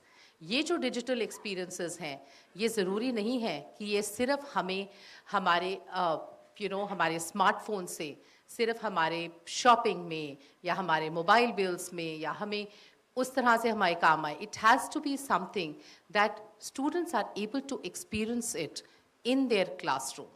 What students are currently doing are creating web pages, graphic, animation, videos of the concepts and chapters that they have learned in the classroom. So right from the grassroots level, they are creating their own digital experiences, and which, if you take it in a progressive level, it becomes a skill development, a profession for them going forward. Be it any field that they want to choose, the foundation begins at the school itself. So right from grade 9th to the progressive levels of NSQF that we are looking at, it has to be built into the framework, and technology and जिस मर्जी वो अपनी language में अपने आप को express करें through creativity, that should definitely not be a barrier. We believe in creativity for all, and we have three pillars that we focus on for education and skills. Number one, how do we modernize the entire experience for an education institution, students and educators? While students are creating their personalized digital experiences with the help of the tools like Adobe Express that we provide, they can build in their own templates based on their understanding in any language that they want. So language is definitely not something that they have to think only in English. It can be Punjabi, it can be Hindi, it can be Malayalam, it can be Kannada, it can be any language. I'll give you another example. We trained about 5,000 teachers of government of Telangana, and these teachers created beautiful content in their own local language, which they create their lesson plans, and they've been sending as reference material to their students along with assessment rubrics. And this has definitely increased their learning outcome in those institutions. So that is the power of creativity, technology in भारतीय भाषा, चाहे हम उसको बोलें या किसी भी local language में, क्योंकि स्किल्स का काम है हमारा पोटेंशियल इंक्रीज करना, चाहे हम जिस मर्जी लैंग्वेज में इसको करें. And the second pillar that Adobe is focusing on is professional development of educators, be it school education, be it higher education. जब तक हम टीचर्स को नहीं इनेबल करेंगे कि उनको टेक्नोलॉजी कैसे यूज़ करनी है अपने क्लासरूम में, that is something that we have taken as a mission mode project for ourselves. And the third most important piece is how do we localize content? Our platform is available, which is Adobe Express. It has templates. You can create your videos in your own language. Students can actually record their voice in any language, and they can present their homework and assignments to their teachers? And B, how do you ensure that there is collaboration that is happening? There's content that is created for teachers in any language. That is something that we have already created. It is available for all teachers and all students. And towards the end of it, my only two requests. While I'm thankful that I'm here on this platform to share my thoughts, and there's a clear action point, each student must be given access to these tools. They are freely available. The content is freely available. My only request would be digital devices, digital IDs for these students so that they can access it freely. And most importantly, please support industry leaders like us for wider adoption so that it does not restrict that, hey, Adobe has offered this, but we only request, please use that, give us your feedback. We are here to improve technology, which we want to make to the best use of students, teachers, and the entire education and skills ecosystem. Thank you.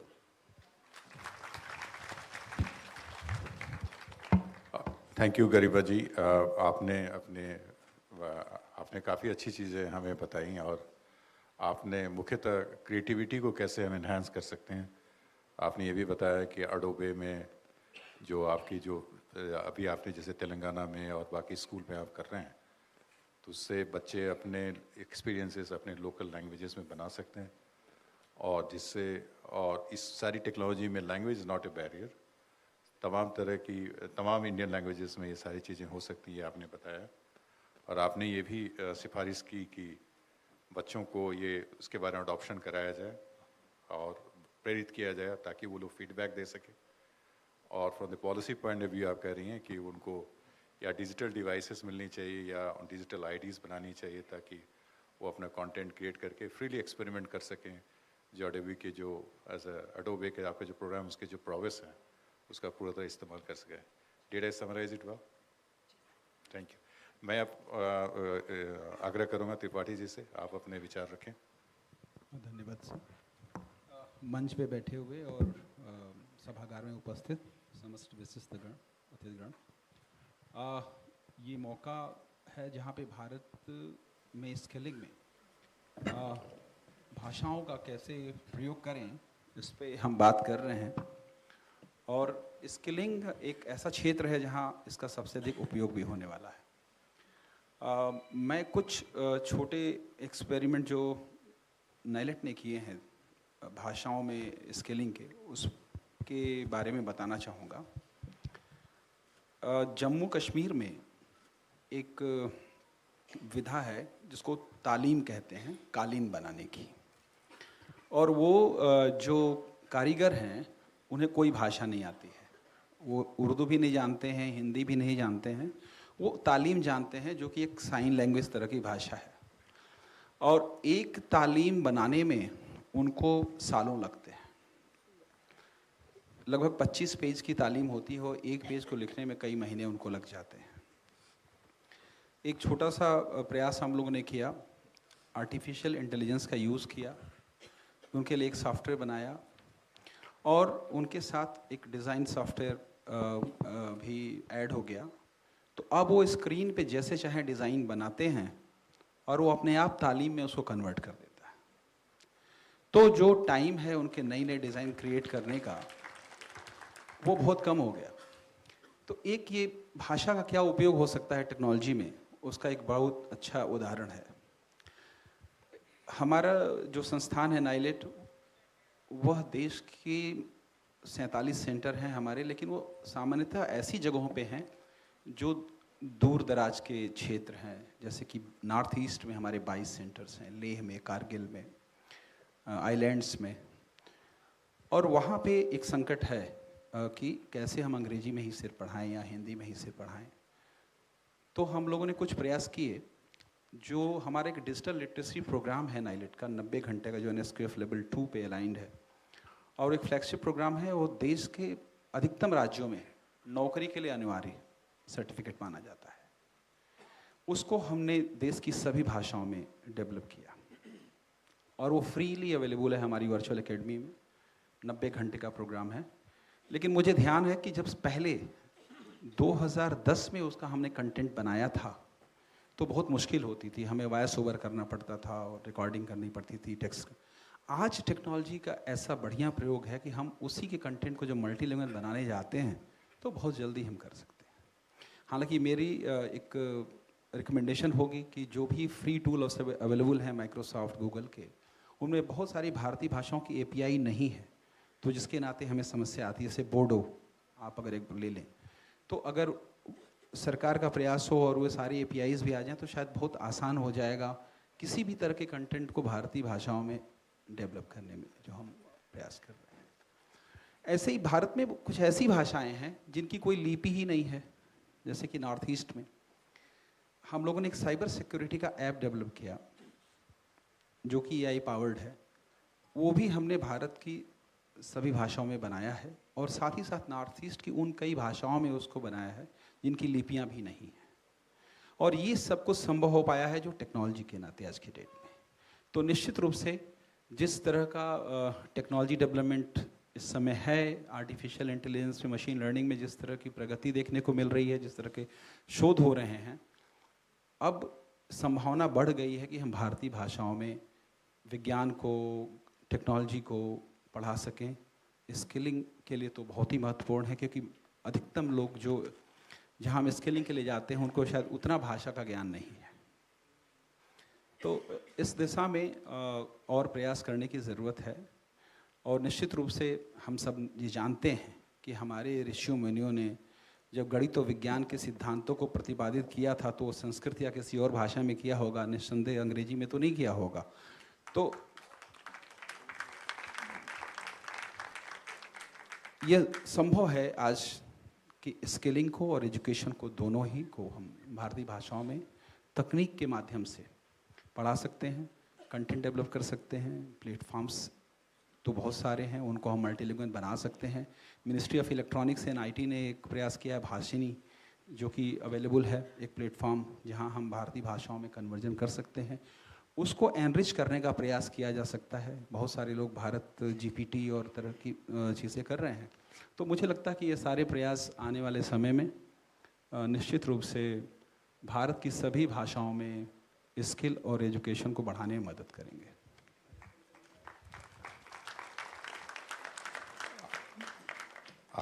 धन्यवाद त्रिपाठी जी। आपने मुख्यतः आपने ये कहा कि अभी हमारे पास technology की ऐसी व्यवस्था है जिसे 10 साल पहले ज़्यादा समय लगता था, बट हम उस टेक्नोलॉजी का इस्तेमाल करते हुए आपने 2-3 दृष्टांत भी दिए, और उससे अब चाहे एजुकेशन या स्किल में जो भी कंटेंट या जो भी चीज़ हमें तैयार करनी है उसको हम आसानी से भारतीय भाषाओं में डेवलप कर सकते हैं। आपका सुझाव ये रहा कि जो APIs जो है माइक्रोसॉफ्ट अदर्स में, वो भी अगर भारतीय भाषाओं में मिले तो शायद हमें आसानी होगी। मुझे लगता है इसके बारे में पिछले सत्रों में इसके बारे में ज़रूर चर्चा हुई होगी। और आपने ये भी कहा कि जो भाषणी जो मेटी ने बनाया है वो भी प्रयास जारी है कि और भी उसको एनरिच करके और भी रिस्पॉन्सिव बनाया जा सके। और आपने भी ये कहा कि we have reached a threshold limit, कि अब हमें टेक्नोलॉजी और हमारी जो दृढ़ शक्ति है भाषाओं में ले जाने के लिए शिक्षा और स्किल को, तो हमें अब उसमें पूरी जोर से आगे बढ़ना चाहिए। धन्यवाद। अब मैं आग्रह करूंगा Shri professor Girish Nath Jha ji, chairman CSTT, अब अपने विचार रखें। बहुत बहुत धन्यवाद अतुल जी, हमारे को पैनलिस्ट मदन मोहन जी, गरिमा जी, मैं आप सबका धन्यवाद करता हूं, और साथ ही आयोजकों का धन्यवाद कि आपने हमें इस मंच के लिए बुलाया। ये सत्र है भारतीय भाषाओं में, भारतीय भाषाओं के द्वारा टेक्नोलॉजी निर्माण, ये महत्वपूर्ण शब्द है। और 4 इसके सेक्शंस हैं। मैं लास्ट 2 वाले सेक्शंस पे ध्यान देना चाहूँगा, जो कि स्थानीयकरण, जो लोकलाइजेशन है वो, और आर्टिफिशियल इंटेलिजेंस। और इसमें कहाँ भूमिका है और कितनी भूमिका है हमारी संस्था की। जो हमारी संस्था है वो वैज्ञानिक तथा तकनीकी शब्दावली आयोग है, commission for scientific and technical terminology. ये RK पुरम में इसका दफ्तर है। बहुत लोगों को पता भी नहीं होगा कि ये संस्था है भी। 1961 में ये संस्था बनी थी राष्ट्रपति के अध्यादेश के ज़रिए, और एक परमानेंट कमीशन है, और जिसका जो इसका अधिदेश है वो भारत की सारी भाषाओं में, हिंदी और अन्य आधुनिक भारतीय भाषाओं में वैज्ञानिक तथा तकनीकी शब्दावली का निर्माण करना। हमारी शब्दावली ही आधिकारिक मानी जाती है। यदि आपने अनुवाद किया और हमारी शब्दावली का प्रयोग नहीं किया तो वो मुश्किल में फंस सकते हैं। अब ये जो टेक्नोलॉजी निर्माण भारतीय भाषाओं के द्वारा होना है, तो ये टेक्नोलॉजी बनेगी और जनता को समझ में आएगी भी। यदि आप जो शब्दावली बनी है, सरकार के द्वारा बनाई गई है, उसका प्रयोग करें। अब जैसे कि स्थानीयकरण का सॉफ्टवेयर है, अब जैसे कि पिछले सत्र में माइक्रोसॉफ्ट ने कहा कि लोकलाइज्ड बटन दबाने से आपको कई सारी भाषाओं में इंटरफेस मिल जाते हैं। दो तरीके इसके करने के हैं। या तो आपने जो सारे स्ट्रिंग्स हैं किसी सॉफ्टवेयर में, उसको अनुवाद किया, मैनुअली अनुवाद किया, वो करवाते हैं कई लोगों से, और फिर उसको आपने वहाँ पे स्टिक इन कर दिया। दूसरा है ऑटोमेटिक लोकलाइजेशन करने का। वो तब होगा कि हमने मान लीजिए कि डिक्शनरी प्रोवाइड की है और या तो मशीन अनुवाद का इस्तेमाल किया है, या जो उस सॉफ्टवेयर का कोड है उस कोड में से हमने जो भाषाओं के स्ट्रिंग्स हैं उसको स्किम कर लिया और उसको मशीन अनुवाद में भेज के उसके ऑल्टरनेटिव स्ट्रिंग्स ले लिए, उसको प्लेस करके रिकम्पाइल कर दिया। ये तो तरीका है करने का। लेकिन जब मशीन अनुवाद करेगा तो शब्दावली चाहिए उसको। मशीन अनुवाद में तो वो आम भाषा में अनुवाद करेगा, वो डोमेन स्पेसिफिक अनुवाद नहीं करता। जितने भी मशीन अनुवाद उपलब्ध हैं, खासकर गूगल और माइक्रोसॉफ्ट जो बड़े अनुवादक हैं, हमने दोनों के लिए कार्य किया है, ये जनरल डोमेन में अच्छे काम में करेंगे वो। लेकिन इनको रीट्रेन करने की आवश्यकता है, किसमें? हमारी शब्दावली में, हमारी मतलब शब्दावली आयोग की शब्दावली में। ये जब होगा तभी उसके अनुवाद जो हैं हमारी मानदंड के हिसाब से होंगे और लोगों तक पहुंच पाएंगे। कई लोग ये कहते हैं कि जो अनुवाद कठिन है, दुरूह हैं, समझने में मुश्किल होती है। जब हम अपनी भाषा में शब्द निर्माण करते हैं शुरू में, तो थोड़ा कठिन तो लगता है। पहले विश्वविद्यालय शब्द थोड़ा कठिन लगता होगा, आज आसान है। तो ऐसी बात नहीं, आपको क्या है कि एक बार शब्दावली बन गई, धीरे धीरे प्रयोग करते करते वो सरल हो जाती है। और जब ये आप नहीं करेंगे तो आप सीधे यूनिवर्सिटी शब्द ले लेंगे, अंग्रेजी का शब्द ले लेंगे, फिर उसके जो आप डिराइव्ड वर्ड्स बनाएंगे उसमें फिर समस्या आएगी आपको। कई लोग हमसे कहते हैं कि जब आप शब्द बनाते हैं तो संस्कृत शब्दों का प्रयोग क्यों करते हैं। ये बात आती है कि हमारा एक गोल भी है कि संस्कृत आधारित अखिल भारतीय शब्दावली बने, और पहले हम सारी शब्दावली अंग्रेजी से हिंदी पहले बनाते थे, फिर हम बाकी भाषाओं के पास ले जाते थे, तो हिंदी से थोड़ा सा वो होता था। अब हम पहले संस्कृत में बनाते हैं, और जो तात्समिक शब्दावली जो संस्कृत की वही सारी भाषाओं में कॉमन है। अभी जो हमने सॉफ्टवेयर बनाया है, हमारी सारी शब्दावलियाँ आपको बहुत जल्दी शीघ्र शब्द.education.gov.in पर उपलब्ध होगी, बहुत जल्दी। मैं कह रहा हूँ कि आप हफ्तों की बात करें, आप उसकी सिक्योरिटी ऑडिट चल रही है, मैंने खुद ही ये प्रोग्राम लिखा है। हमारे 300 से ज़्यादा कोश छपे हैं, अब छपे कोश सब तक पहुँच नहीं पाते, तो मैंने खुद ही प्रोग्राम लिख के उनको सर्चेबल बनाया है। 193 डिक्शनरियाँ हमने सर्चेबल बना दी हैं अभी। वो सारी डिक्शनरियाँ कम से कम 16.5 लाख शब्द उसमें हैं अभी। टोटल हमारे शब्द हैं 30 लाख के करीब, उसमें से आधे से ज़्यादा शब्द हमने डिजिटाइज कर दिए हैं, वो आप तक उपलब्ध होंगे। फिर ये शब्दावली जो सारे मशीन अनुवादक जो हैं, जो उपक्रम चल रहे हैं देश में, उन तक पहुँचे, वो उनको रीट्रेन करें अपनी शब्दावलियों से, तो वो मशीन अनुवाद उस डोमेन में उपयुक्त होगा। फिर हम एक शब्द का सही अनुवाद उस डोमेन में कर पाएंगे। तो इससे क्या होगा कि जब हम किसी सॉफ्टवेयर के इंटरफेस को ऑटोमेटिकली, जैसे मान लीजिए हमारा एक वेब सॉफ्टवेयर है, उसको तमिलनाडु में खोला जा रहा है, हमने उसका URL डिटेक्ट करके, लोकेल डिटेक्ट करके उसको तमिल में कन्वर्ट कर दिया ऑटोमेटिकली, उसके सारे इंटरफेस को, तो वो तमिल बच्चा जो है बढ़िया से उसका इस्तेमाल कर पाएगा। जब JNU की हमारी वेबसाइट जो है वो हमने सिर्फ 10% उसको हिंदी में की, तो कई गुना उसकी हिट्स बढ़ गई। भारतीय भाषाओं की डिमांड बहुत ज़्यादा है। आप सब जानते हैं कि 500 करोड़ से ज़्यादा लोग देश में इंटरनेट का प्रयोग करते हैं, उनमें से 90% भारतीय भाषाओं का प्रयोग करते हैं। बहुत ज़्यादा प्रेशर है सॉफ्टवेयर कंपनियों पे। गूगल ने भी अनाउंस किया है $10 बिलियन इन्वेस्ट करेंगे। वो प्रेशर बहुत ज़्यादा है, सब पे, सरकारों पे भी है, सॉफ्टवेयर कंपनियों पे भी है। तो ये तो पक्ष हुआ कि मान लीजिए हमने ये व्यवस्था कर दी तो अनुवाद शुद्ध हो गए, अनुवाद अब तकनीकी डोमेन में अच्छे होने लगे, इससे हमने इंटरफेस का अनुवाद कर दिया, जो कंटेंट क्रिएशन है वो कर दिया, स्किलिंग भी हो गई। पर बड़ा पक्ष ये है कि कैसे हम लार्ज लैंग्वेज मॉडल निर्माण करें, जिसकी चर्चा पिछले सत्रों में की गई। लार्ज लैंग्वेज मॉडल जो होता है अल्टीमेट, हम कह सकते हैं चैट जीपीटी से बढ़िया यदि हम बनाना चाहें, कई बिलियन वाक्य चाहिए होंगे। अभी हम एक संस्कृत पे मंथन कर रहे हैं अपने छात्रों के साथ कि संस्कृत में यदि बनाना हो लार्ज लैंग्वेज मॉडल तो क्या क्या आवश्यक होगा, उसमें कहाँ से इतने वाक्य लाएंगे हम। तो लोगों ने कहा कि सारे आश्रमों में घूमेंगे, हम रिकॉर्ड करेंगे लोगों से 1-1 घंटे का, फिर उसको हम ASR से कन्वर्ट करेंगे टेक्स्ट में।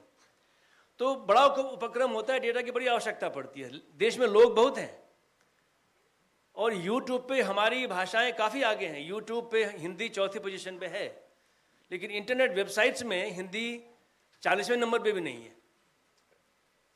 0.1% हिंदी की उपस्थिति इंटरनेट वेबसाइट्स पे है।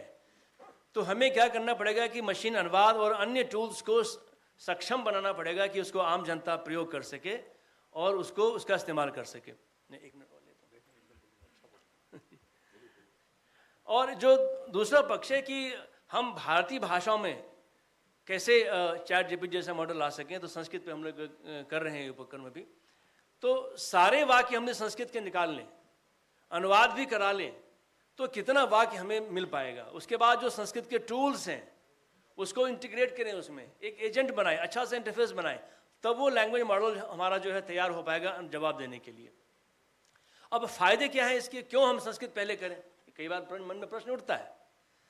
क्योंकि देखिए ये संस्कृत जो भाषा परिवार का जो प्रपंच थोड़ा सा हुआ है, ये टॉप डाउन किया है। मैं इस भाषा परिवार के विभाजन से सैद्धांतिक मतभेद है मेरा, और हमारी पुस्तक में इसका हमने तथ्यात्मक विरोध किया है। और यदि हम बॉटम अप देखें तो India as a linguistic area का एक बड़ा एक शोध किया था बड़े लिंग्विस्ट ने, जो कुप्पम के द्रविड़ियन विश्वविद्यालय में 25 वर्ष तक कार्य किया उन्होंने द्रविड़ भाषा पे, एमिनो ने। उन्होंने बताया कि सारा भारत जो है एक ही परिवार लगता है। संस्कृत की शब्दावली सारी भाषाओं में कॉमन। अभी हमने जब सॉफ्टवेयर बनाया है, हम देखते हैं कि भाई एडमिनिस्ट्रेशन के लिए क्या शब्द है भारतीय भाषाओं में, तो प्रशासन हिंदी में आता है, भरणम पोषणम किसी और भाषा में मलयालम में आता है। शब्द वही है, लिपि बदल गई है। लिपि की बंदिश को हटा दें तो लगता है कि सारा भारत एक ही हो जा रहा है।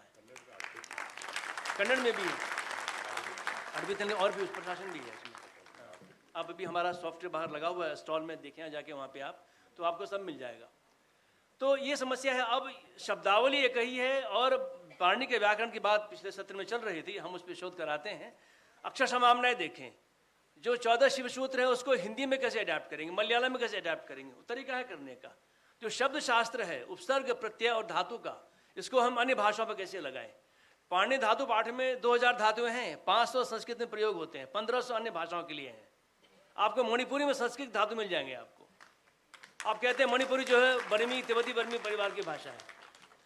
तो मेरा मानना है कि जब शब्दावली एक ही है और व्याकरण के सिद्धांत एक ही हैं, कारक का वही सिद्धांत चल रहा है, तो क्यों ना हम एक भारतीय व्याकरण की बात करें, भारतीय शब्दावली की बात करें, उस पर अपने सिस्टम को ट्रेन करें। अपने एल्गोरिदम हो, अपने डेटा सेंटर्स हो, बड़ा आवश्यक अपना डेटा सेंटर। मैं बताऊं बार बार आपको, यदि हम आज किसी को शब्दावली देते भी हैं, डेटा देते भी हैं, और आपने क्लाउड पे ट्रेन किया अपने मॉडल को, तो आपके ना चाहते हुए भी डेटा वो चला गया कहीं पे। आपको अपना क्लाउड बनाना पड़ेगा, अपने डेटा सेंटर्स बनाने पड़ेंगे। हमने जब JNU में एक बड़ा उपक्रम किया था 17 भारतीय भाषाओं में, संस्कृत सर्वर पे हमने अपना सॉफ्टवेयर बनाया ताकि सब लोग वहाँ पे भाषा दान कर सकें। पाणिनि पतंजलि कात्यायन 5 व्याकरण नाम से हमारे पास सर्वर है, वो किया।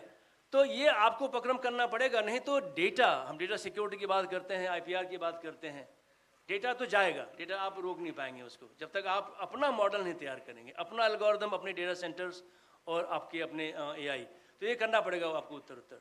तो ये मेरा एक विचार है कि हम जो टेक्नोलॉजी निर्माण करें वो अपनी पद्धति से करें, अपने ज्ञान विज्ञान से करें। और अपना ज्ञान विज्ञान, भारत में भाषा विज्ञान सबसे पुराना विषय है और वो विषय थोड़ा और पॉपुलर हो आजकल, और हम अच्छे लिंग्विस्ट को बनाएं और शब्दावली निर्माण करें तेज़ी से। अभी जो हम 22 भाषा में शब्दावली निर्माण कर रहे हैं, अन्य जो भाषाएं हैं जैसे खासी है, कॉकबोरक है, नागामीज है, इन सब में भी हमें करना पड़ेगा उत्तर इन सबको भी संपुष्ट करना पड़ेगा। और अच्छी बात क्या है कि इन कई भाषाओं में वैज्ञानिक शब्दावली नहीं है, तो जो हम संस्कृत शब्दावली ले जाएं उनसे कहें देखिए भाई यदि आपको लगता है या आप ले पा रहे हो तो ले लीजिए उसको।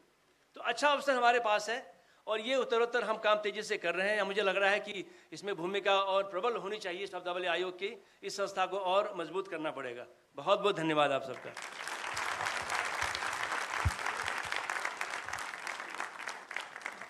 थैंक यू प्रोफेसर झा, आपने बहुत रोचक और काफ़ी इंटरेस्टिंग बात कही और मेरे विचार में मेरे दिमाग में बहुत सारे सवाल निकले हैं, बट मैं आपसे बाद में पूछूंगा।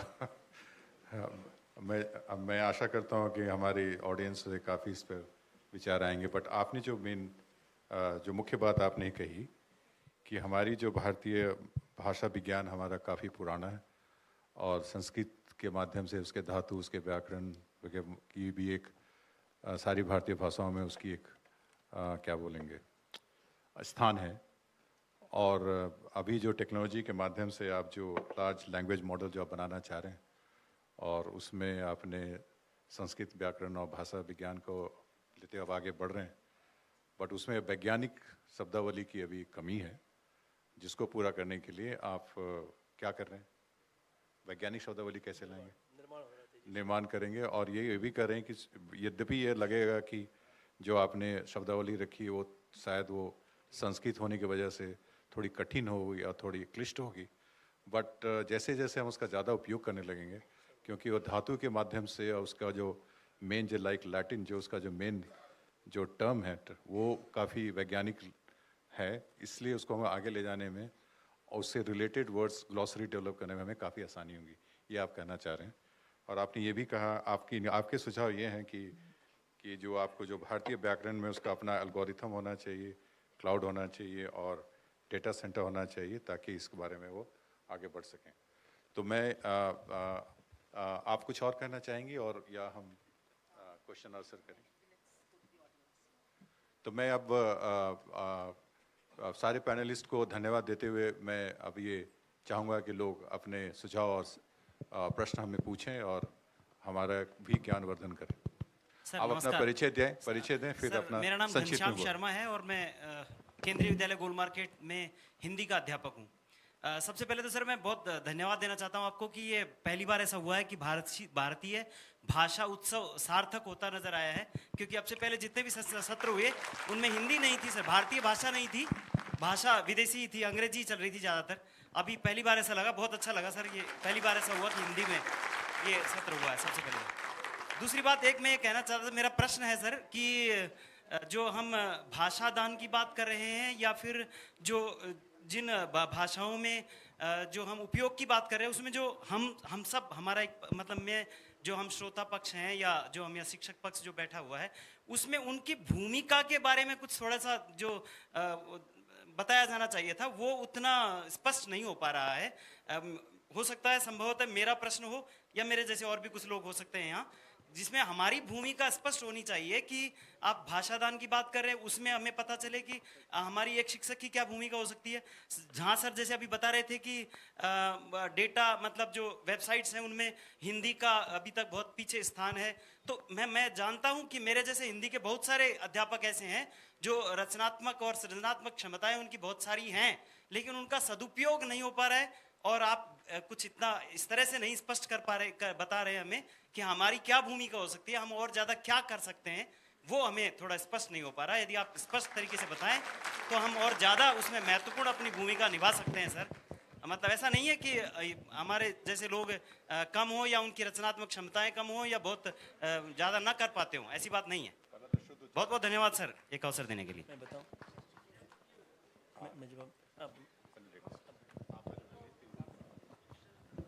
Thank you. आई थिंक आपका क्वेश्चन बहुत वैलिड है। हमारे पास बहुत ऐसे टीचर्स आते हैं जो कहते हैं कि टेक्नोलॉजी या तो इंग्लिश या साइंस या सोशल साइंस जो बेसिकली जो इंग्लिश में जो रिटन सब्जेक्ट्स हैं इंग्लिश लैंग्वेज के उसमें ज़्यादा यूज़ होती है। And I completely agree with you, the answer is absolutely no. ये सारी लैंग्वेजेस पे एप्लीकेबल है एंड इवन इन हिंदी अगर आप देखें कि आप हिंदी में कैसे अपने स्टूडेंट्स को आप और क्रिएटिव बना सकते हैं using the digital tools that are available. In fact, I would like to do a pilot in your schools to show the impact that how you can bring about a transformational change in the students, help them not just in their learning outcome but also in their skills. For example, अगर आप कोई chapter पढ़ा रहे हैं अपने students को, आप उस चैप्टर की जो असेसमेंट है या उसका जो असाइनमेंट है, बच्चों को आप एक डिजिटल टूल पे दीजिए कि रिटन फॉर्म में सबमिट करने से अच्छा उसको या तो एक वेब पेज या कोई एक एनिमेशन के थ्रू वो अपना एक पोटेंशियल शो करें. जब चंद्रयान 4 के जब हम सक्सेस के बारे में जब हम स्टूडेंट्स के बात कर रहे थे, एक स्टूडेंट ने हमारा जो टूल है Adobe एक्सप्रेस के अंदर एनिमेट फ्रॉम ऑडियो, उस पर इतना सुंदर एक वीडियो बना कर दिया कि हमने उस बच्चे को अवार्ड भी दिया और वो सारा वीडियो उसने हिंदी में बनाया था. So language should never be a barrier in showcasing your potential of the teacher as well as for the students. And I would propose doing a pilot in your school in Hindi language with your students. Good afternoon, sir. मैं समझता हूँ कि बहुत ही बड़ी भूमिका है आपकी, वो इसलिए कि किसी एक अच्छे रोबस्ट एआई मॉडल को बनाने के लिए बहुत ही ज़्यादा डेटा की आवश्यकता है. और जो छात्र और शिक्षक यदि भाषा दान नहीं करेंगे, कई माध्यमों से आप कर सकते हैं. आप जब एक दूसरे को व्हाट्सएप मैसेज भेजें तो अपनी लिपि में भेजें, रोमन में ना भेजें. और प्रयास ये करें कि अंग्रेजी शब्दों का प्रयोग थोड़ा कम करें. उसमें ये नहीं कहता कि आप बिल्कुल ही ना करें, थोड़ा कम करें, क्योंकि जैसे ट्रेनिंग जैसी होगी एआई वैसा बनेगा. यदि हम ट्रेनिंग उसकी गार्बेज से करेंगे तो गार्बेज ही निकलेगा वो. तो ये ध्यान रखेंगे, बहुत बड़ी भूमिका आपकी है.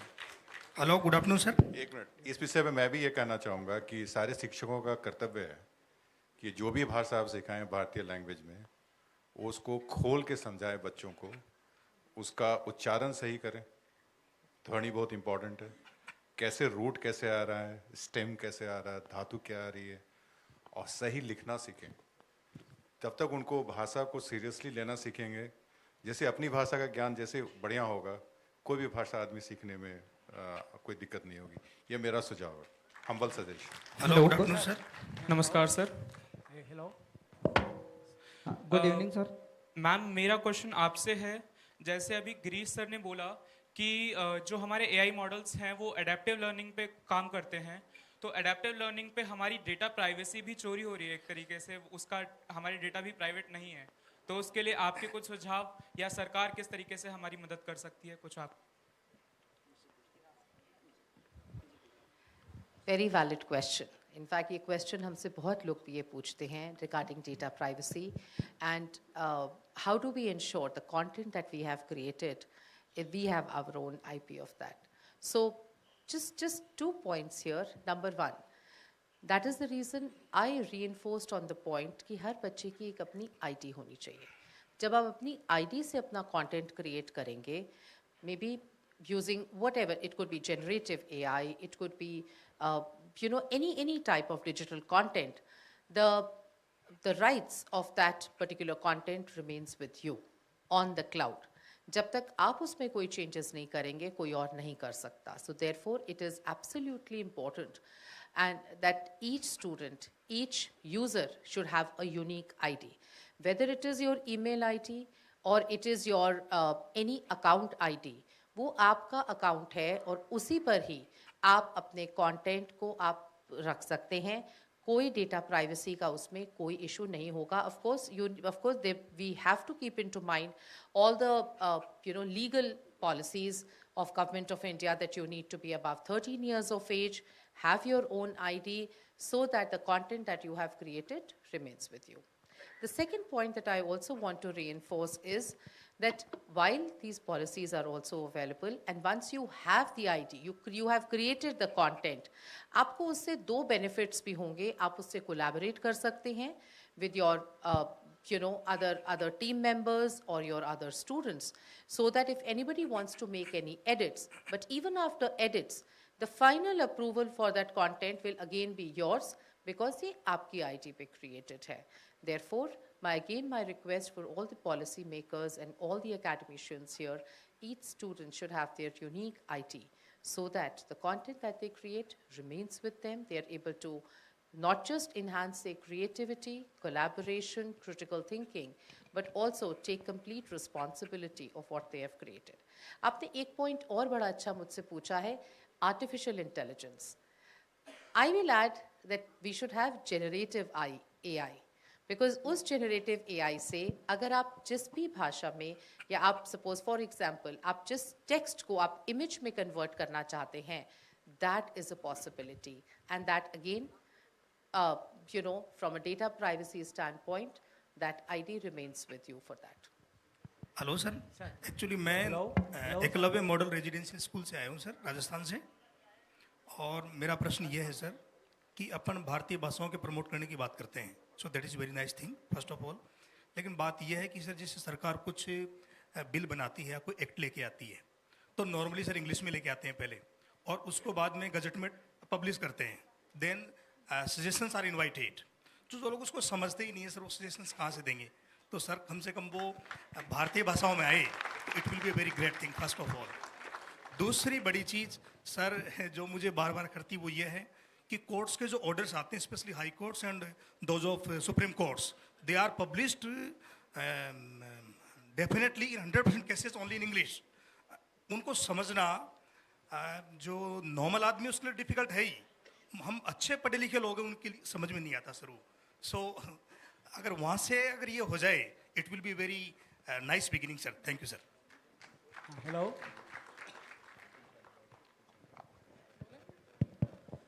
जो विधि का क्षेत्र है वो बड़ा विशिष्ट क्षेत्र है और सारी जनता को वो प्रभावित करता है, तो उस पर शब्दावली निर्माण हमारे यहाँ हुआ है, अभी तेज़ी से हम कर रहे हैं उस पर कार्य, वो होगा।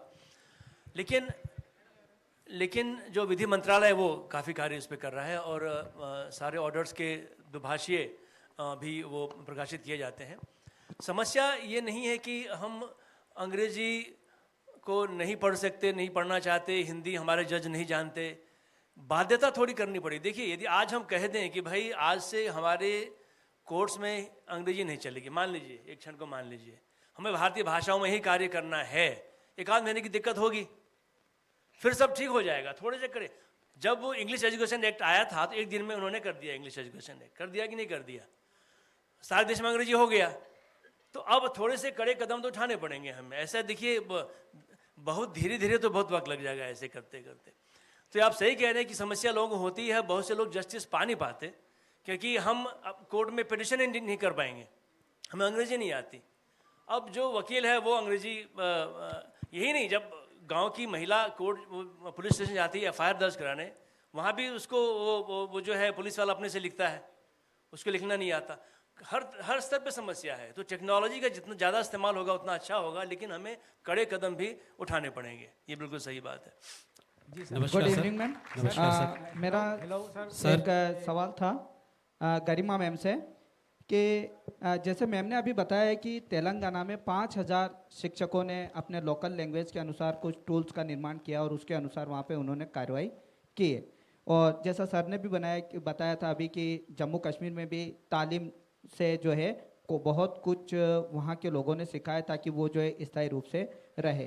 तो मैम से मैं थोड़ा सा ये जानना चाह रहा था कि जिस प्रकार की प्रोसेस तेलंगाना में उन 5000 शिक्षकों ने की है, तो उन्होंने कौन से लर्निंग प्रोसेस इम्प्लीमेंट किए या लागू किए या अपने काम में लिए, या कौन से टूल्स जो है यूज में किए ताकि वो उनका फिर उन्होंने असेसमेंट किस प्रकार से किया, और ये जानकारी हम सभी को जो है कैसे मिल सकती है, किस ऐसा प्लेटफॉर्म है जहाँ से हम वहाँ से उन चीज़ों को थोड़ा सा उठा लें और उनको जो है हम हमारे क्षेत्र में या हमारे विद्यालय में उनको इम्प्लीमेंट कर सकें।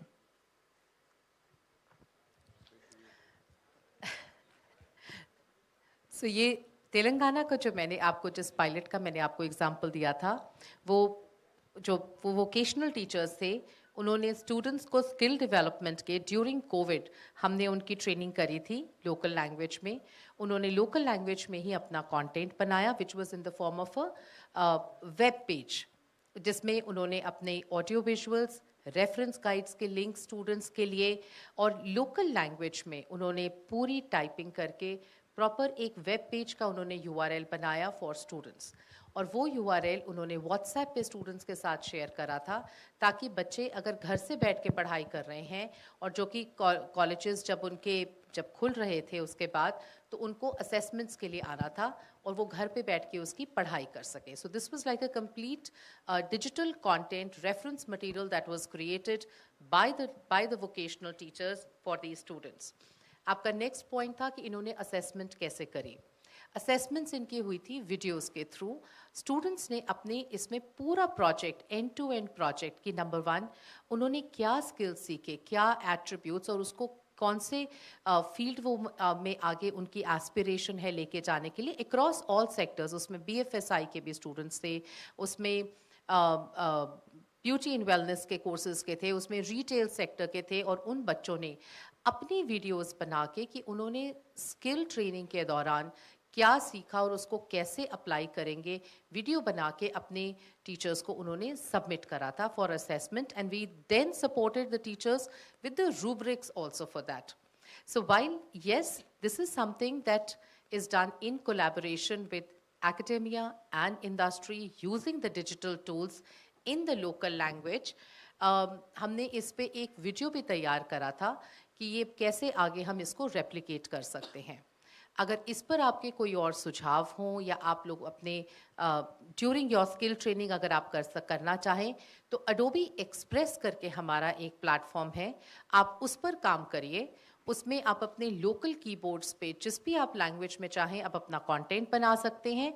वो कंटेंट कैसे बनाना है, उसका कंटेंट आपको Adobe Education Exchange पर आपको मिलेगा, और वो वीडियोस देख के आप सीख के you will be certified as Adobe Creative Educator and feel empowered and equipped to create your content in local language and implement in your various skill training centers.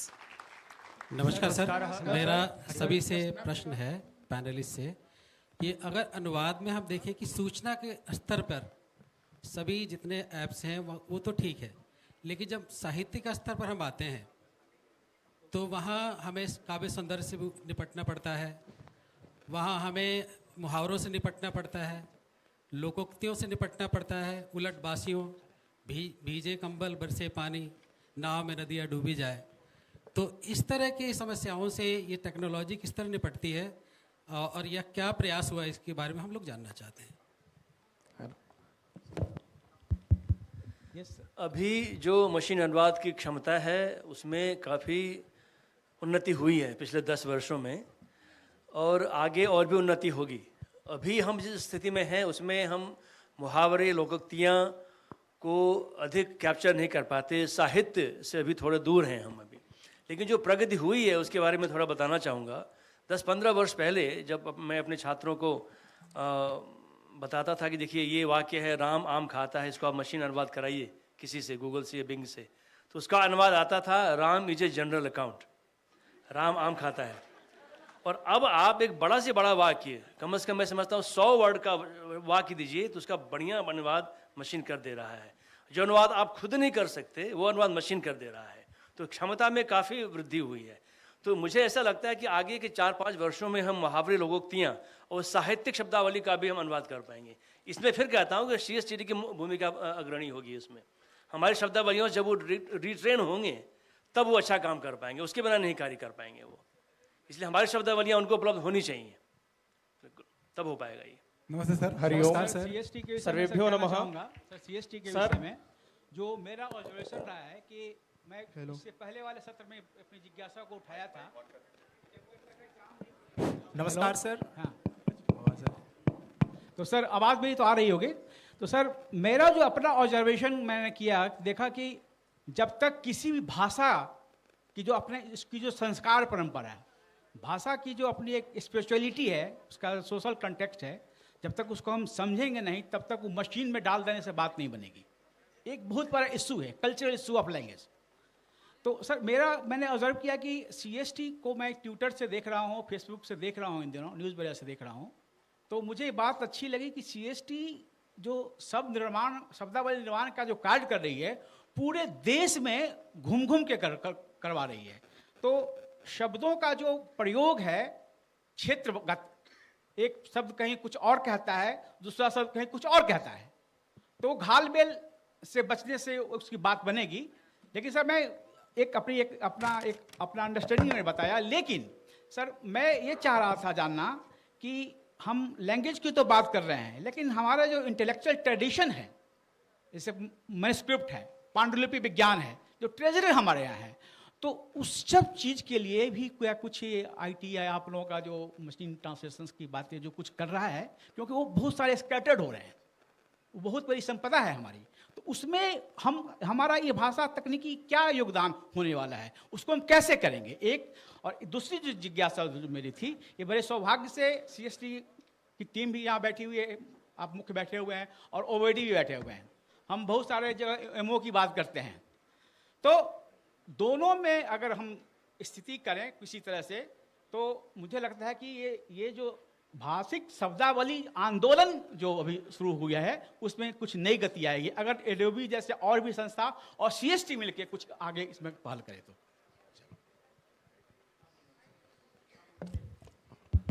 अच्छा प्रश्न है। देखिए, भारतीय ज्ञान परंपरा बहुत विशाल है और बहुत प्राचीन है और सतत है, कंटिन्यू कर रही है। अच्छी बात तो ये है, हमारी पांडुलिपियों में कम से कम 40 लाख अभी ऐसे हैं जिन तक हम पहुंच ही नहीं पाए, यानी जिनका अभी एडिशन भी नहीं हुआ है, और बाकी बात शोध की बात छोड़ ही दीजिए। तो इन पांडुलिपियों पे कई कार्य चल रहे हैं। एक धरोहर प्रोजेक्ट है उदयपुर में जो अच्छा कार्य कर रही है, हमारे छात्र भी करते हैं, और हमने कई सारे सॉफ्टवेयर बनाए हैं उनको ढूंढने के लिए। समस्या ये है कि जो पांडुलिपि को यदि आप टेक्नोलॉजी से इस्तेमाल करके उसको आप स्कैन करेंगे, उसको आप डिजिटाइज करेंगे, तो वो हस्तलिखित सामग्री है। हस्तलिखित सामग्री को डिजिटाइज करना बड़ा कठिन होता है, क्योंकि मान लीजिए हमने वैदिक काल की पांडुलिपियों या जो सामग्री है उसको करना है, तो उस भाषा का अलग एक मॉडल बनेगा। अब जो आधुनिक संस्कृत है उसका अलग मॉडल बनेगा, मध्य का अलग मॉडल बनेगा। आसान नहीं है कार्य ये, और हर एक काल के लिए काफ़ी संख्या में डेटा चाहिए, हस्तलिखित सामग्री चाहिए। तो पहले कुछ प्रोजेक्ट्स दिए गए हैं कई संस्थानों को, वो सफल नहीं हो सके। अभी हम लोगों ने एक MOU किया है IIT बॉम्बे से, उसके तहत उनकी जो हस्तलिखित सामग्री की पहचान प्रक्रिया है उसको संपुष्ट करने के लिए योगदान कर रहे हैं। मुझे लगता है कि खासकर हमारे जो देवनागरी की पांडुलिपि हमारे पास जो है, जो कोश हमारे बने हैं, उसको हम आसानी से डिजिटाइज कर पाएंगे उनकी मदद से, इतना मुझे लग रहा है ऐसा। सर्वेभ्यो नमः। सर मेरा प्रश्न झा सर आपसे है, जो शब्दावली आयोग है वो जिन शब्दों का निर्माण करता है, किसी भी आयोग का या किसी भी शब्द के निर्माण के पीछे जो उद्देश्य निहित है वह यह है कि जो इसका अध्ययन करे उसको सुगमता हो सके। लेकिन कई प्रकार शब्दावली आयोग से भी इस प्रकार के शब्द निर्माण हो जाते हैं जिनको कि समझने में बहुत कठिनाई होती है महोदय। जैसे अभी मैं एक आपको उदाहरण देना चाहता हूँ। अभी मैं एक परीक्षा दे रहा था, उसमें प्लास्टिक का जो हिंदी रूपांतरण था वो था एक सुघट्ट के रूप में। तो पीछे वाले लड़के हमको टच करके पूछने लगे कि भैया ये सुघट्ट क्या होता है। तो हमने कहा सुघट्ट का अर्थ है, जिस दिन हमें कोई इनके सक्षम अधिकारी मिल जाएंगे मैं उनसे पूछूंगा। तो सर मेरा यह निवेदन है कि शब्दावली आयोग को भी जब वे शब्द के निर्माण में अपना योगदान दे रहे हों तो इन प्रकार के शब्दों का निर्माण करें कि जिस प्रयोग में सारल्य हो और आसानी से समझा जा सके। ऐसा ना हो कि सर कि मघवा मूल बिडौजा टीका, एक हमारे यहाँ कहावत है कि मघवा इंद्र का अर्थ है, मघवा शब्द का अर्थ हुआ इंद्र। किसी ने पूछा कि मघवा का अर्थ क्या होता है, तो कहे बिडौजा, कहे तब इसका अर्थ क्या हुआ। जिस शब्द का अर्थ बताने के लिए जिस शब्द का प्रयोग किया गया उसका भी अर्थ अगर न पता हो तो यही स्थिति हमारे यहाँ शब्दावली आयोग के शब्दों की है। इसलिए उन शब्दों में अति सरलता आए जिससे कि छात्रों को समझने में अत्यधिक सारल्य हो। मेरा यही निवेदन है कि आगे से अगर इसको ध्यान रखा जाएगा तो हम लोगों को सुगमता होगी। मैं बेसिकली लाल बहादुर शास्त्री राष्ट्रीय संस्कृत विश्वविद्यालय से हूँ, इसलिए मैंने आपसे प्रश्न किया है सर। बहुत बहुत धन्यवाद। अब अत्यधिक जो सरलता है ना, उसके लिए आप सीधे प्लास्टिक रख लीजिए। लेकिन तो सर फिर हिंदी शब्द हिंदी भाषा के प्रयोग पर बात ऐसा है जी सर कि जैसे अब इलेक्ट्रिसिटी के लिए बिजली शब्द है और विद्युत भी है। मुझे पंजाब में हम एक कार्यशाला कर रहे थे, उन्होंने पूछा कि हम तो बिजली इस्तेमाल करते हैं, विद्युत क्यों कर रहे हैं आप। हमने कहा कि इलेक्ट्रिफिकेशन, बहुत सारे शब्द हैं, हम विद्युत से विद्युतीय कर पाएंगे, विद्युतीकरण कर पाएंगे, बिजली से नहीं कर पाएंगे। ऐसे कई सारे शब्द, थोड़ा ऑक लगता है, बिजली संस्कृत नहीं है, करण संस्कृत, थोड़ा सा ऑकवर्ड लगेगा वो आपको।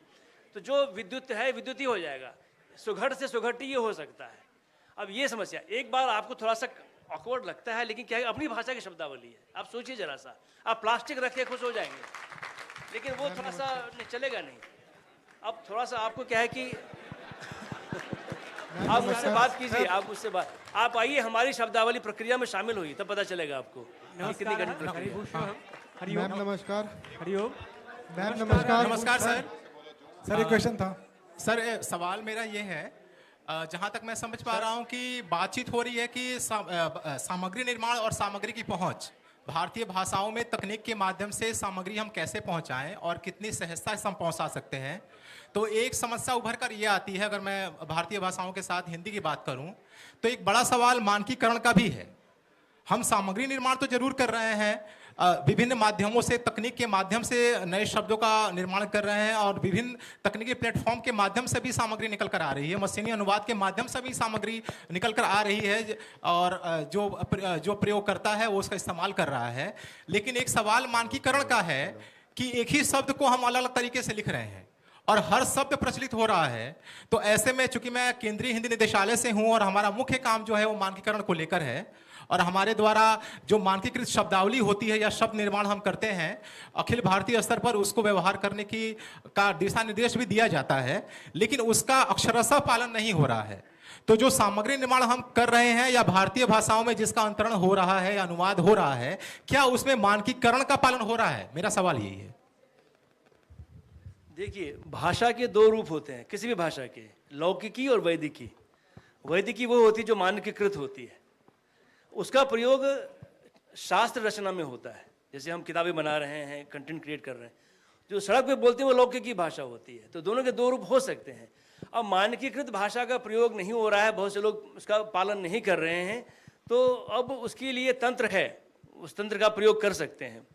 लेकिन मैं समझता हूँ यदि हम कोई शिक्षक कक्षा में छात्रों को पढ़ा रहा है तो उसको वैदिकी भाषा का प्रयोग करना चाहिए जो मानकीकृत भाषा है, क्योंकि वो छात्र कई क्षेत्रों से हो सकते हैं, बिहारी भी हो सकता है, भोजपुरी बोलने वाला भी हो सकता है। अभी हमने एक शोध किया है गूगल के लिए कि जब बिहारी हिंदी का प्रयोग या फिर भोजपुरी हिंदी का, हरियाणवी हिंदी का, क्या गूगल असिस्टेंट उसको कैप्चर कर सकता है, उसका मानकीकृत रूप क्या होगा। तो हमने कई इनपुट चैनल से डेटा लिए, उसका मानकीकृत रूप दिया गूगल को, तो उस ढंग के कार्य करने पड़ेंगे। तो हमारा जो मानकीकरण का जो प्रश्न है वो थोड़ा जटिल है और उसके लिए तंत्र है, हम उसको प्रयोग कर सकते हैं, हम लोगों को इंस्पायर कर सकते हैं। भाई ये शब्दावली है, इसको आप लें। कई शब्दावली उपलब्ध नहीं होती क्योंकि किताबें कहाँ से खरीदेंगे, मोटी मोटी किताबें। तो अभी सॉफ्टवेयर बन गया है, सॉफ्टवेयर से आप लीजिए और ऐप बन जाएगा, तो उसको आप प्रयोग करके कर सकते हैं। लोगों को हमें थोड़ा सा ये करना पड़ेगा। सर एक क्वेश्चन था। ये अंतिम प्रश्न होगा क्योंकि हाँ सर, समयावधि का ख्याल। सर एक क्वेश्चन था। नमस्ते सर। मैम नमस्कार। सर मेरे दो क्वेश्चन हैं। फर्स्ट ये है कि सर बहुत सारी भाषाएं हैं जो जिनकी शब्दावली बहुत ज़्यादा समृद्ध नहीं है, तो उनके लिए आप शब्दावली निर्माण कैसे करेंगे। दूसरा मेरा क्वेश्चन है सर कि अभी जैसे एक बात बोली जाती है कि English is a connecting language, कि इंग्लिश एक कनेक्टिंग लैंग्वेज है। जैसे कर्नाटका वाला अगर यहाँ पढ़ने आता है तो वो कन्नड़ जानता है ओनली, और वो दिल्ली में आ गया पढ़ने के लिए तो यहाँ हिंदी चलती है, या यहाँ कोई दिल्ली की एक लोकल भाषा मान लीजिए वो चलती है, तो उसको टीचर कैसे पढ़ाएगा। तो हम लोग एक संपर्क भाषा के रूप में किस भाषा को रखेंगे। ये सारी बातें हमारे आज टॉपिक से बाहर की बातें हो रही हैं और इसमें दीर्घावधि तक ये वार्तालाप चलता रहेगा। सर एक विषय में सीमित रखते कोई सवाल हो तो सर एक क्वेश्चन ये है कि सर अभी आप डेटा सेंटर की बात कर रहे थे, तो जो भाषणीय और अनुवादनीय या फिर जो उड़ान बना है भाषा, इनका जो डेटा सेंटर क्या है, लोकल है या फिर क्लाउड बेस्ड है, क्योंकि सिक्योरिटी इश्यू होगी। और दूसरी चीज जो अभी देख रहा था अनुवादनी या फिर भाषणी में या उड़ान में, उसमें संस्कृत सपोर्टेड नहीं है, तो क्या संस्कृत को पहले पेरेंट में रखें और उससे फिर दूसरे भारतीय भाषा में ट्रांसलेट करें, तो उससे क्या फायदा होगा, ये मेरा प्रश्न था। ये दो प्रश्न।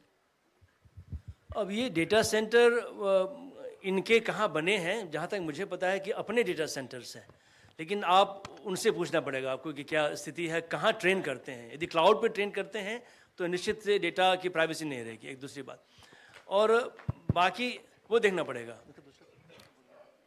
मुझे लगता है भाषणी का डेटा सेंटर तो भारत में ही है। दूसरी बात ये कि एक और प्रश्न का मैं उत्तर दूंगा प्राइवेसी पे, प्राइवेसी भी रिलेटेड। मुझे लगता है कि जहाँ हम पढ़ाने की बात कर रहे हैं और भाषा के प्रयोग की बात कर रहे हैं एजुकेशन में या स्किल में, तो वहाँ प्राइवेसी का कोई इतना महत्व भी नहीं है। हमें प्राइवेसी के बारे में थोड़ा सा ये भी समझना चाहिए कि क्या डेटा है जिसके लिए प्राइवेसी चाहिए और किसके लिए प्राइवेसी नहीं चाहिए। तो जहाँ तक पठन पाठन की बात है तो वहाँ इतना ज़्यादा प्राइवेसी का कोई बहुत इम्पॉर्टेंस नहीं है, क्योंकि जहाँ नॉलेज क्रिएशन है, कंटेंट क्रिएशन है, वहाँ सबकी सहभागिता ज़रूरी होती है। तो उसमें इतनी प्राइवेसी की परेशानी नहीं होनी चाहिए इसको लेकर के। इसलिए खुल के आप अपने डेटा को शेयर करिए हर जगह, उसमें कोई समस्या नहीं है। Good evening sir.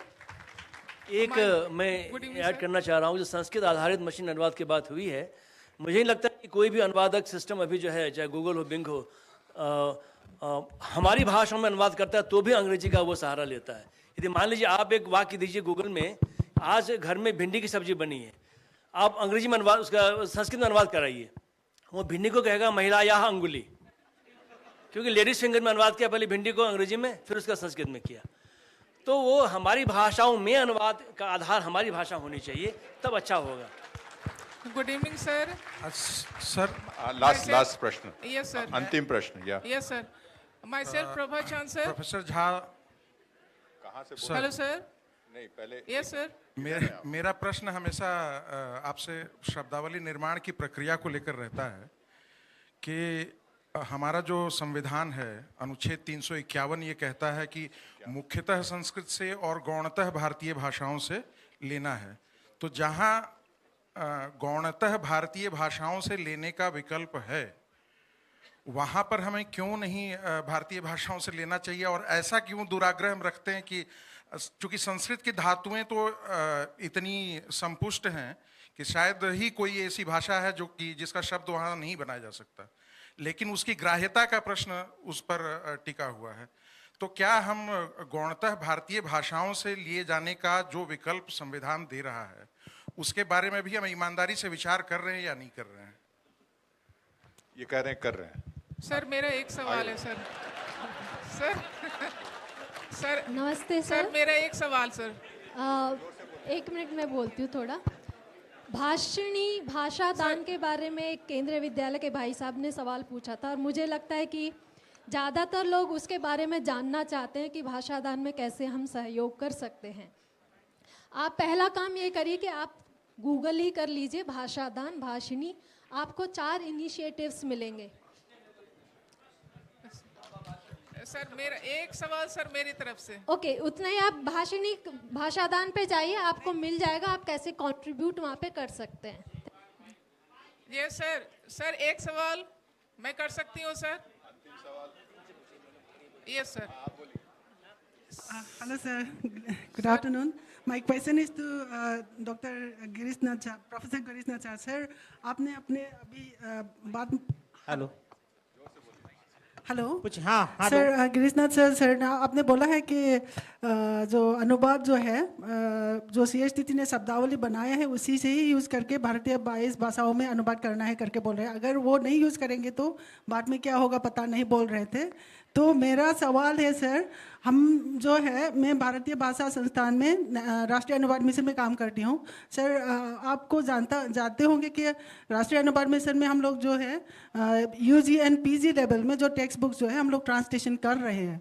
तो उसके लिए हमारा NTM जो है नेशनल ट्रांसलेशन मिशन, वहाँ पर भी हम लोग translation equivalence in Indian languages करके सीरीज ऑफ बुक्स वो हम लोग रेडी कर रहे हैं। सो फार 28 सीरीज बुक्स अलग अलग भाषाओं में हम लोग मतलब बना चुके हैं, और वो जो बना रहे हैं हम लोग वो अनुवाद हमारे ट्रांसलेटर्स को टूल्स के हिसाब से दे रहे हैं। तो वो जो ट्रांसलेशन टूल्स वो जो सीरीज यूज करके ट्रांसलेशन कर रहे हैं अनुवाद, वो जो किताब जो है वो एक्सेप्टेबल होगा कि नहीं, वही मेरा सवाल है। और one more thing sir, we are also working, NTM is also working towards the preparation of this glossary. We call it as translation equivalence in Indian languages, not glossary. So my suggestion is that if CSTT collaborates with NTM towards preparing this glossary, it will be better, sir. देखिए, शब्दावली आयोग की शब्दावली ही आधिकारिक है, ये स्पष्ट है। सुप्रीम कोर्ट का आदेश आप पढ़ लें सर। दूसरी बात, यदि शब्दावली और भी लोग बना सकते हैं, बना भी रहे हैं, लेकिन वो क्या करते हैं, हमसे वेट कराते हैं। आप हमें भेजिए, हमें कमेटी बना, उसका उसका बना हुआ प्रक्रिया बनी हुई है उसकी, हम समिति बनाएंगे, उसको आधिकारिक बनाएंगे, वो तरीका आप वो करना चाहिए आपको। आप शब्दावली बना भी रहे हैं, अनुवाद में हो सकता है आवश्यकता पड़ रही हो आपको, तो बनाइए, हमें भेज दीजिए, उसको आधिकारिक हम बनाएंगे। Yes sir. धन्यवाद सर। Yes sir. मेरा प्रश्न, एक सवाल सर। सर अंतिम सवाल। सर मैं प्रोफेसर प्रभा चांद, mechanical engineering department, national institute of technology Jamshedpur Jharkhand से आई हूँ, और हमारे जैसे बहुत सारे इंजीनियर्स जो है एनआईटी से आए हुए यहाँ पे, हम सबका एक ही सवाल है, एनईपी 2020 जो हम लोगों ने इम्प्लीमेंट किया अपने कॉलेज में, हमने बच्चों को चॉइस दिया, आप अपने लैंग्वेज में यहाँ एग्जाम देना चाहते हो या नहीं। फर्स्ट ईयर बच्चों ने पहली बार 18 बच्चों ने रजिस्ट्रेशन कराया, सेकेंड टाइम पूरा नील गया। क्यों? हम जब बात करते हैं टेक्नोलॉजी एंड भारतीय भाषा की, अभी हम दो दिन से यहाँ क्लास अटेंड कर रहे हैं, हमने यही देखा आप भारतीय भाषा को स्कूली स्तर से स्टार्ट करना चाहते हैं, जब हम अपने टेक्नोक्रेट्स जो है अपने कॉलेज में इम्प्लीमेंट उसको करना चाहते हैं, हम वहाँ पे असफल हैं। और अगर हम बच्चों को आज से भी अगर चाहें टेक्नोलॉजी में भारतीय भाषा में हम उनको पढ़ाना शुरू करते हैं, तो क्या प्लेसमेंट उनका हो पाएगा? बहुत बढ़िया। जब हम प्लेसमेंट की बात करते हैं, एनआईटीज में 50% बच्चे जो हैं आउट ऑफ स्टेट से आते हैं, 50% झारखंड से, 50% बच्चे पूरे ऑल ओवर इंडिया से आते हैं। अगर हम लोकल भाषा की बात करते हैं और उसमें उनको पढ़ाने की कोशिश करते हैं, जो मल्टीनेशनल कंपनीज आती हैं, तो क्या हम उसमें उनको बच्चे को सफल होता हुआ देख सकते हैं? बहुत बढ़िया। इसी से संबंधित मेरा भी प्रश्न है। जी सर। हम अपने बच्चों को बस एक ही प्रश्न हो जाएगा त्रिपाठी सर, मैं आपसे क्षमा चाहूंगा सर, अंतिम प्रश्न है मेरा, प्लीज। आप सबसे माइक ले लीजिएगा बाबू, बोलिए। जी बहुत बहुत धन्यवाद त्रिपाठी साहब। सबसे पहले तो कल ही से मैं देख रहा हूँ सत्र, आज का सत्र, अभी का सत्र 95% भारतीय भाषा में संपन्न हुआ। इसके लिए आपके जोरदार ताली से हमारे दर्शक गृह में बैठे सभी धन्यवाद दे दीजिए। प्रश्न यह है, मेरा एक ही प्रश्न है, छोटा सा प्रश्न है कि भारतीय भाषाओं का चिंतन, भारतीय भाषाओं का मंथन भारतीय भाषा में कब होगा? कल ही से यह मेरे मन में प्रश्न आ रहा था। ठीक। क्योंकि जहां पर जब तक हमारे माननीय प्रधानमंत्री जी भी विश्व वैश्विक स्तर पर जाकर के भारतीय भाषा का सम्मान, ये मैं नहीं कर रहा हूं किस भाषा का, लेकिन भारतीय भाषाओं का मंथन भारतीय भाषा में कब होगा, इसका उत्तर मुझे वहां से चाहिए। धन्यवाद। ठीक है।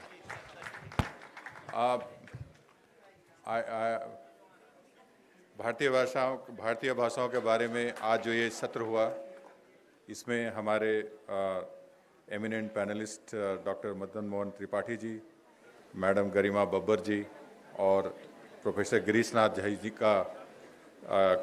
को मैं एज ए पैनल मॉडरेटर मैं आप सबको हार्दिक धन्यवाद देना चाहूँगा।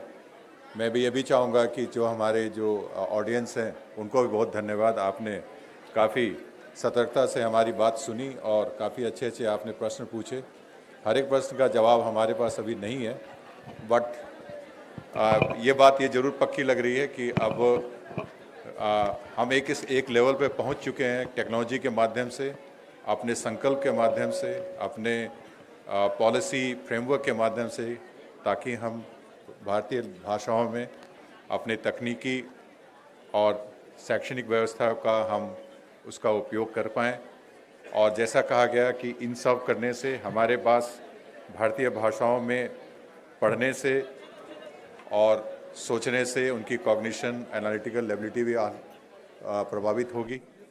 और जैसा हमारे पैनलिस्ट ने बताया, जैसे मिस्टर झा ने बताया, जैसे गरिमा जी ने बताया, जैसा त्रिपाठी जी ने बताया, इसमें बहुत ही सराहनीय काम हुए हैं और ये काम हम काफ़ी मुस्तैदी से आगे कर रहे हैं। इसलिए मैं अंत में सारे पैनलिस्ट को और आप सभी को धन्यवाद दूंगा और इस सत्र के समापन की घोषणा करता हूं। धन्यवाद।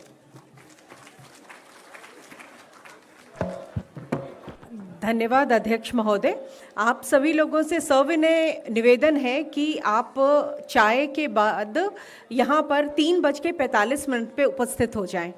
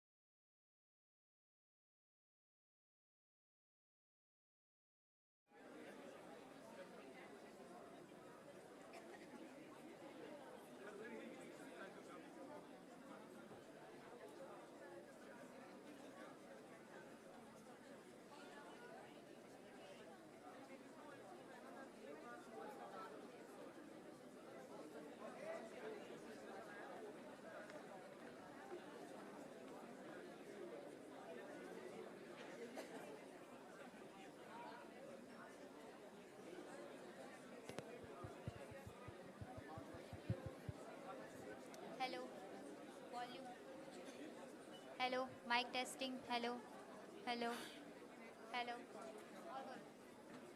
Hello mic testing hello hello hello ऐसे कोई बोलता है भैया? ऐसे कोई नहीं बोलता, ऐसे ही बोले। Hello mic testing hello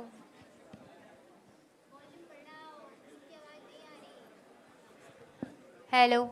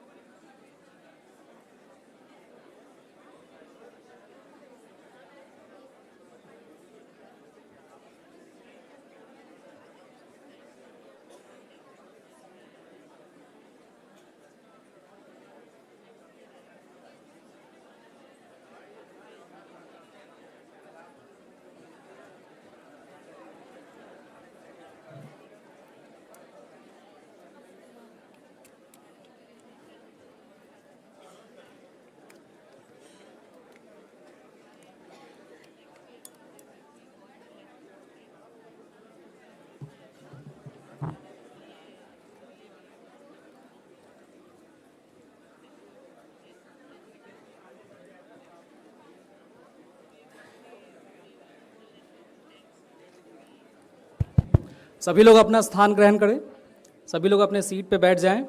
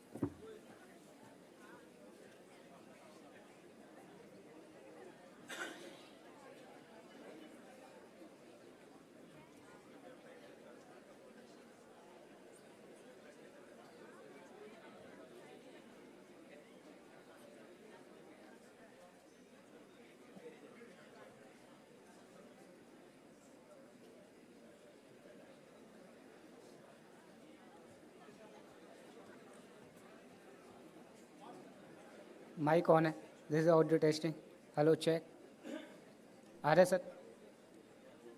hello check check 1 2 3। Hello.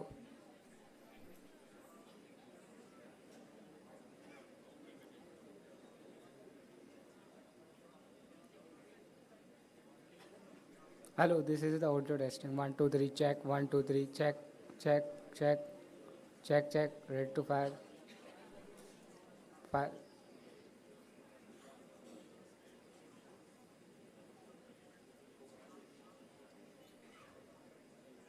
Hello check.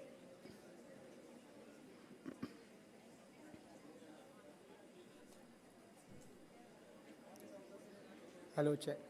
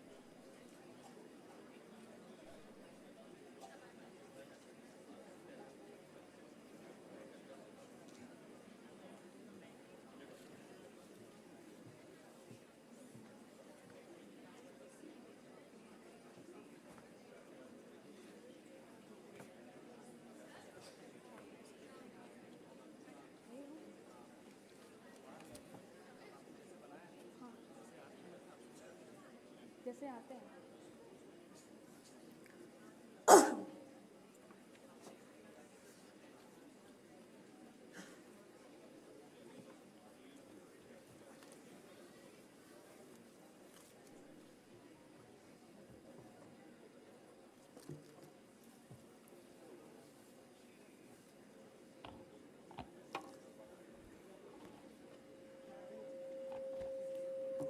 Okay, is it okay?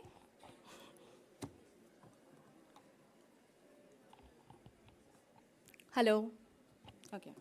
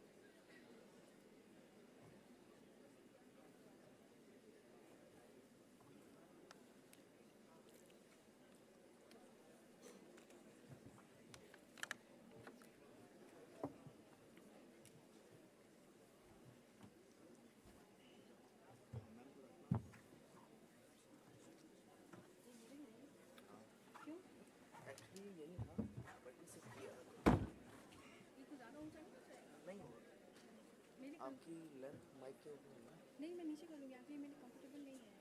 नहीं होगा नहीं, हटा दीजिए।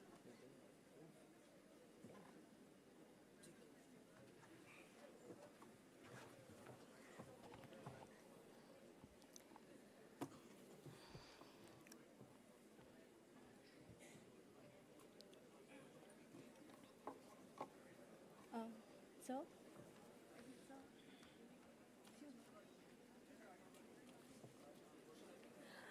नमस्कार, मैं शिवांगी प्रिया, भारतीय भाषा संस्थान मैसूर से सभी सम्मानित अतिथियों, प्रतिनिधियों एवं प्रतिभागियों का इस 2 दिवसीय भारतीय भाषा एवं प्रौद्योगिकी समागम के समापन सत्र में हार्दिक स्वागत है। हम प्रौद्योगिकी एवं भारतीय भाषा समागम 2023 के समापन समारोह हेतु यहाँ एकत्रित हुए हैं। इस अवसर पर मैं अत्यधिक गौरवान्वित एवं अनुग्रहित अनुभव कर रही हूँ। यह समागम राष्ट्रीय शिक्षा नीति 2020 के दर्शन के अनुरूप प्रौद्योगिकी के माध्यम से भारतीय भाषाओं के प्रयोग को बढ़ाने की हमारी सामूहिक प्रतिबद्धता का प्रमाण है। आज हम ऐसे सम्मानित विशिष्ट महानुभावों को अपने बीच पाकर गौरवान्वित हैं, जो इस समागम के उद्देश्यों एवं इसके परिणामों पर अपनी अंतर्दृष्टि एवं विचारों को हमारे साथ साझा करेंगे। अब हम अत्यंत हर्ष एवं सम्मान के साथ अपने मुख्य अतिथि डॉक्टर जितेंद्र सिंह महोदय, माननीय राज्य मंत्री विज्ञान एवं प्रौद्योगिकी मंत्रालय का स्वागत करते हैं। डॉक्टर जितेंद्र सिंह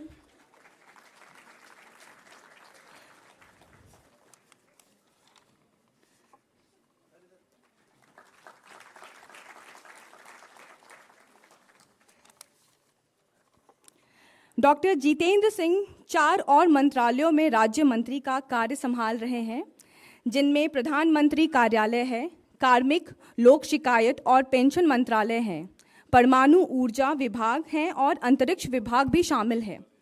हमें इस बात की हार्दिक खुशी है, इतने सारे मंत्रालयों से जुड़ी जानकारी भी इस 2 दिवसीय समागम के प्रतिभागियों के साथ साझा की जाएगी और इस समागम का प्रभाव भारत सरकार के अन्य मंत्रालयों तक अपेक्षाकृत जल्दी पहुंचेगा। डॉक्टर जितेंद्र सिंह डायबिटीज़ और एंडोक्रिनोलॉजी के प्रोफेसर हैं और कई वैज्ञानिक समितियों में अपना विद्वत योगदान दे चुके हैं। इनके आगमन से पूरे समागम को बहुत लाभ होने वाला है। इसके साथ ही हम प्रोफेसर अनिल सहस्रबुद्धे, अध्यक्ष राष्ट्रीय शैक्षणिक प्रौद्योगिक फोरम, प्रोफेसर वी कामकोटी, निदेशक IIT मद्रास, श्री संजय मूर्ति जी, सचिव उच्चतर शिक्षा विभाग शिक्षा मंत्रालय, श्री संजय कुमार जी, सचिव विद्यालय शिक्षा विभाग शिक्षा मंत्रालय एवं अतुल कुमार तिवारी जी, सचिव कौशल विकास एवं उद्यमशीलता मंत्रालय, भारत सरकार सहित तमाम सम्मानित वक्ताओं एवं विशिष्ट महानुभावों का स्वागत करते हैं, जिन्होंने अपनी कृपापूर्ण उपस्थिति से हमें अनुग्रहित किया है। इस सत्र का आरंभ करते हुए राष्ट्रीय शैक्षणिक प्रौद्योगिकी मंच के अध्यक्ष प्रोफेसर अनिल सहस्रबुद्धे जी का हार्दिक स्वागत करते हैं। सहस्रबुद्धे जी इस समागम की प्रमुख गतिविधियों एवं मुख्य उपलब्धियों पर समग्र एवं सारगर्भित प्रतिवेदन अर्थात रिपोर्ट की प्रस्तुति करेंगे। सभी को नमस्कार, प्रणाम। आज हमारे बीच इस सत्र में मंत्री डॉक्टर जितेंद्र सिंह जी, जो विज्ञान और टेक्नोलॉजी के मंत्री भी हैं, प्राइम मिनिस्टर ऑफिस के भी मंत्री हैं और अनेक मंत्रालयों के मंत्री हैं। उनकी उपलब्धि आज इस कार्यक्रम में जो मिल रही है, उसके लिए हमको बहुत ही हर्ष हो रहा है। हमारे बीच हमारे secretary school education Shri Sanjay Kumar ji, Shri Sanjay Murthy secretary higher education, Shri Atul Kumar Tiwari ji secretary ministry of skill development and entrepreneurship तथा IIT डायरेक्टर कामकोटी जी हमारे बीच उपलब्ध है और सब विद्वत जन जो गत 2 दिवस यहाँ इस प्रांगण में हमारे साथ जुड़े हुए हैं। बहुत ही हर्ष उल्लासमय वातावरण में चर्चाएं हुई, उसमें सब आप लोग सम्मिलित हुए।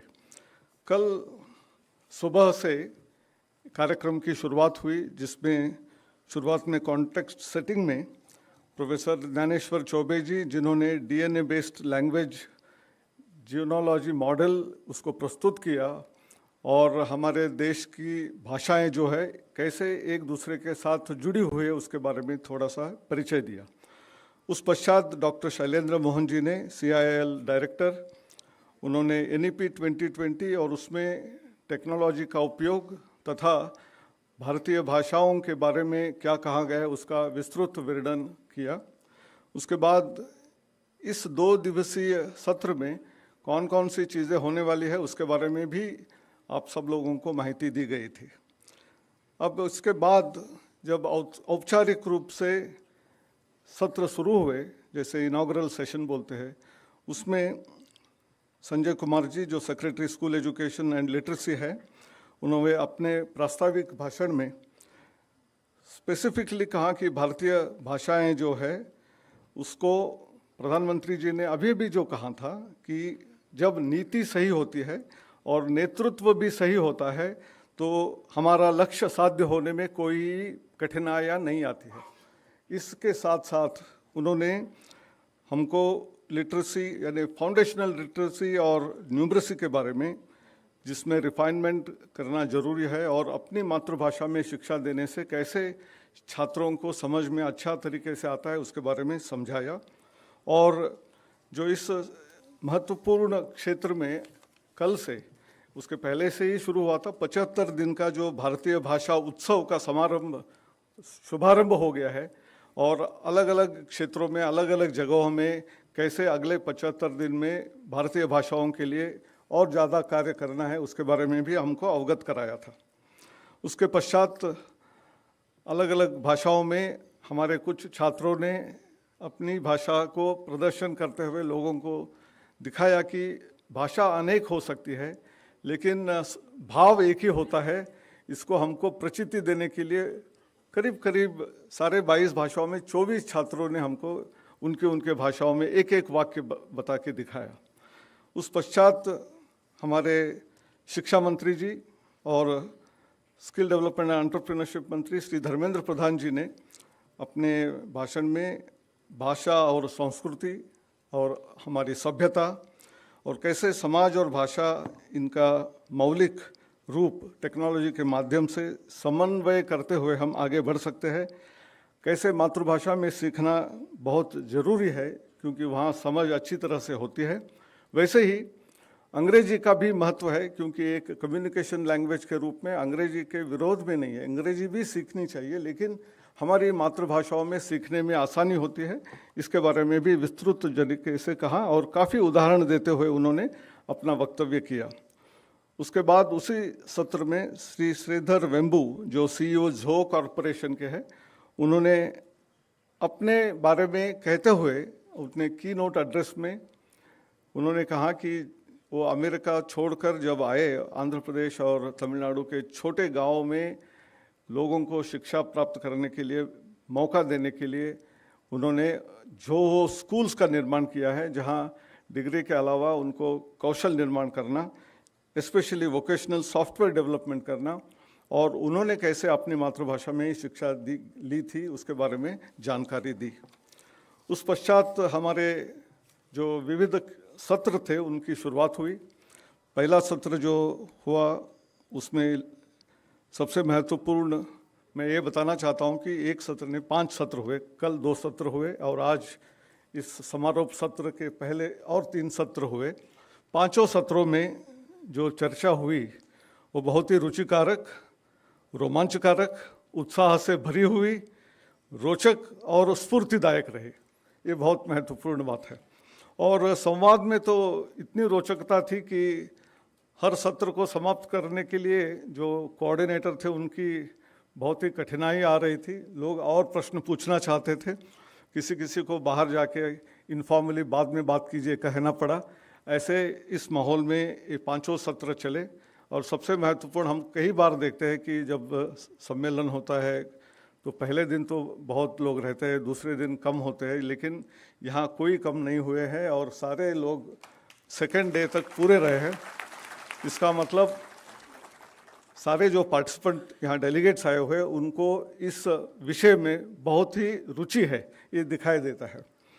पहला सत्र जो था लिवरेजिंग टेक्नोलॉजी फॉर भारतीय लैंग्वेजेस, जिसमें श्रोताओं ने और जो श्रोताओं में विद्वान बैठे हुए उन्होंने बहुत ही रचनात्मक सृजनात्मक सुझाव दिए, प्रश्न भी पूछे और उसके उत्तर देने में कई बार हमारे जो पैनलिस्ट थे उनको कठिनाइयाँ भी पैदा हुई थी।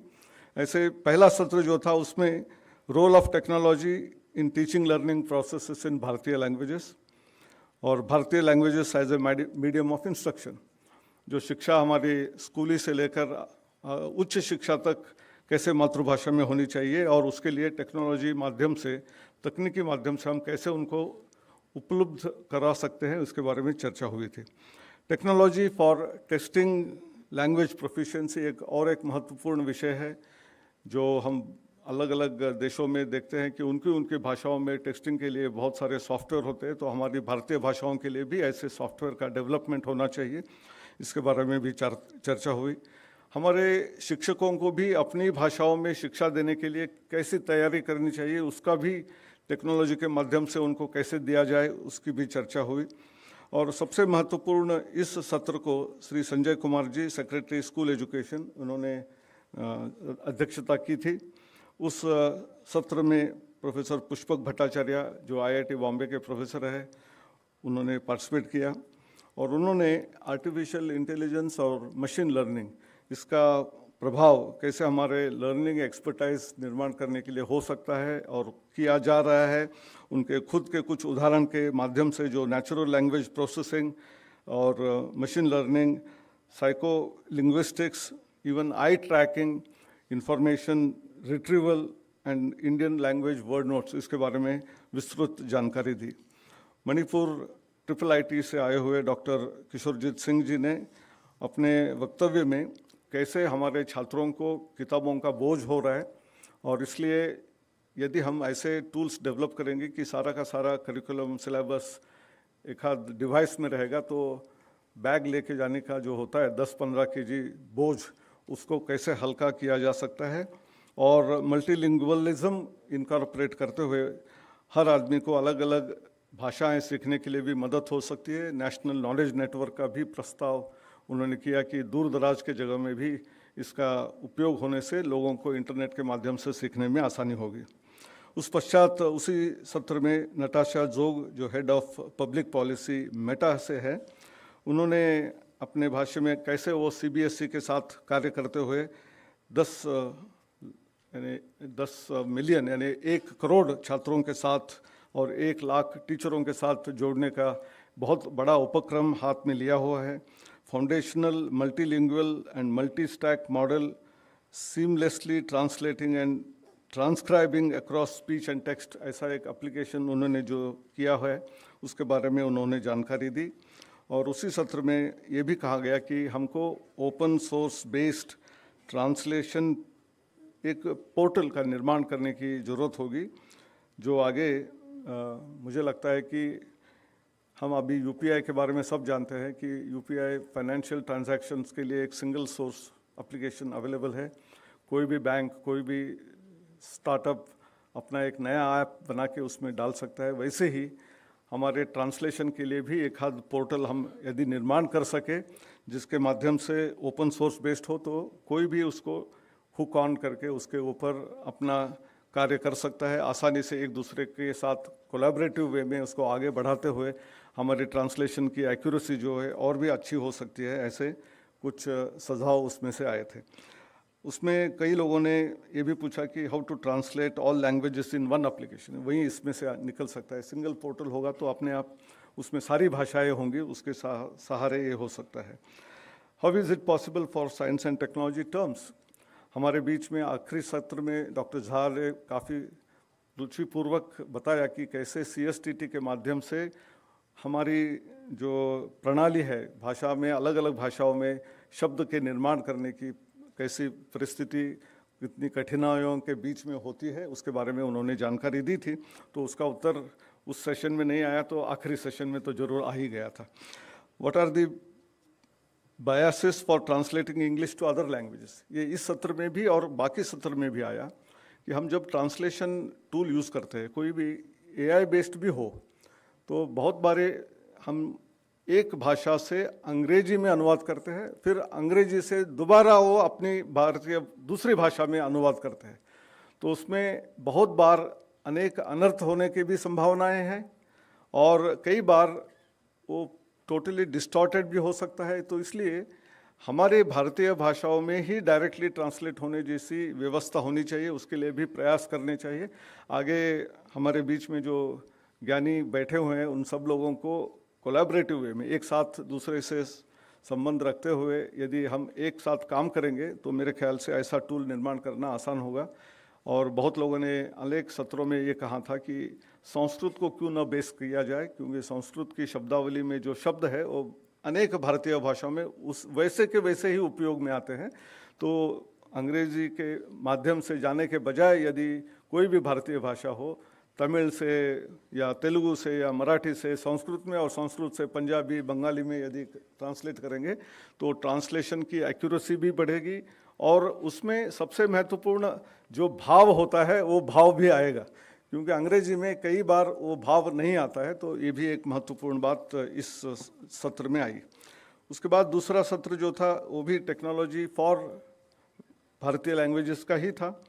उसमें निर्मलजीत सिंह कलसी जी जो चेयरमैन NCVET है, उन्होंने अध्यक्षता की थी और इसमें उन्होंने अपना एम्फेसिस किया कि भारतीय भाषाओं को प्रिजर्व करने के लिए, हमारी कल्चरल डाइवर्सिटी को प्रिजर्व करने के लिए ये बहुत महत्वपूर्ण है कि हमारी टेक्नोलॉजी जो है वो एक ब्रिज बननी चाहिए, एक पुल बननी चाहिए भाषा और टेक्नोलॉजी के बीच में।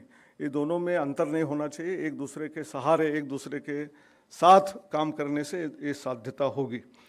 और उसके अलावा उन्होंने इसका भी जिक्र किया कि 3 लैंग्वेज अप्रोच जो नई शिक्षा नीति में कहा गया है, उसको अनुमानित करने के लिए हमको सभी जगह में 2 भाषा तो सीखते हैं, तो तीसरी भाषा सीखने के लिए जो व्यवस्था है वो टेक्नोलॉजी के माध्यम से आसानी से हो सकेगी। और छात्रों में अपनी मातृभाषा में सीखने की रुचि है, इसका एक प्रूफ यानी उसमें से हम देखते हैं कि IIT JEE में जब पहले तो 2-3 भाषाओं में ही परीक्षा होती थी, जब 13 भाषाओं में परीक्षा करने की शुरुआत की तो करीब 1.5 लाख के ऊपर छात्रों ने इसका प्रयोग किया। इसका मतलब छात्रों के बीच में अपनी मातृभाषा में अपना पेपर लिखने की उत्सुकता है और उसको और सपोर्ट करने की ज़रूरत है। Language modelling and speech recognition के बारे में भी उन्होंने उस वक्तव्य में कहा। उस पश्चात जो पैनलिस्ट थे डॉक्टर GK मूर्ति, उन्होंने अपने भाष्य में कहा कि evolution of technology is a ongoing process. अभी आजकल के नहीं, करीब करीब 4 दशकों से इसमें कार्य शुरुआत हुई, लेकिन अब उसको गति प्राप्त हो गई है। गति इसलिए भी प्राप्त हो गई कि प्रधानमंत्री जी ने बार बार कहा है कि उच्च शिक्षा हमारी भाषाओं में होनी चाहिए। उसके अलावा हमारी राष्ट्रीय शिक्षा नीति में भी इसको जोर लगाया है। ये सब कारणों से टेक्नोलॉजी का डेवलपमेंट और फास्टर हो रहा है।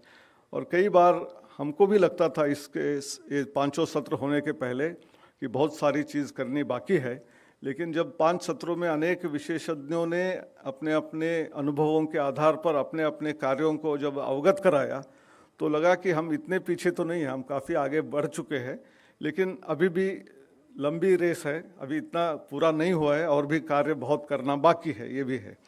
तो उन्होंने मशीन ट्रांसलेशन के बारे में भी बताया, साइन लैंग्वेजेस के बारे में भी बताया, कैसे हम दिव्यांग जनों को भी कैसे मदद करना चाहिए, क्योंकि उसके बिना इंक्लूसिव एजुकेशन नहीं हो पाएगा। ये सब चीज़ों को कहा गया था। और भारतीय भाषाओं में हमारे पेमेंट गेटवेज भी होने चाहिए।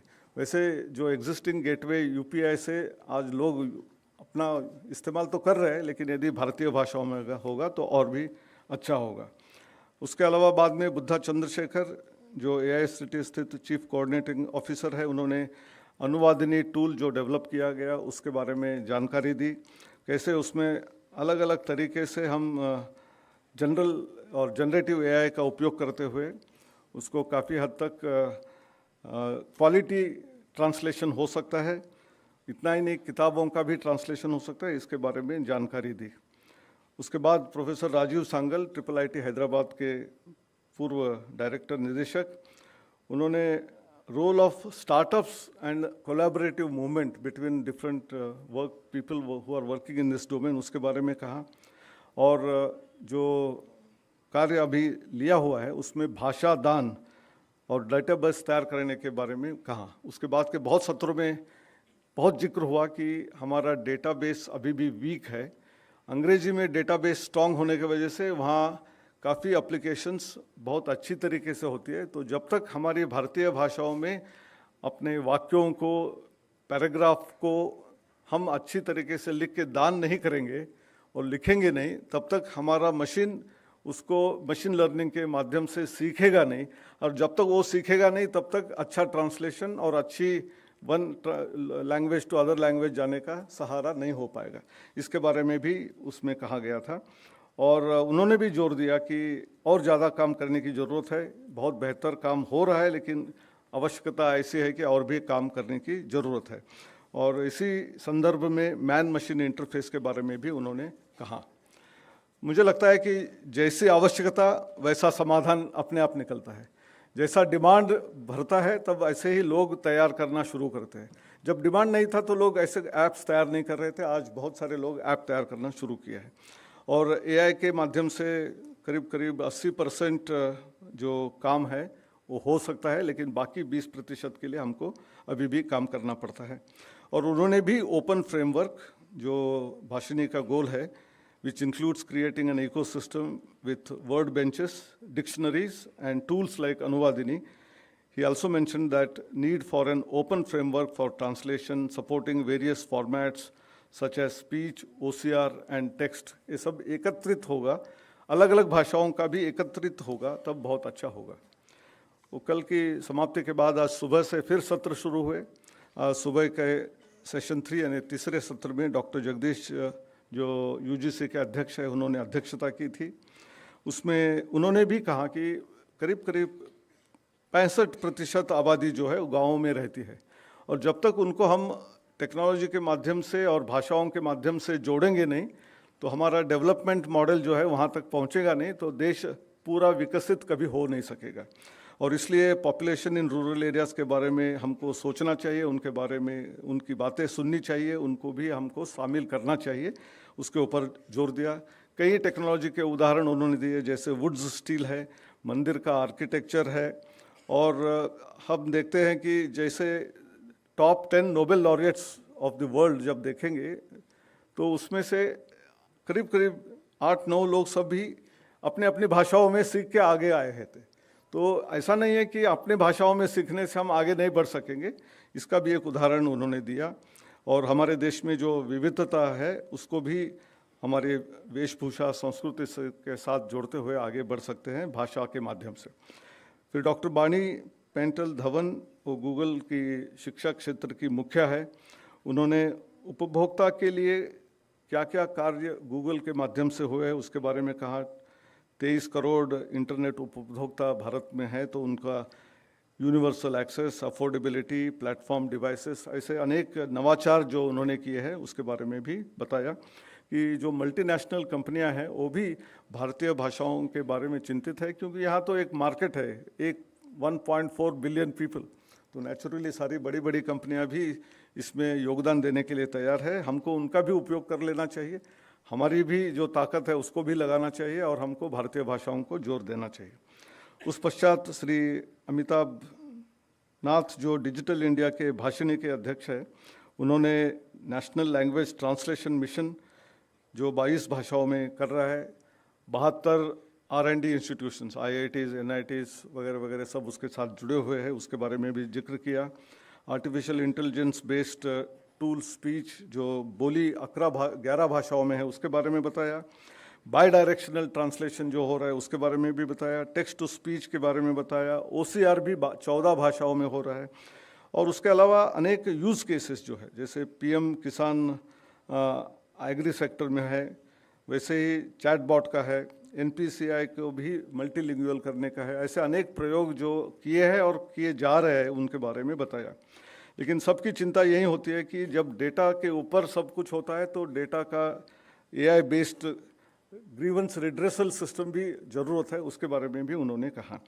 डोमेन स्पेसिफिक ग्लॉसरी के बारे में भी कहा, ये बहुत ज़रूरी है। हम जब ट्रांसलेशन करते हैं तो जनरल डिक्शनरी से करेंगे तो उसका अर्थ अलग निकलता है, और डोमेन स्पेसिफिक यदि मेडिकल के बारे में यदि हम कुछ ट्रांसलेशन कर रहे हैं तो मेडिकल टर्मिनोलॉजी को यूज़ करना चाहिए। आज अलग अलग सत्रों में फिर एक बार आया कि लीगल जो हमारे कोर्टों में जो जजमेंट्स होते हैं वो सब अंग्रेजी में होते हैं। उसके अलावा यदि कोई पेशकशी करना चाहता है भारतीय भाषाओं में, उसको परमिशन नहीं होती है, क्योंकि जज को समझ में नहीं आता, इसलिए नहीं होती है। तो अपनी भाषा में हम हमारा अफिडेविट क्यों फाइल नहीं कर सकते हैं। तो इस कार्य में भी लोगों ने कहा कि यदि ट्रांसलेशन शुरू हो जाएगा, जो आज हाई कोर्ट और सुप्रीम कोर्ट आगे बढ़ रहे हैं कि सारी जजमेंट्स जो पहले वाली है उसको भारतीय सारी भाषाओं में प्रदान करने की तैयार हो रहे हैं। वो भाषिणी के साथ, अनुवादिनी के साथ बातचीत में है। यदि एक समय आएगा कि एक बार लोगों ने अनुकरण करना शुरू किया कि वहाँ जब ट्रांसलेटेड जजमेंट्स आएंगे तो ऑटोमेटिकली जो अफिडेविट फाइल करते हैं उसको भी ट्रांसलेट करके जजों को अपनी भाषा में, भले अंग्रेजी में नहीं हो, हिंदी में या तमिल में भी पढ़ सकते हैं और उसके बाद अपना डिसीजन लेने में सक्षम हो जाएंगे। उसके लिए हमको हमेशा जो डिक्शनरीज़ है वो अपनी अपनी अलग अलग ग्रॉसरीज स्पेसिफिक निर्माण करने की ज़रूरत है। मेडिकल की हो, लॉ की हो, सोशियोलॉजी, इकोनॉमिक्स की, टेक्नोलॉजी की, और सारे अलग अलग तरीके की ग्लॉसरी, और ये सब चीज़ें चल रही है, इसलिए बहुत अच्छी एक एक्टिविटी हो रही है। उसके बाद पर्सनलाइज्ड आल्सो हमको अलग अलग व्यवस्था होनी चाहिए। स्टूडेंट्स को, छात्रों को अपने अपने तरीके से सीखने के लिए कैसे हम उपयोगी हो सकते हैं उसके बारे में भी उन्होंने जानकारी दी। उस पश्चात विनीता अग्रवाल जी जो हमारे एनसीवीईटी के साथ जुड़ी हुई है, उन्होंने अपना कुछ उदाहरण देते हुए कहा कि कैसे भारतीय भाषाओं में सीखना बहुत ज़रूरी है, नहीं तो घर में अंग्रेजी बोल नहीं सकते, इसलिए शिक्षा भी नहीं हो सकती है। विजय कुमार जो बिट्स पिलानी से है, उनके भी उदाहरण उन्होंने दिया। और ऐसे वैचारिक क्षेत्र में हमारा जो पाश्चात्य दर्शन है वो देखते हैं, और इसलिए हमारा भारतीय दर्शन होना चाहिए, इसके बारे में भी एक उन्होंने उदाहरण के रूप में कहा। उसके पश्चात चौथा session doctor Kamakoti IIT Madras के थे। उन्होंने भी यूनिटी इन डाइवर्सिटी के साथ शुरू करते करते स्पीच टू टेक्स्ट ट्रांसलेशन कैसे करना चाहिए उसके बारे में बताया। और सुनील जी ने जो टीसीएस रिसर्च है, उन्होंने भी अपने कार्य क्षेत्र में कंपनी कैसे कार्य कर रही है उसके बारे में भी बताया। उसके बाद कीर्ति सेठ जो नेस्कॉम से है, उन्होंने भी अपना वक्तव्य देते हुए कैसे नेस्कॉम भी ये सबके साथ जुड़ा हुआ है उसके बारे में बताया। डॉक्टर बलेंदु शर्मा जो माइक्रोसॉफ्ट के साथ है, उन्होंने भी अपने जो कार्य कर रहे हैं उसके बारे में हमको बताया। मेरे ख्याल से सारे सेशंस में एक उत्साहपूर्ण वातावरण रहा और बहुत सारे सजेशंस आए। समय की कमतरता होने की वजह से पूरा विस्तृत रिपोर्ट अभी नहीं दे सकेंगे। रिटन रिपोर्ट हम तैयार करके आप सब लोगों के पहुंचाने की जिम्मेदारी लेंगे और वेबसाइट में भी डालेंगे तो आप देख सकेंगे। और काफ़ी सूचनाएं आई है, उसके ऊपर कार्य करने के लिए आप सब लोग हमारे साथ रहे तो हम अगले 5 साल में ज़रूर ऐसा कुछ मैजिक करके दिखाएंगे कि सारी भारतीय भाषाओं में हम सीखने लगेंगे, एक दूसरे से बातचीत करने लगेंगे। नमस्कार, धन्यवाद।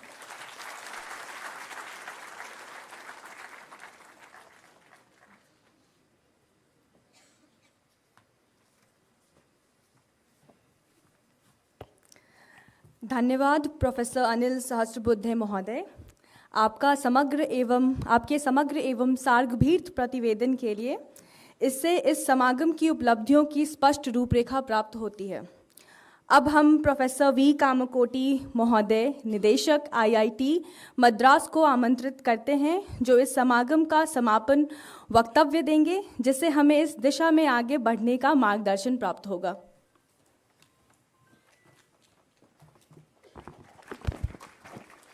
respected minister, respected secretaries of the three pillars of Indian education, the higher education, the school education, and the skills, and Anilji. The last 2 days, we have achieved a major consolidation with a resolution that no citizen be left behind because of language issues. And this was the resolution that we had got, and this is the feel that we had during the discussions. Friends, we have 22 official languages, and the role of technology in languages is indeed very, very important, specifically from a speech-to-text conversion, the language translation, and text-to-speech. We had many examples, we may call both from an economic angle and education angle, the Lakshmi and the Saraswati. And on the commerce side, we had many examples that were showcased, typically app for farmers, app for the Fasal Kranti app, the CP grams, the grievance redressal, and then the RBI's certain very important financial inclusion efforts, specifically in terms of trying to get the Kisan credit card from reducing the time from 2 months to just 10 minutes, and the voice-based banking. So these are all some very interesting goals and interesting commerce-related applications that we get from the use of multilingual approach to the entire software and digitalization efforts. And we also saw a lot of showcasing and details about search engines, text editing software, operating systems, etc. On the education side, there was very clear understanding that child education in mother tongue followed by English is much, much more effective than direct English education. And a lot of efforts had been showcased here, like the multilingual textbooks, the Bhashini project, the Anuvadini project, and some of the efforts by majors like Google and Microsoft. And there were also a lot of awareness created in terms of the top 10 newspapers, the top 10 television channels, and the top 10 YouTube channels that are prevalent in India. More than 80% of them are in the Indian Bharatiya languages rather than English. And some of the important technologies that were set for Unicode and original character recognition, these technologies need to be fostered. So we got a consolidated view of all that we have in India today. And so based on that, some of the things that came out very clearly, there are 8 targets that we are now interested. Target number 1, we need to have a foundational building block where we have very, very carefully curated data sets, and we need to build semantic-rich glossaries. There should be a very effective mechanism by which there's a feedback and testing. In this context, the student feedback, the user feedback is extremely important. And we must also put a lot more effort on the standardization, specifically of the fonts, the display, the storage, the keyboards, etc. And also do a lot more on the physically challenged side, people with hearing disability, speaking disability, how multilingual interventions can happen. And these are some of the foundational building blocks on which we had a stress. Then there were 4 interesting projects from the education side. One was a conversational system where people would like to ask questions and they want the answer in the voice they like. For example, Amitabh Bachchan want answering some question in history, for example. And listen to lectures, right? So listen to lecture on demand in the language of the choice. Self-assessment exam, even before they go into a regular proctored examination, can they have a self-assessment exam? And lot more stress on personalized tutoring in the multilingual stuff, where depending upon the pace, the tutoring can happen. Another important aspect that we must concentrate as a target is on responsible AI, where we need fairness, we need reliability, safety, we should look at privacy and security, transparency, inclusion, accountability. There were questions asked, like there are softwares that are built based on the data that is available in public, where many people have contributed to it, and that software today is returned back in a commercial scale. So what is the return of investment or return for the people who have contributed to the building of the software? And these questions need to be answered. And a lot more stress on the entrepreneurship, because we have massive things that we can do in this direction. And how do we encourage entrepreneurship? And special focus on the traditional knowledge systems, were also put in place. And some of the softwares, some of the exhibitions today also talked about many things that have been done. One very interesting thing is the Bharat GPT. Friends, Chat GPT we had also used. There was a question whether it can replace the human. I must tell you, I fed the JEE 2023 advanced paper and it failed. Okay, so this is very, very important to note that. So there is a lot more that we need to do in building up these language models in a big way, and Bharat GPT is very important in this direction. So to conclude, there are three important, all these targets must finally get into these three pillars. One is empowerment, that every citizen must participate in this digital age and without the language barrier, and innovation, which facilitate grassroots problem solving by providing technology tools in these multiple languages, and very importantly, cultural preservation, where the artificial intelligence is going to play a very important role in this, must understand and respect Indian cultural subtleties. With these, friends, we have very good target in front of us and a very enthusiastic audience and enthusiastic set of young people. We have very great time ahead in the Amrit Kal, as our Honorable Prime Minister has mentioned. And let us all work together in Bhasha Samiti 2024. We will have many, many more things to showcase here. Thank you very much.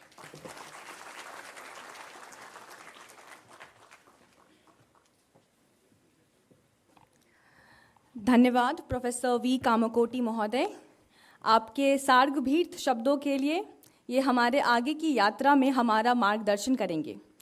अब हमें अपने सम्मानित मुख्य अतिथि doctor Jitendra Singh महोदय, माननीय राज्य मंत्री, विज्ञान एवं प्रौद्योगिकी मंत्रालय एवं प्रधानमंत्री कार्यालय, भारत सरकार को सुनने का गौरव प्राप्त होगा, जो हमारे देश के विकास में प्रौद्योगिकी एवं भारतीय भाषाओं के महत्व पर प्रकाश डालेंगे और समागम की आगे की दिशा के लिए मार्गदर्शन करेंगे।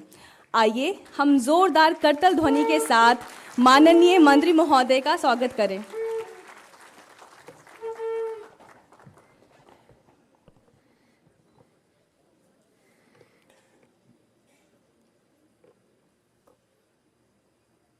Secretary higher education government of India Sanjay Murthy ji, secretary Sanjay Kumar जी,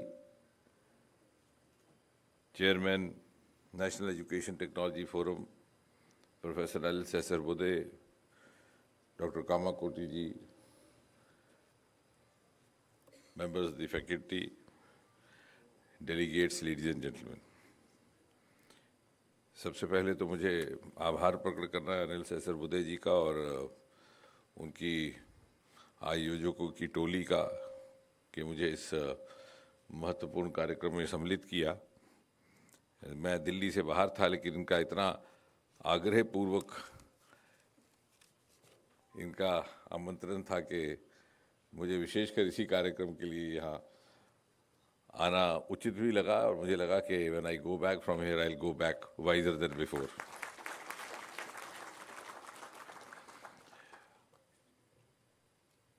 अब ये जो मैं इससे पहले जो वक्ताओं को सुन रहा था और जो सामने लिटरेचर रखा गया उसको मैं देख रहा था, तो यह क्या ध्यान में ये बात आती है कि actually we are simultaneously addressing 3 issues within one. एक है भारतीय भाषाओं का, दूसरा है शिक्षा का और तीसरा विज्ञान का। So you are simultaneously trying to find answers as to how to promote Indian languages, A, how to promote the use of Indian languages in education, B, and then how to promote the use of Indian languages in education to propagate science, technology, innovation, which is actually now the flagship program of Prime Minister Modi and which is actually going to carry forward and going to be the torchbearer of the next 25 years of India's development journey. अब और मुझे लगता है कि possibly this is a better time to discuss this, क्योंकि इससे पहले इतनी अनुकूलता नहीं थी वातावरण में इन विषयों को चर्चा में लेने की, क्योंकि ये एक ऐसी सरकार है जो भारतीय भाषाओं को प्रोत्साहित करने के लिए भी प्रतिबद्ध है आपने देखा किस प्रकार प्रधानमंत्री स्वयं भी जहाँ कहीं भी संभव हो भारतीय भाषाओं का उपयोग भी करते हैं, यहाँ तक के और उसके माध्यम से भिन्न भिन्न भाषाओं के साथ जुड़ी संस्कृतियों को भी प्रदर्शित करने का अवसर रहता है। अभी हाल ही में आपने देखा कितने सारे कार्यक्रमों में तमिलनाडु की संस्कृति को दर्शाने का एक अवसर रहा, चाहे वो भारत मंडपम था, चाहे वो संगरूर था। दूसरा, शिक्षा के संबंध में अभी आपने नेशनल एजुकेशन पॉलिसी 2020 लाई, और तीसरा, विज्ञान और प्रौद्योगिकीकरण को लेकर के जिस प्रकार इज्जत और सम्मान के साथ आज भारत को दूसरी दुनिया के देश देखते, ऐसे पहले कभी ना था, विशेषकर after the success story of our vaccine, covid vaccine and the Chandrayaan. So I think this is possibly we are now addressing the right issue at the right time, because we have to an extent proved these captives wrong. I don't know whether you get my point, but I just trying to bring to your notice that we were known as a country which was not very much into healthcare aptitude or mindset. Not only at the government level, even at the social level. अगर कोई बीमार पड़ जाए तो 2-4 दिन इंतज़ार करते थे, ठीक हो गया तो माता जी का वरदान, माँ का वरदान, नहीं ठीक हुआ तो पिछले जन्म का कर्म. So we were complacent both ways. But this country, and this doesn't occur to many people, the same country today has become a world leader in protective health care. You gave the world the first ever preventive vaccine for the COVID as a gift, and the world was looking up to India कि हमें भी vaccine भेजो. So there's a huge transformation for which a lot of effort has been put in the last few years, and the world has now acknowledged. Same is the case of Chandrayaan. जिन्होंने चंद्रमा की धरती पर मानव उतारा, उनको पानी नहीं दिखाई दिया. हमारा चंद्रयान उसका प्रमाण लेकर के आया. So विज्ञान भी, शिक्षा भी, and we have awakened to the requirements of the new education system. और ये सच है कि, as was being mentioned in the detailed report of Dr. Anil Sesarbudhe, after having heard him, I realized that I had not missed the 2-day conference. So, no, please take it as a compliment. They may not take it like that. But yes, it was for a person like me who had not had the opportunity to go through all the sessions. And he was mentioning that only 27% of the gross enrollment ratio in our education system, which of course is something which every educationist should be concerned about. And then we have the target of 50%, achieving 50% in the next 10 years as per the National Education Policy NEP 2020. And therefore, as he said, what are the possible reasons? Maybe one, as he said, कि भारतीय भाषा में शिक्षा को बढ़ावा देने से ये we can overcome some of these constraints, and B, reach out of the technology education. Now it is both true and partly not true, because it does identify the target, but it's not the absolute truth, in the sense that by and large, because many of our young boys and girls are who are actually highly focused, have also the ability to overcome the language barriers. And I've seen that happening, because I myself been a teacher for about a quarter of a century, which is not spoken about, because if you talk about other things, then you're not taken seriously in politics. In fact, about 7 years back, we had the 4th topper in civil services who had done his graduation in Telugu. And since I sit with them each year, I made it a practice for myself to sit with the 20 toppers just to learn, because there's much of learning from them. So he told me that he did so because he lived in a village in the border district of Guntur in Andhra, where there was no college available, and he knew the eligibility was graduation minimum.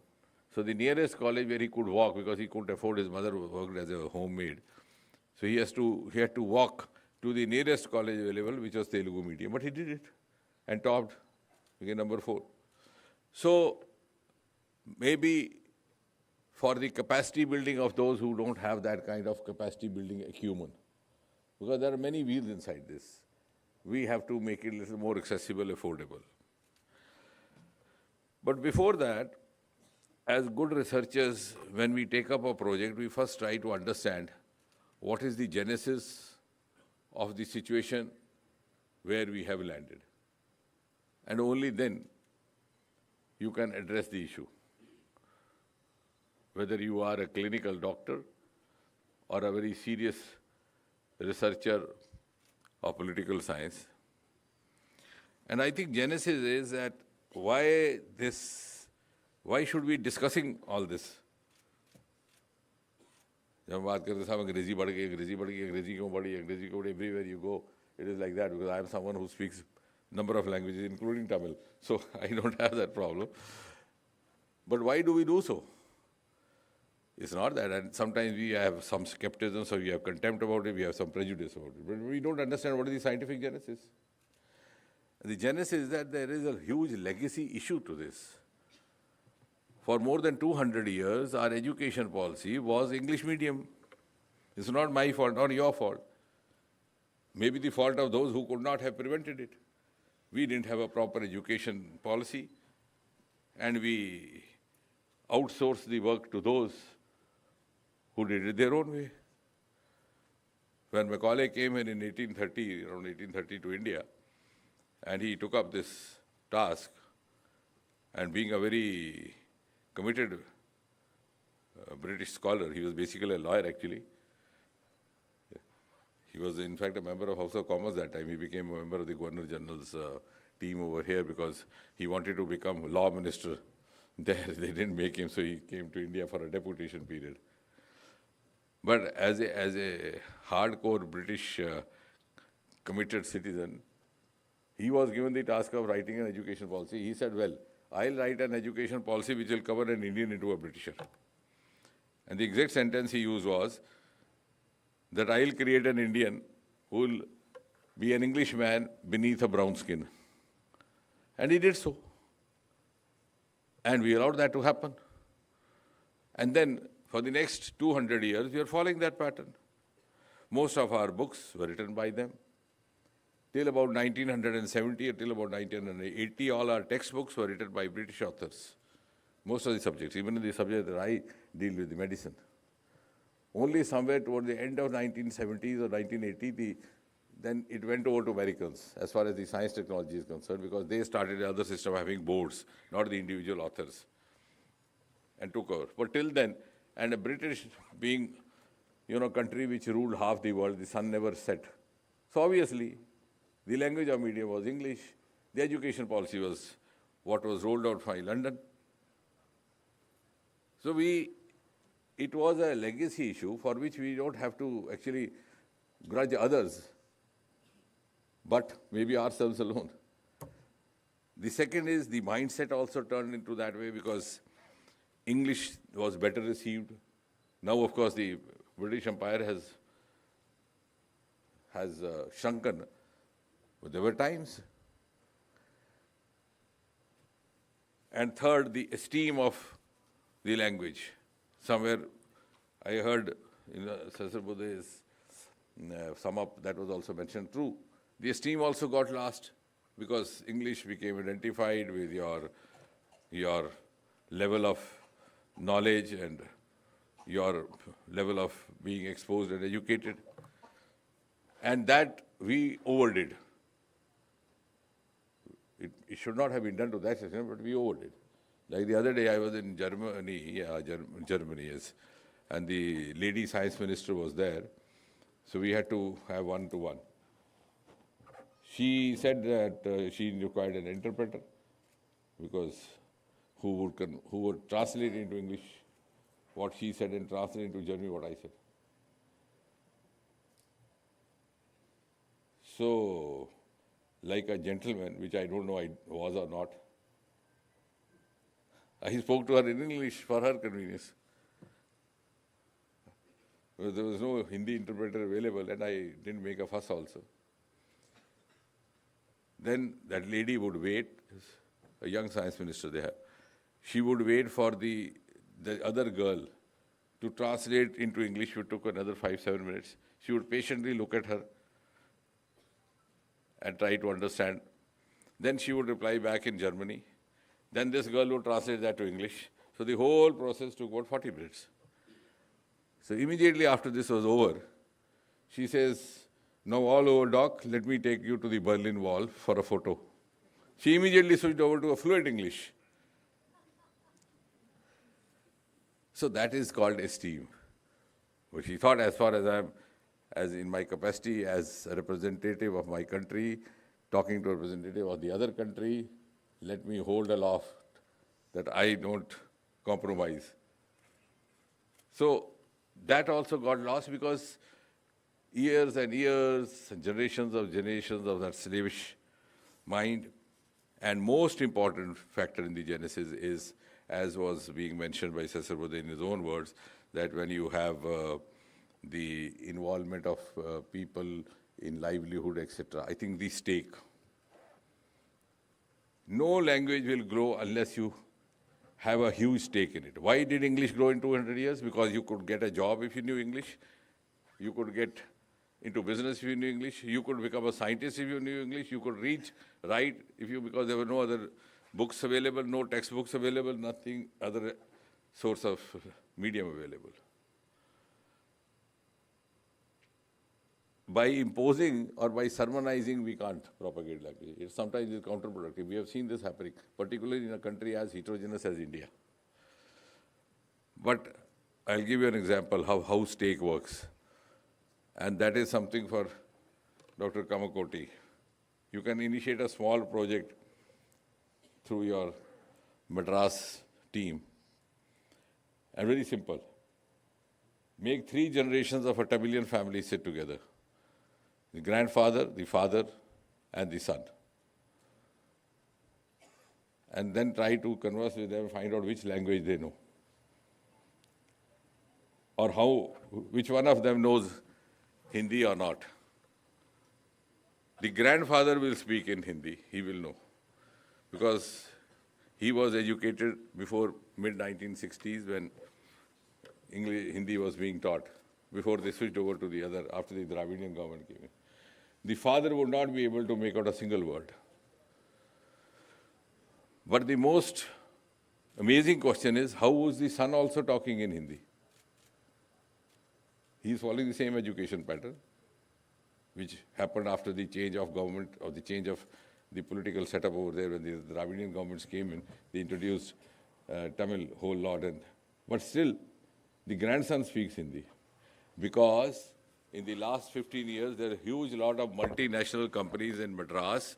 They give preference to young boys and girls who, in addition to English and Tamil, also know Hindi. You can verify this because Madras is known for doing industry mapping. So because they have an advantage professionally, vocationally, livelihood, they make it a point to learn Hindi. The whole lot of Central Railway Station, Madras, one of the oldest in India, you will find books, learn Hindi 30 days, learn Hindi 30 days, all over this. Because you have associated stake with that. But unfortunately, we didn't do it. The Americans, multinational companies did it. And they did it not for promoting their language. They have no love for your Hindi or Bharatiya Bhasha. They have love for their promoting business. So they know if we engage a boy and a girl, and even give him 5% hike in his salary, but he can operate in a wider area if in addition he knows 2-3 extra languages or 1 extra language at least. So you have to devise means of associating stake. And of course, I am glad that the NEP 2020 has been discussed because it was a much awaited thing. I think we have already lost 60-70 years why we didn't change over, and that we carried on with the same education policy which we had inherited, and that also made our education system linked with the degrees. Now we talk of innovations, but that was not very compatible with this. We were working in silos, and we made the students prisoners of their aspiration. Now we have to grow as a whole, as an ecosystem. Even if you promote all the 22 languages in the 8th schedule, but if you have the old education policy, you would not be able to achieve the optimum results. You know why? Because in the earlier education policy, as I was saying the other day in one of the universities, and they were looking back questioningly, and I explained, I said that generation, we created a generation of students who were prisoners of aspiration. Your parents wanted you to be a doctor, so you chose those subjects. You didn't choose. You had not grown up to that. Your parents chose the subjects for you. You couldn't make it to a medical school. Then what did you do? BSc. What BSc? Botany, zoology. Again, you may provide them 22 languages. Book is written in a few languages. The boy or girl may not like that, but he has no option. Then after graduation, what to do? Again, go for civil services. If you are as competent as the two Sanjays sitting both sides of me, then you make it. Otherwise, what to do? Then you become MSc. MSc also same subjects haunting you, chasing you. Either botany or zoology. Then after that, what do? If you are lucky enough, you get a good UGC job, some university college. And if that too doesn't happen, then you do a PhD and become a technologist. So that is the service of technology and the language that our education policy was doing. So I'm glad, and I think this is one of the greatest landmark decisions taken under Prime Minister Modi, which should have taken. So this will, because unless we have that ecosystem, now you can change over your subjects as, I mean, you know better than me. You can, and as the child grows, he also realizes aptitude. Maybe I myself may, you know, when I'm growing up as a youth, I realize after first year, second year, look here, but this is not the subject that I should have been reading. This is the subject I should have. And at the same time, I might also decide, no, look here, I should not have been reading it in Hindi or Tamil, I should be reading it in English. I have come across a large number of students who have done their, at least up to class 12 in Hindi, sometimes Urdu. Then for civil services, they choose the language English. So you are giving them a wide choice. Because English also has now become almost an Indian language. But for that, you have to give him, the child, a kind of an milieu, kind of an ecosystem, which I hope this education policy will provide.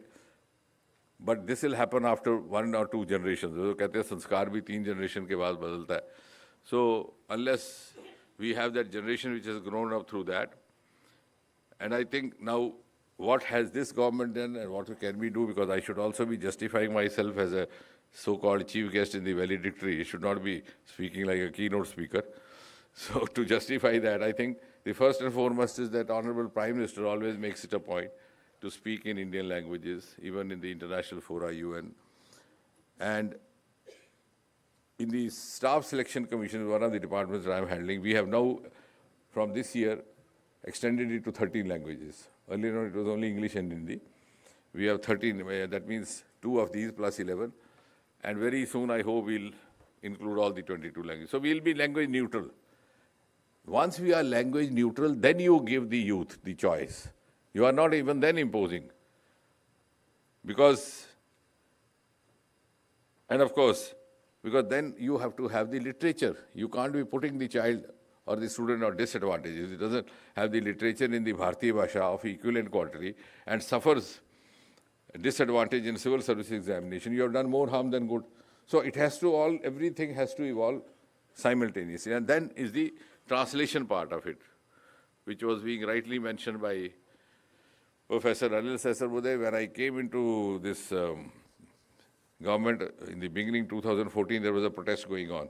One of the by the civil servant service aspirants, and one of their complaints was the translation into Hindi was not right.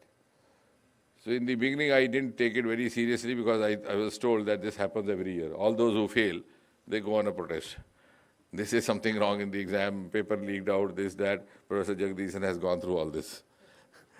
So we didn't, but then later on, some 3 or 4 young boys came and they said, sir, just we'll take in 2 minutes, and if you are not convinced, we'll leave the room. I asked them. And I found the translation of steel plant was done as lohe ka pauda. So if you do this kind of translation, who will read it in Hindi? You are ruining a child's career. I immediately realized that we took up that cause. So you have to have language technologists plus linguists. The scientist and the translator have to sit together. And that is the reason when Madhya Pradesh started its medical college in Hindi, I was not very sure. So I spoke to the health minister there as in my capacity as a medico and a teacher of medicine. So he said, no, you come here. We have taken care of all those things, all your concerns, because I had been in touch with them before. And I was glad to learn that they had not verbatim translated it.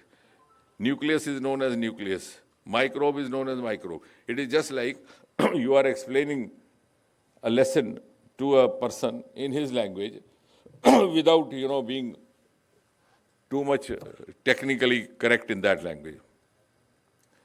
Suppose I say that COVID, there's a vaccine available with COVID, which you have to take by a injection or whatever.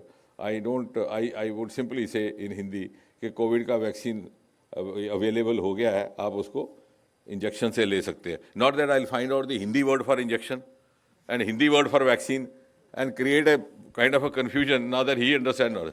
So I was glad they have done it like that. And I said, yes, this is the right way. Let us go, because this has to proceed slowly. The Britishers took it 200 years to push it inside us. We can't do it in 2 years. So then one generation comes out, and I told them once we have these 2 batches from the same college, then they would be able to, they'll become our further messengers.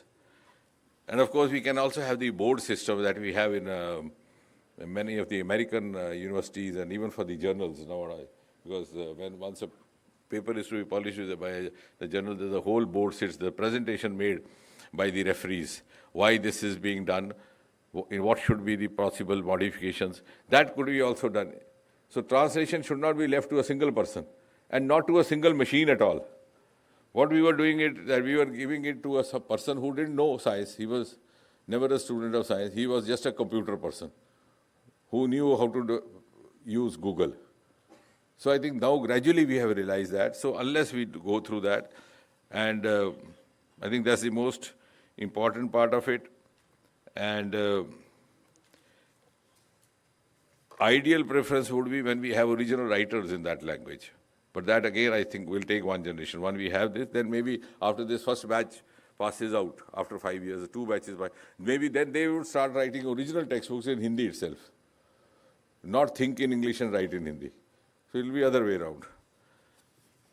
And simultaneously now there is also a milieu getting created that there is inquisitiveness to understand the Hindi words. Now, for example, our mission was called Chandrayaan. The point is known Shiv Shakti. So many of the foreign delegates keep asking, what is Shiv Shakti? What is this about? So both, while at the same time, while promoting Indian civilization, you are also promoting your Indian language. And what does Chandrayaan mean? So I think that creates an ecosystem. And I think we could also, if you find appropriate, use tools like Mission Karma Yogi, which we are already using. Even in the Rozgar Melas, which are being held by Honorable Prime Minister every month. Now we, after first or 2 editions of Rozgar Mela, the thought occurred that we could also introduce a component called Mission Karma Yogi Prarambha. So they prepare themselves for the job, which is already, of course, we already have Mission Karma Yogi for the civil servants. We could use some kind of tool here, which could serve both the language impartment requirements as well as the technology part of it. And gradually, when we develop literature, and as a 1 or 2 generations roll out, I think we'll be able to do that, because, as I said, the irony is that we have started off very late. In 200 years, they put it inside us, and to get out of it, we waited for 70 years. If we had started the task earlier, we would have moved on. But I'm glad, I think maybe it was destined that we had to wait for someone like Prime Minister Modi to come and put us in that direction. And now we are on the right track. And अमृत काल की जो यात्रा, मुझे विश्वास है कि भारतीय भाषाओं की विकास यात्रा भी रहेगी. और जब 2047 में भारत शताब्दी का उत्सव मनाएगा, तो साथ ही साथ वो भारतीय भाषाओं का भी उत्सव रहेगा। तो भारतीय भाषा उत्सव जो आपने शीर्षक दिया है, उसका सही स्वरूप हमें 2047 में देखने को मिलेगा।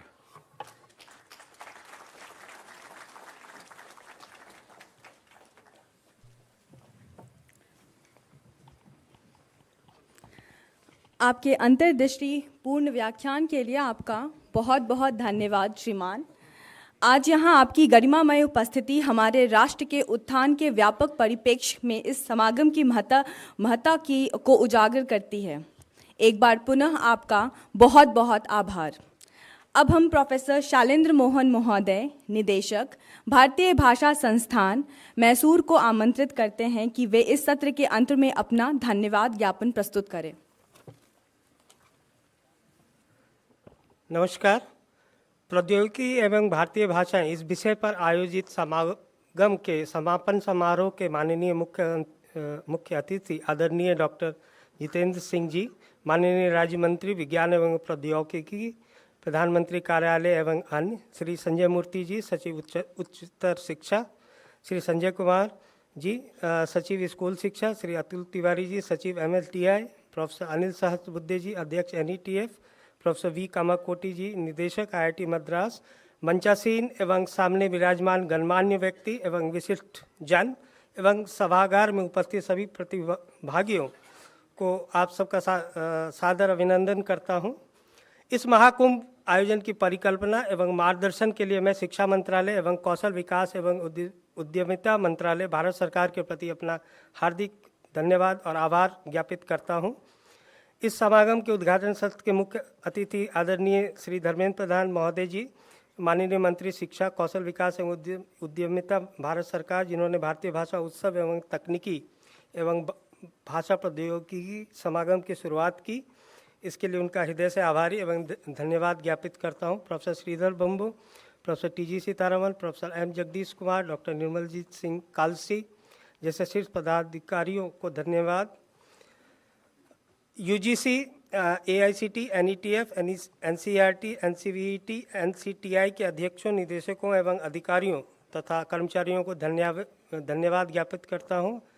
इस आयोजन में सक्रिय सहभागिता के लिए दूर दूर से पधारे तमाम पैनलिस्ट एवं प्रतिभागियों का धन्यवाद ज्ञापित करते हैं। इसके अतिरिक्त आयोजन के संचालन AICT के अधिकारी, कर्मचारीगण एवं प्रसार में सहयोग करने वाले मीडियाकर्मी, स्वयंसेवक, कार्यकर्ता एवं अन्य कर्मी भी हमारे धन्यवाद के पात्र हैं। अंत में उन सभी ज्ञात अज्ञात व्यक्तियों, संगठनों और संस्थाओं के प्रति अपना हार्दिक धन्यवाद एवं आभार ज्ञापित करता हूं, जिन्होंने प्रत्यक्ष और या परोक्ष किसी भी ढंग से इस महाकुंभ के आयोजन और संचालन में अपना योगदान दिया है। और अंत में आदरणीय चमुकृत शास्त्री जी, प्रोफेसर अनिल सहस्त्रबुद्धे जी, प्रोफेसर TG सीताराम जी, जिनके मार्गदर्शन में इस समागम की रूपरेखा तय की गई। धन्यवाद। आप सभी को बहुत बहुत धन्यवाद। अब हम राष्ट्रगान के लिए खड़े होंगे।